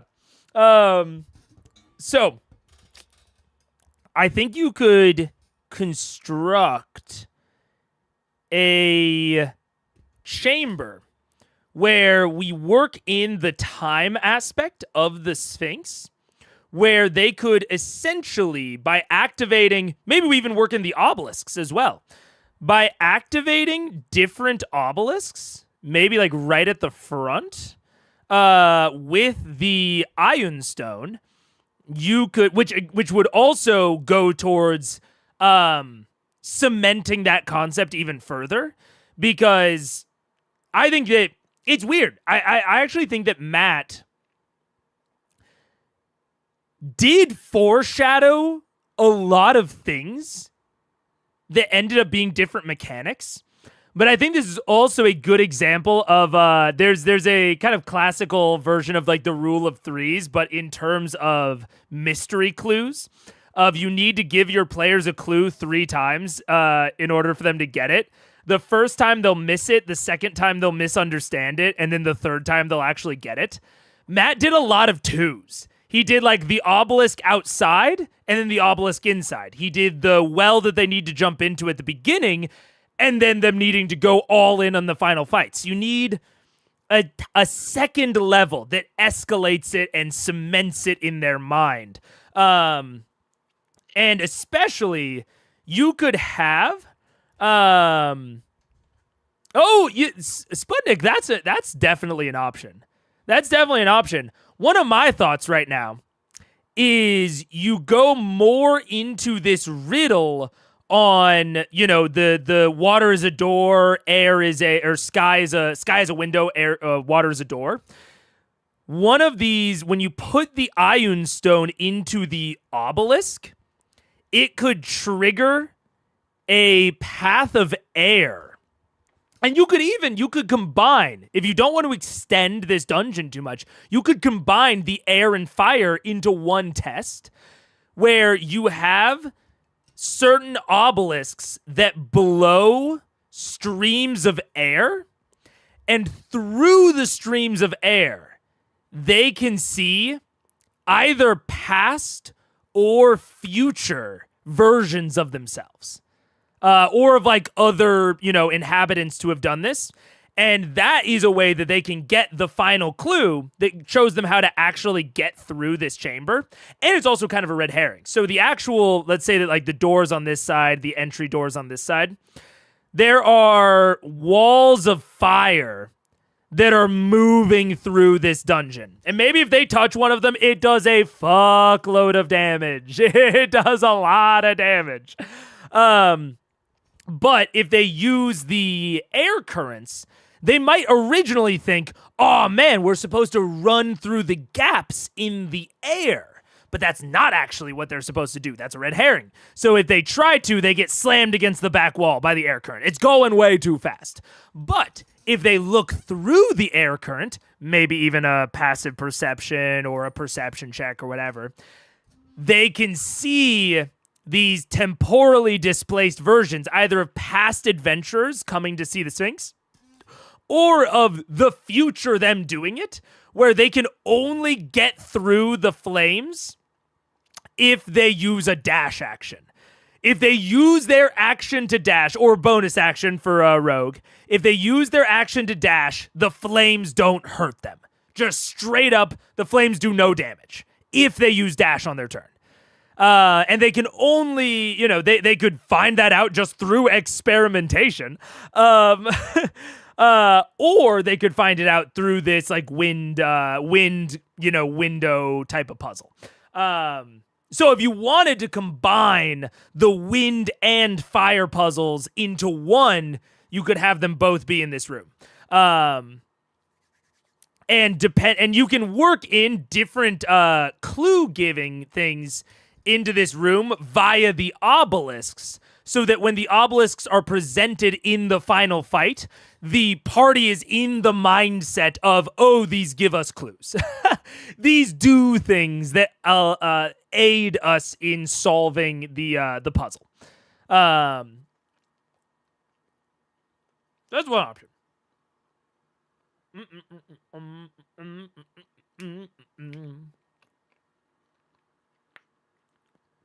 It was almost a perfect escape room. Dude, escape room? Oh, I should watch that sometime. I should watch something on stream sometime about escape room design, because I legitimately think that escape room design could tell you so much about how to design a dungeon. I think it would be fascinating to learn about. I loved the behind the scenes from Game Changer. I think it wasn't this season, but it was the last season, where in Game Changer they essentially had an escape room. Listening to the behind the scenes of them talking about that Game Changer episode was so interesting. The green room. Yeah, exactly. Listening to the Puzzle Master talk about that one was fascinating. I would love to find something about that, because I think I would learn. I would learn so much listening to like escape room design, because like really well designed escape rooms, I think, have all of the components of a really well designed dungeon. A lot of the time, escape rooms are cool. Yeah, really well done escape rooms. So sick. I think that the market got very saturated with them at one point, and so you got a lot of bad ones. But a really well-designed escape room is so sick. I like the Late's buzzer one, too. Yeah. I agree. Anyways, so this is a way, if you wanted to... I used to work with a game master with an escape room. That was fun. Oh, that is fun. I have worked on 2 separate escape rooms. That's so sick. Oh, that's so much fun. Oh, wait. But Daniel had a question earlier. Does the rule of threes have anything to say about time? Like, what if there was a third, but it happened with Osisa rather than this dungeon directly? I will say, there is nothing that, directly addresses the rule of thirds within time. I think it really depends on your players and the frequency at which you play. I think that the reminder of the rule of threes, and this is something that is purely for you and your players, where basically, I've talked about like the escalation before. I've drawn these little like stair-steppy type things. I think the real of this is these stair steps immediately start to degrade with time. So you have the first example, and then it immediately starts to degrade with time. And then you have another example, starts to degrade with time. And I would say that this degradation, right, like this axis down here, is real world time. So I think this is IRL time, where there is just a degradation of the clues, of the foreshadowing, of the escalation, of everything. Of like the danger that you're foreshadowing with your games. I think there is everything degrades with time, and you essentially have to refresh it. So, I think that the rule of threes is is basically assuming, I think the rule of threes is sort of a, I don't want to say slapdash, is a quick heuristic for within a session. So like within a session, assuming very little degradation, because I think there's very little degradation from time. Oh, whoops. Within the course of a session. I think it takes days and weeks for this degradation to occur. And I think that the rule of threes is a good way to essentially get to this top bar. But when you go over multiple sessions, you still have to hit this top bar. So if you do have degradation, you might need more than 3 to actually hit it. You might need a few other things. And up here is where you can use that mechanic, that thing that you foreshadowed, that clue, while assuming that your players don't need to like be reminded of it any further.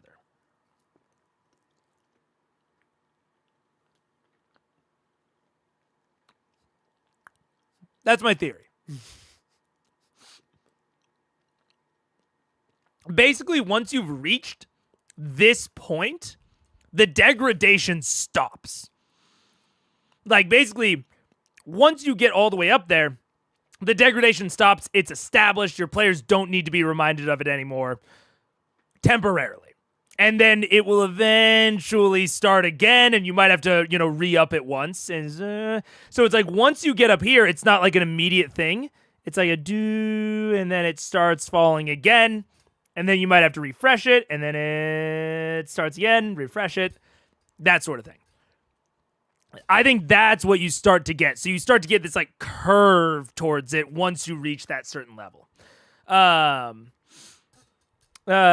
think the rule of threes applies once your players know there's a puzzle to be solved. If you give a clue before you know there's a test, it doesn't really count as it won't be noted properly.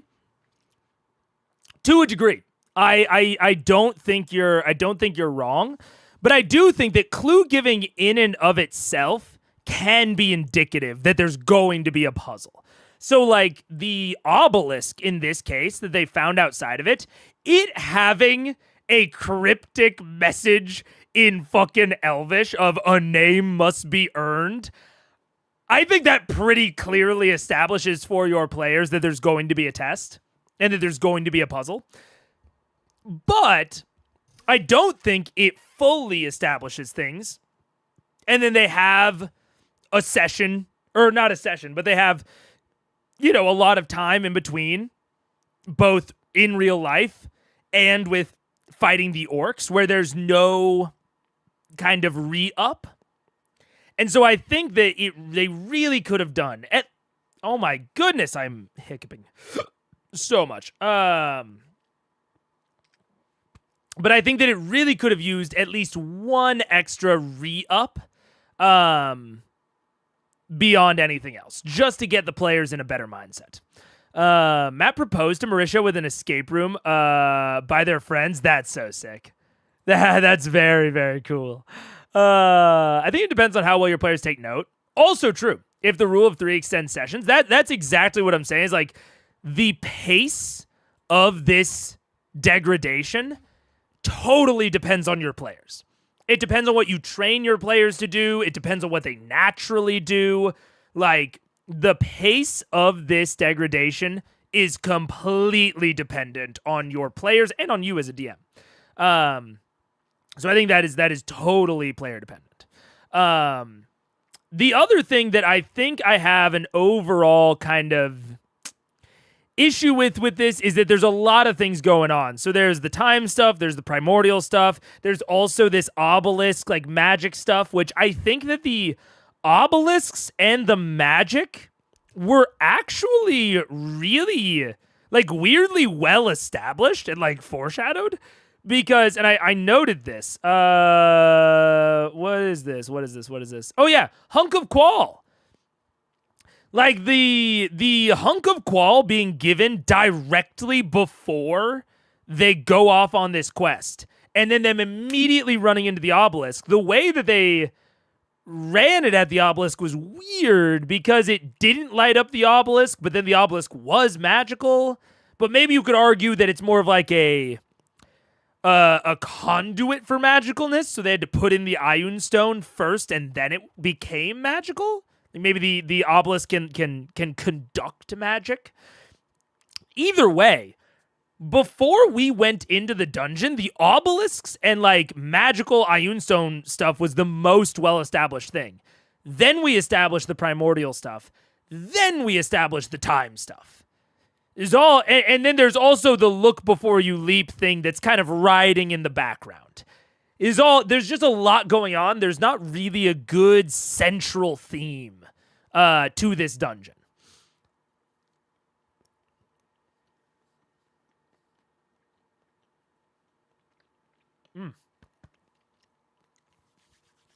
So yeah, it's very, very interesting. Verbal players probably helps too.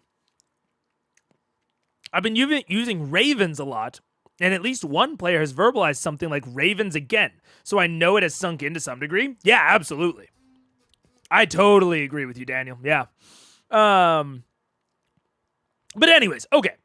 So I think that my overall with this is, if you're going to do a straight line like this, I think it is important to utilize that to foreshadow a bunch of stuff for your final fight, to make sure that a lot of stuff is really well established, and to have a cohesive theme. Which I don't know that like this dungeon feels like a cut for time sort of thing. Which it could be. This could be a casualty of the 3-hour format, which, you know, they didn't come anywhere close to hitting. Could be a casualty of that. But, you know, it's hard to know. We'll never really know. But I will say, with its current construction, feels like a casualty of that. The final fight, on the other hand, I actually think did a lot of interesting things, but it also had some weird misses for me. Where it's like, this setup for a final fight arena, I'm down with. I already talked about midway through, before the fight actually got going, how I like the kind of separation that is represented here. I think that this gives a great grid for lair actions, even if I think there's a lot of things going on here that are interesting, but they weren't really utilized, which was weird. But I also kind of like there being kind of 4 different aspects that theoretically people can go after at the same time. But the fight had this weird... It's hard because I like so much of the setup of it. But the pacing was just... I don't know how to describe this, because on one hand I don't like it, but on the other hand I do. So I'm a little bit at war with myself here. The pace of that final fight was kind of like them just banging their head against the wall until they very suddenly got it, and then they almost solved the entire thing in like one turn. So it was this odd pace. I generally like a little bit more gradual incline to my challenges. But on the other hand, that's kind of just the thing with puzzles. Like, if you want the overall conceit of your thing to be puzzle solving, that is kind of how puzzles generally go, is like banging your head against something until you get it. And then there's a barrier of execution. I think the only nitpicky thing I maybe have is that I wish that the execution was slightly harder, but understanding it was slightly easier. I think understanding it being slightly easier, though, was kind of this bit's job. But that said, I do like the conceit of all of these being hidden in like different planes, and like one person having to dive in there. I like them like flying off into the distance and either needing to tie a rope ahead of time or use a resource to get back out. Like, all of that I really, really like. I almost wish that it was a little bit harder to get these individual tokens, but it was a little bit easier to understand that that's what they needed to do. You know what I'm saying? I don't think we'll be here for too much longer, Tai, but I'm glad to have you. I wouldn't describe it like that. 3 stages, find out it was a puzzle, do the stuff to get the info, find the right order. Didn't feel all very all at once. It's I would argue that they already knew it was a puzzle going in. That I would argue that they have known it was a puzzle since the beginning. I think that was like they got all of these riddles like ever since the original obelisk. You know, it's like find a name, this like water is a door, sky is a window. Like I would argue that it being a puzzle was maybe the most well-established thing leading up to this. But if you don't think that, then I do think that there's a little bit more escalation to it. I would agree. Change stage 1 to understand the nature of the puzzle. I guess that is true. I think that's an interesting aspect to it. So understanding the nature of the puzzle is them understanding that they needed to get in there. That's the part that took them the longest. And then once they like got in there, it's like do all the stuff inside to get the info. That's the part that I wish was a little bit harder. They went on that really quick. And then finding out the order was almost even faster. In terms of like how long that it took. The understanding the nature of the puzzle, I just part of me just wishes it was a little bit faster, but I do think, and that these two were a little bit slower, but I think that this bit being faster is, again, kind of the job of this part of the dungeon. And then I think that these being so fast, I could unironically see Matt having sped things up a little bit to get them there. But the part 3 of the puzzle of finding out the order,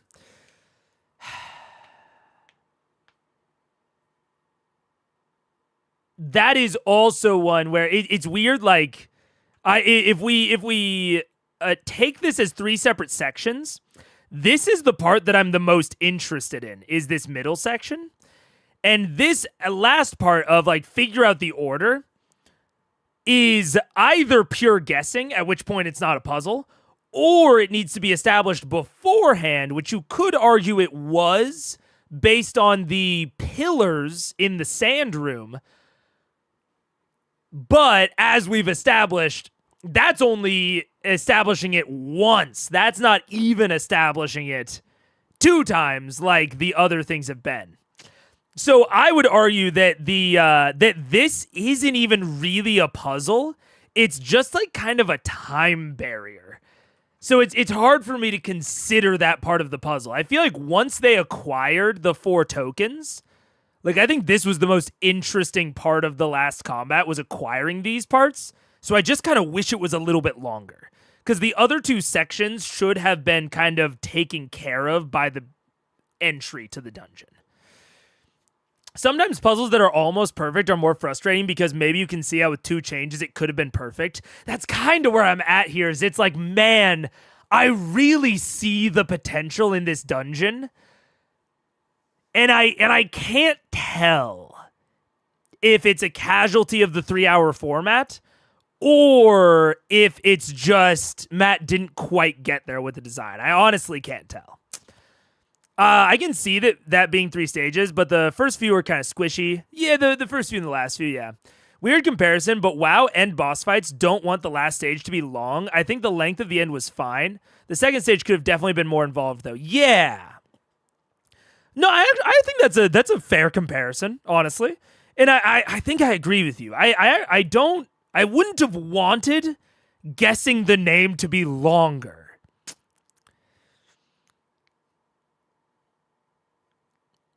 And it is weird because in retrospect, there is probably enough there for them to just get it. I mean, obviously, my first guess, once we had all the 4 pieces, my first guess just so happened to be correct. But I think that was more luck than anything, and me being an outside observer. I think if I was actually in there worrying about my health, being more impacted by the narrative, like thinking about the tools in my toolkit, I don't think I would have gotten it as quickly as I did as an outside observer. Yeah. I do think ultimately it's fair to cut that into 3 sections of understand what the fight is, because it's not actually a fight. They're not actually fighting the Androsphinx. So it's understand what they're even doing, execute on the main shtick, and then put the 4 tokens together. But I think that putting the tokens together and understanding, I would have liked both of those to be a little bit more cohesive with the rest of it. But I did really like I keep going back to it, I really liked this part of it, of them having to go into these different areas. I think if you wanted to decouple this from the primordial aspect, I think this aspect of it, of like diving into like the different areas to get these tokens, I think that aspect of it works just as well for a lot of different conceits. I think you could easily do it for a time-based conceit, which I think would work really well with an Andro or Gynosphinx in their lair. But even with that, like going to the planes, and ultimately, you know, I've been kind of I don't want to say playing the rube a little bit, but I've been like, oh, you know, why is it primordial? It doesn't like really make sense. Whatever. It's primordial because the overarching plot right now is primordial, you know? Like that's the Doyleist answer. But the Watsonian, it doesn't seem to have an answer. You know what I'm saying? But I did really like the portals. I almost wish that each portal, the interior of it, almost had something a little bit extra.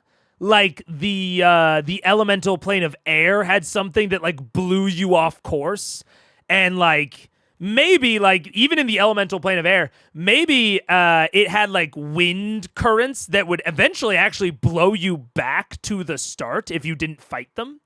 And that could even have been something that was foreshadowed in the original dungeon. Maybe it has, 4 currents that blow you back if you don't fight them, but it takes 4 ass turns.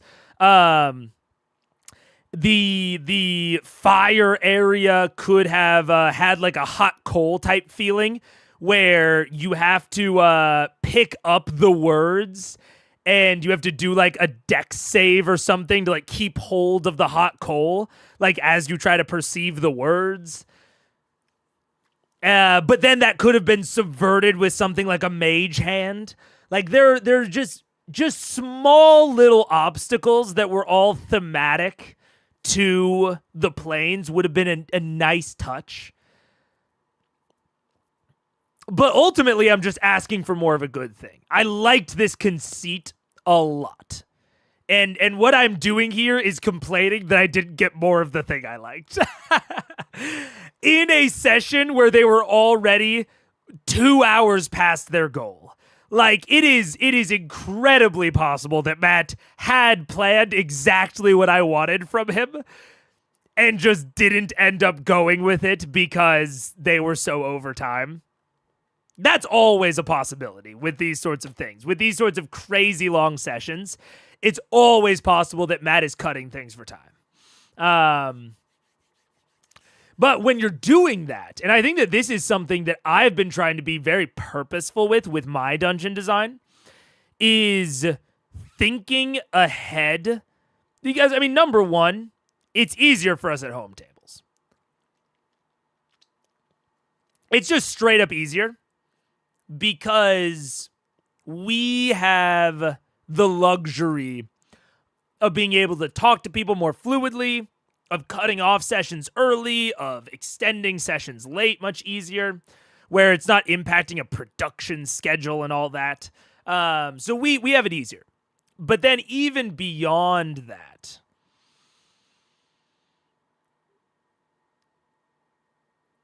I don't remember where I was going with it.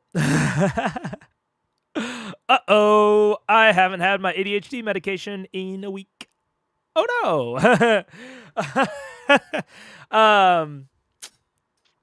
But yeah, I don't know. I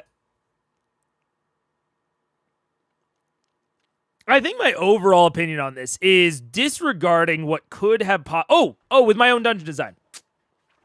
I've been thinking about where can I cut things. So this, like, putting in a thing that I think is interesting and fun and cool, but keeping in mind that it can be cut, or keeping in mind a shortcut that I can take that will retain all of, like, the necessary foreshadowing, will retain all of the necessary clues in case I do want to make the dungeon a little bit shorter. It's hard. It's very, very difficult. And a lot of times I only put in that amount of effort for really important dungeons. And I think it could be argued that this is maybe on the lesser side of importance overall. So I can understand if Matt didn't even put in that much thought into it. But it is something I've been trying to be more purposeful on. That sounds unfun as someone who is also ADHD. Yeah. It's fun. What are you going to do? I lived with this way for a long, long time before I was medicated. I have strategies now. But yeah, overall, I think that the dungeon had a lot of individually interesting things that I don't think were very cohesive. I think the Sphinx is a cool enemy. I think that the gathering these individual tokens from the other planes is an interesting mechanic and conceit. I think that this dungeon design for, like, a small battle arena, like if you want to make a battle arena that's really, really small, I think this is a cool design, especially because you could argue that this isn't even done yet, because these had the spider spawners with them, which I think that even whether or not you consider that a white or a red, I think is just as interesting. I think both versions are interesting. But the battle arena design wasn't really utilized all that much. And the tokens, while an interesting conceit, weren't really dug into as much as they could have been. The foreshadowing was definitely there, but Warning, maybe not as... Ad incoming. Take cover. Ad incoming, take cover. Was maybe not as extensive as it could have been, which a lot of it does lead me to, like, maybe it was just cut for time. Like, ultimately, which kind of sucks. It kind of sucks because there's, like, so much there, but it's just not as cohesive, you know? I do wonder if Matt did cut 2 stages of the dungeon, fire and air, if maybe he should have not cut them and then cut the session right off when they met the Sphinx. Potentially. I think that could have been a good way to go about it, John. Yeah. Or potentially even cut it after they got out of, in the middle of the crawl, when they got out of the, essentially, like, the hourglass. But it's hard because it's not just that Matt doesn't want to go overtime, he also doesn't want to go under time. It's a huge constraint on you as a DM. And we've talked about it before. It's also a constraint if you're getting paid to DM of, like, these weird time-based issues. It's tough. If you're doing free at-home games, you have a lot more control over that sort of thing. Ooh, man. Okay. I'm gonna say talking through this one. Please consider Prime if you don't want ads. I try to be as respectful as possible with ads, but I'm going to talk through this one since we're so close to the end.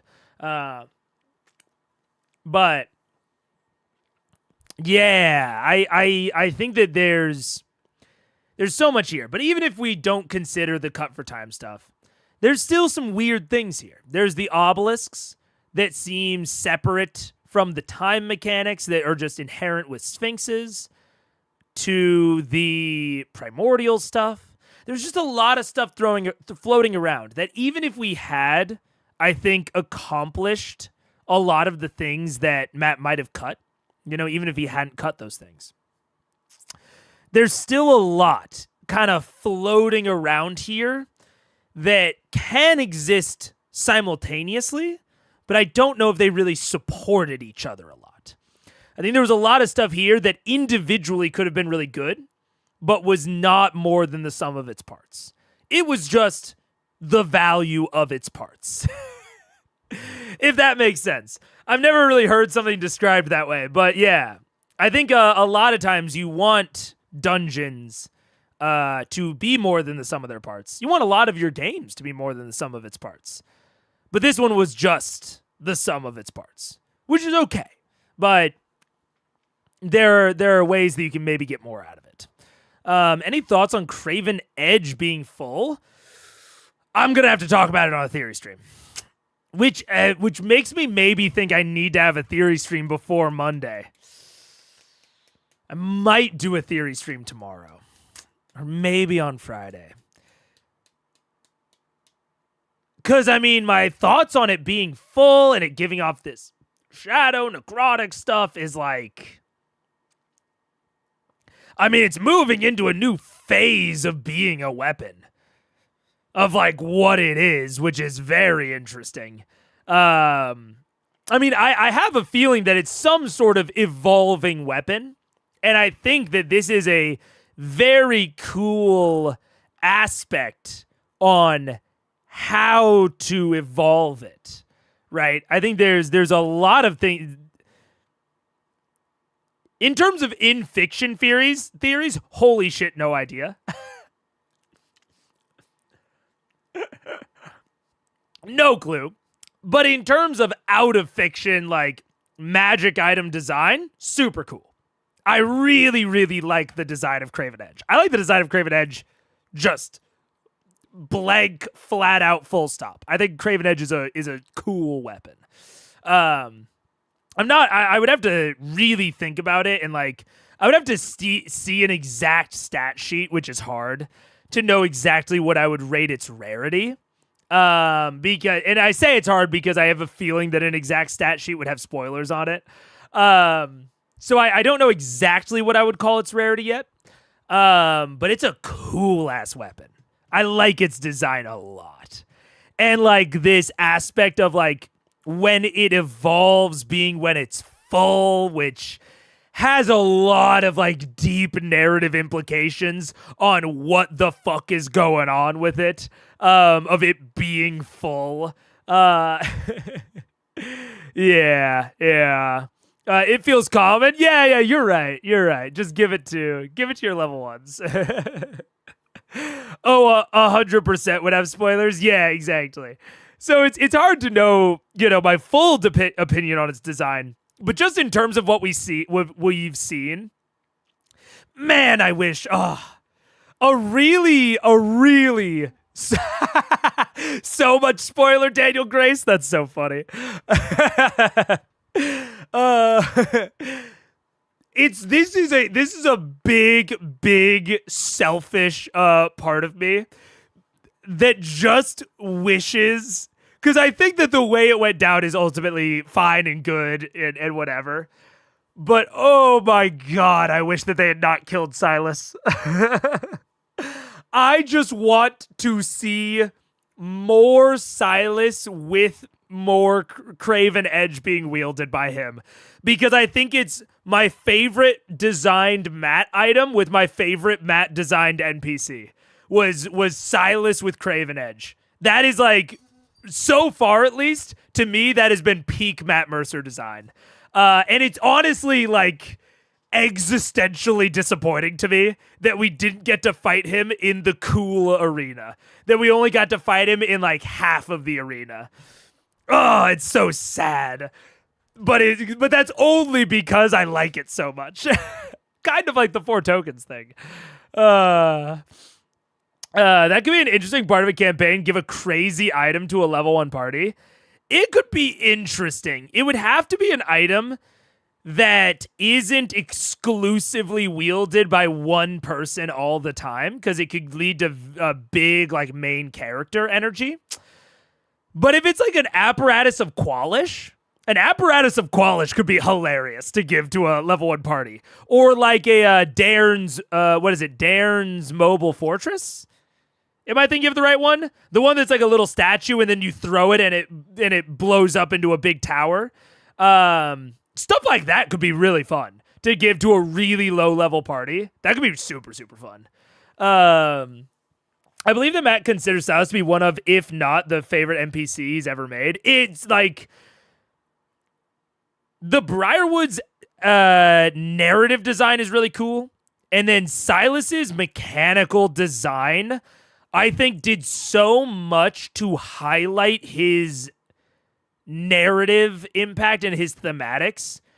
Like when we first looked at Silas, I compared how Silas, without having narrated being extremely fast, I think felt mechanically faster than that enemy that they fought in the Underdark that I like went on a whole thing about how much I didn't like the narrative description of it. I think that Silas was designed so well that he evoked this feeling of extreme speed, and without that being even a major part of his narrative description, but I think it also fit the themes of him so much. I loved Silas, man. That's what I'm saying. The selfish part of me just wanted more, but I think the way it went down makes total sense. Like, I don't have a problem with how it went down other than my selfish desire for more. You know? A utility item? Yes, Instant Fortress. Yeah, Instant Fortress. I think that could be super cool to give to a level 1 party. And you could even work that in, like the Instant Fortress or the Apparatus of Qualish. That could be a very cool conceit for a really fast level, like tier 1 tier 1 quest line of someone is, maybe the party stole the item, but either way, someone is hunting them down for said item, where maybe like part of the background radiation of tier 1 is that they have to stay one step ahead of this person that's hunting them while also maybe doing some other stuff. And then tier 2 is them finally confronting that person that has been hunting them down for their original magic item. And like confronting them and whatever. Like that could be the whole tier 2 quest line. Yeah, that'd be super duper fun. There's a lot that you could do there. We need a spinoff that's just the Briarwoods between taking over Whitestone and being taken down. Oh my god, yeah. That'd be super duper fun. You could absolutely have, like, the only problem with, because I know I don't want to say I know, but I have, let's call it a large inkling that Exu Calamity is about the Second War. I have a little bit of a theory, and or the First War. It's about one of the original wars, so it's a big prequel. And the thing with doing a prequel that is that far back is you have enough intervening history that there's no real worry about it potentially invalidating things that have within like the real length of the story. There's no risk of it invalidating that, because there's so much time in between that anything could have happened to like patch up the holes. Whereas if you do a spinoff with the Briarwoods, things could happen in that absolutely invalidate other things that happen afterwards, but have, in real life happened before, but narratively, because it's a prequel, would happen afterward. So there's a lot of risk there. You pronounce Exu instead of saying the letters. First I've heard anyone doing that. I do think that I don't remember the last time we talked about it, but it's people have said it every time I say something about Exu. People say that because I think that is one of the how would you say it? It's one of my indicators of not being like an actual critter going into this, of like, I don't know how the community thinks or what they think or how they call things. Cause like I see EXU and it's like, I don't know what it stands for. And it's like so, like I'm not gonna, how do I say it? I'm not gonna pronounce FBI, FB, because the F and B consonant cluster is not something that I think really exists normally. But it's like Exu, I don't know, it looks like a normal ass word. I could see that being either an abbreviation or an acronym. I think it's an acronym. I think it's Exandria Unlimited, if I remember correctly. But yeah, man. What it stands for isn't a spoiler if you want to know. Okay, I don't care. I think it's Exandria Unlimited, but I also don't. I don't really care. Yeah, Exandria Unlimited. It's also how it was announced on stream by the cast. Oh, is EXU? That's fair.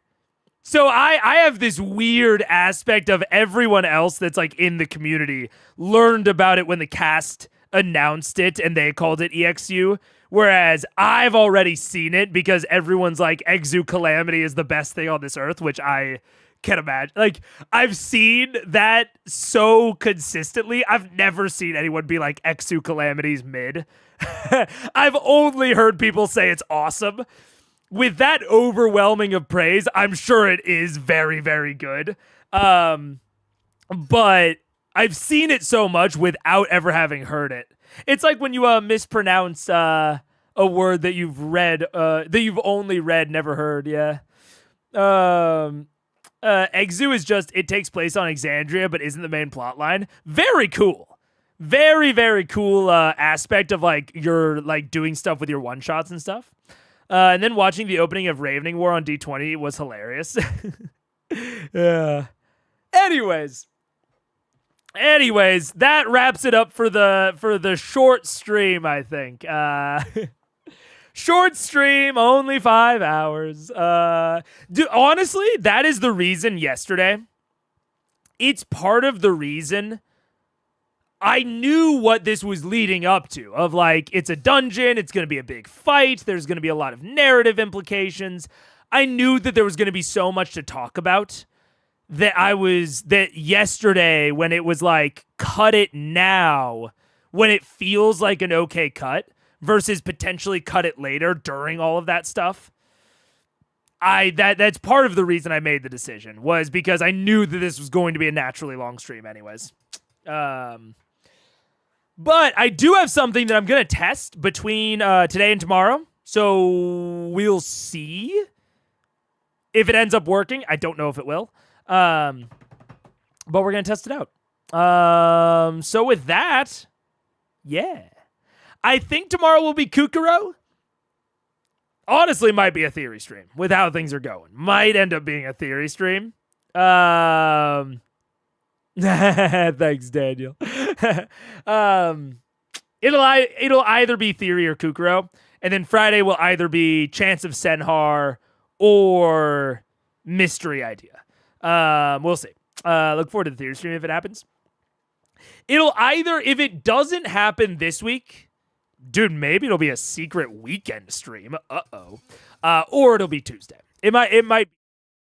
Like, honestly, I would prefer for it to be Tuesday, but I'm a little bit worried that things might happen before I can theorize about them. So we'll see. This is one of my new favorite CRC1 episodes.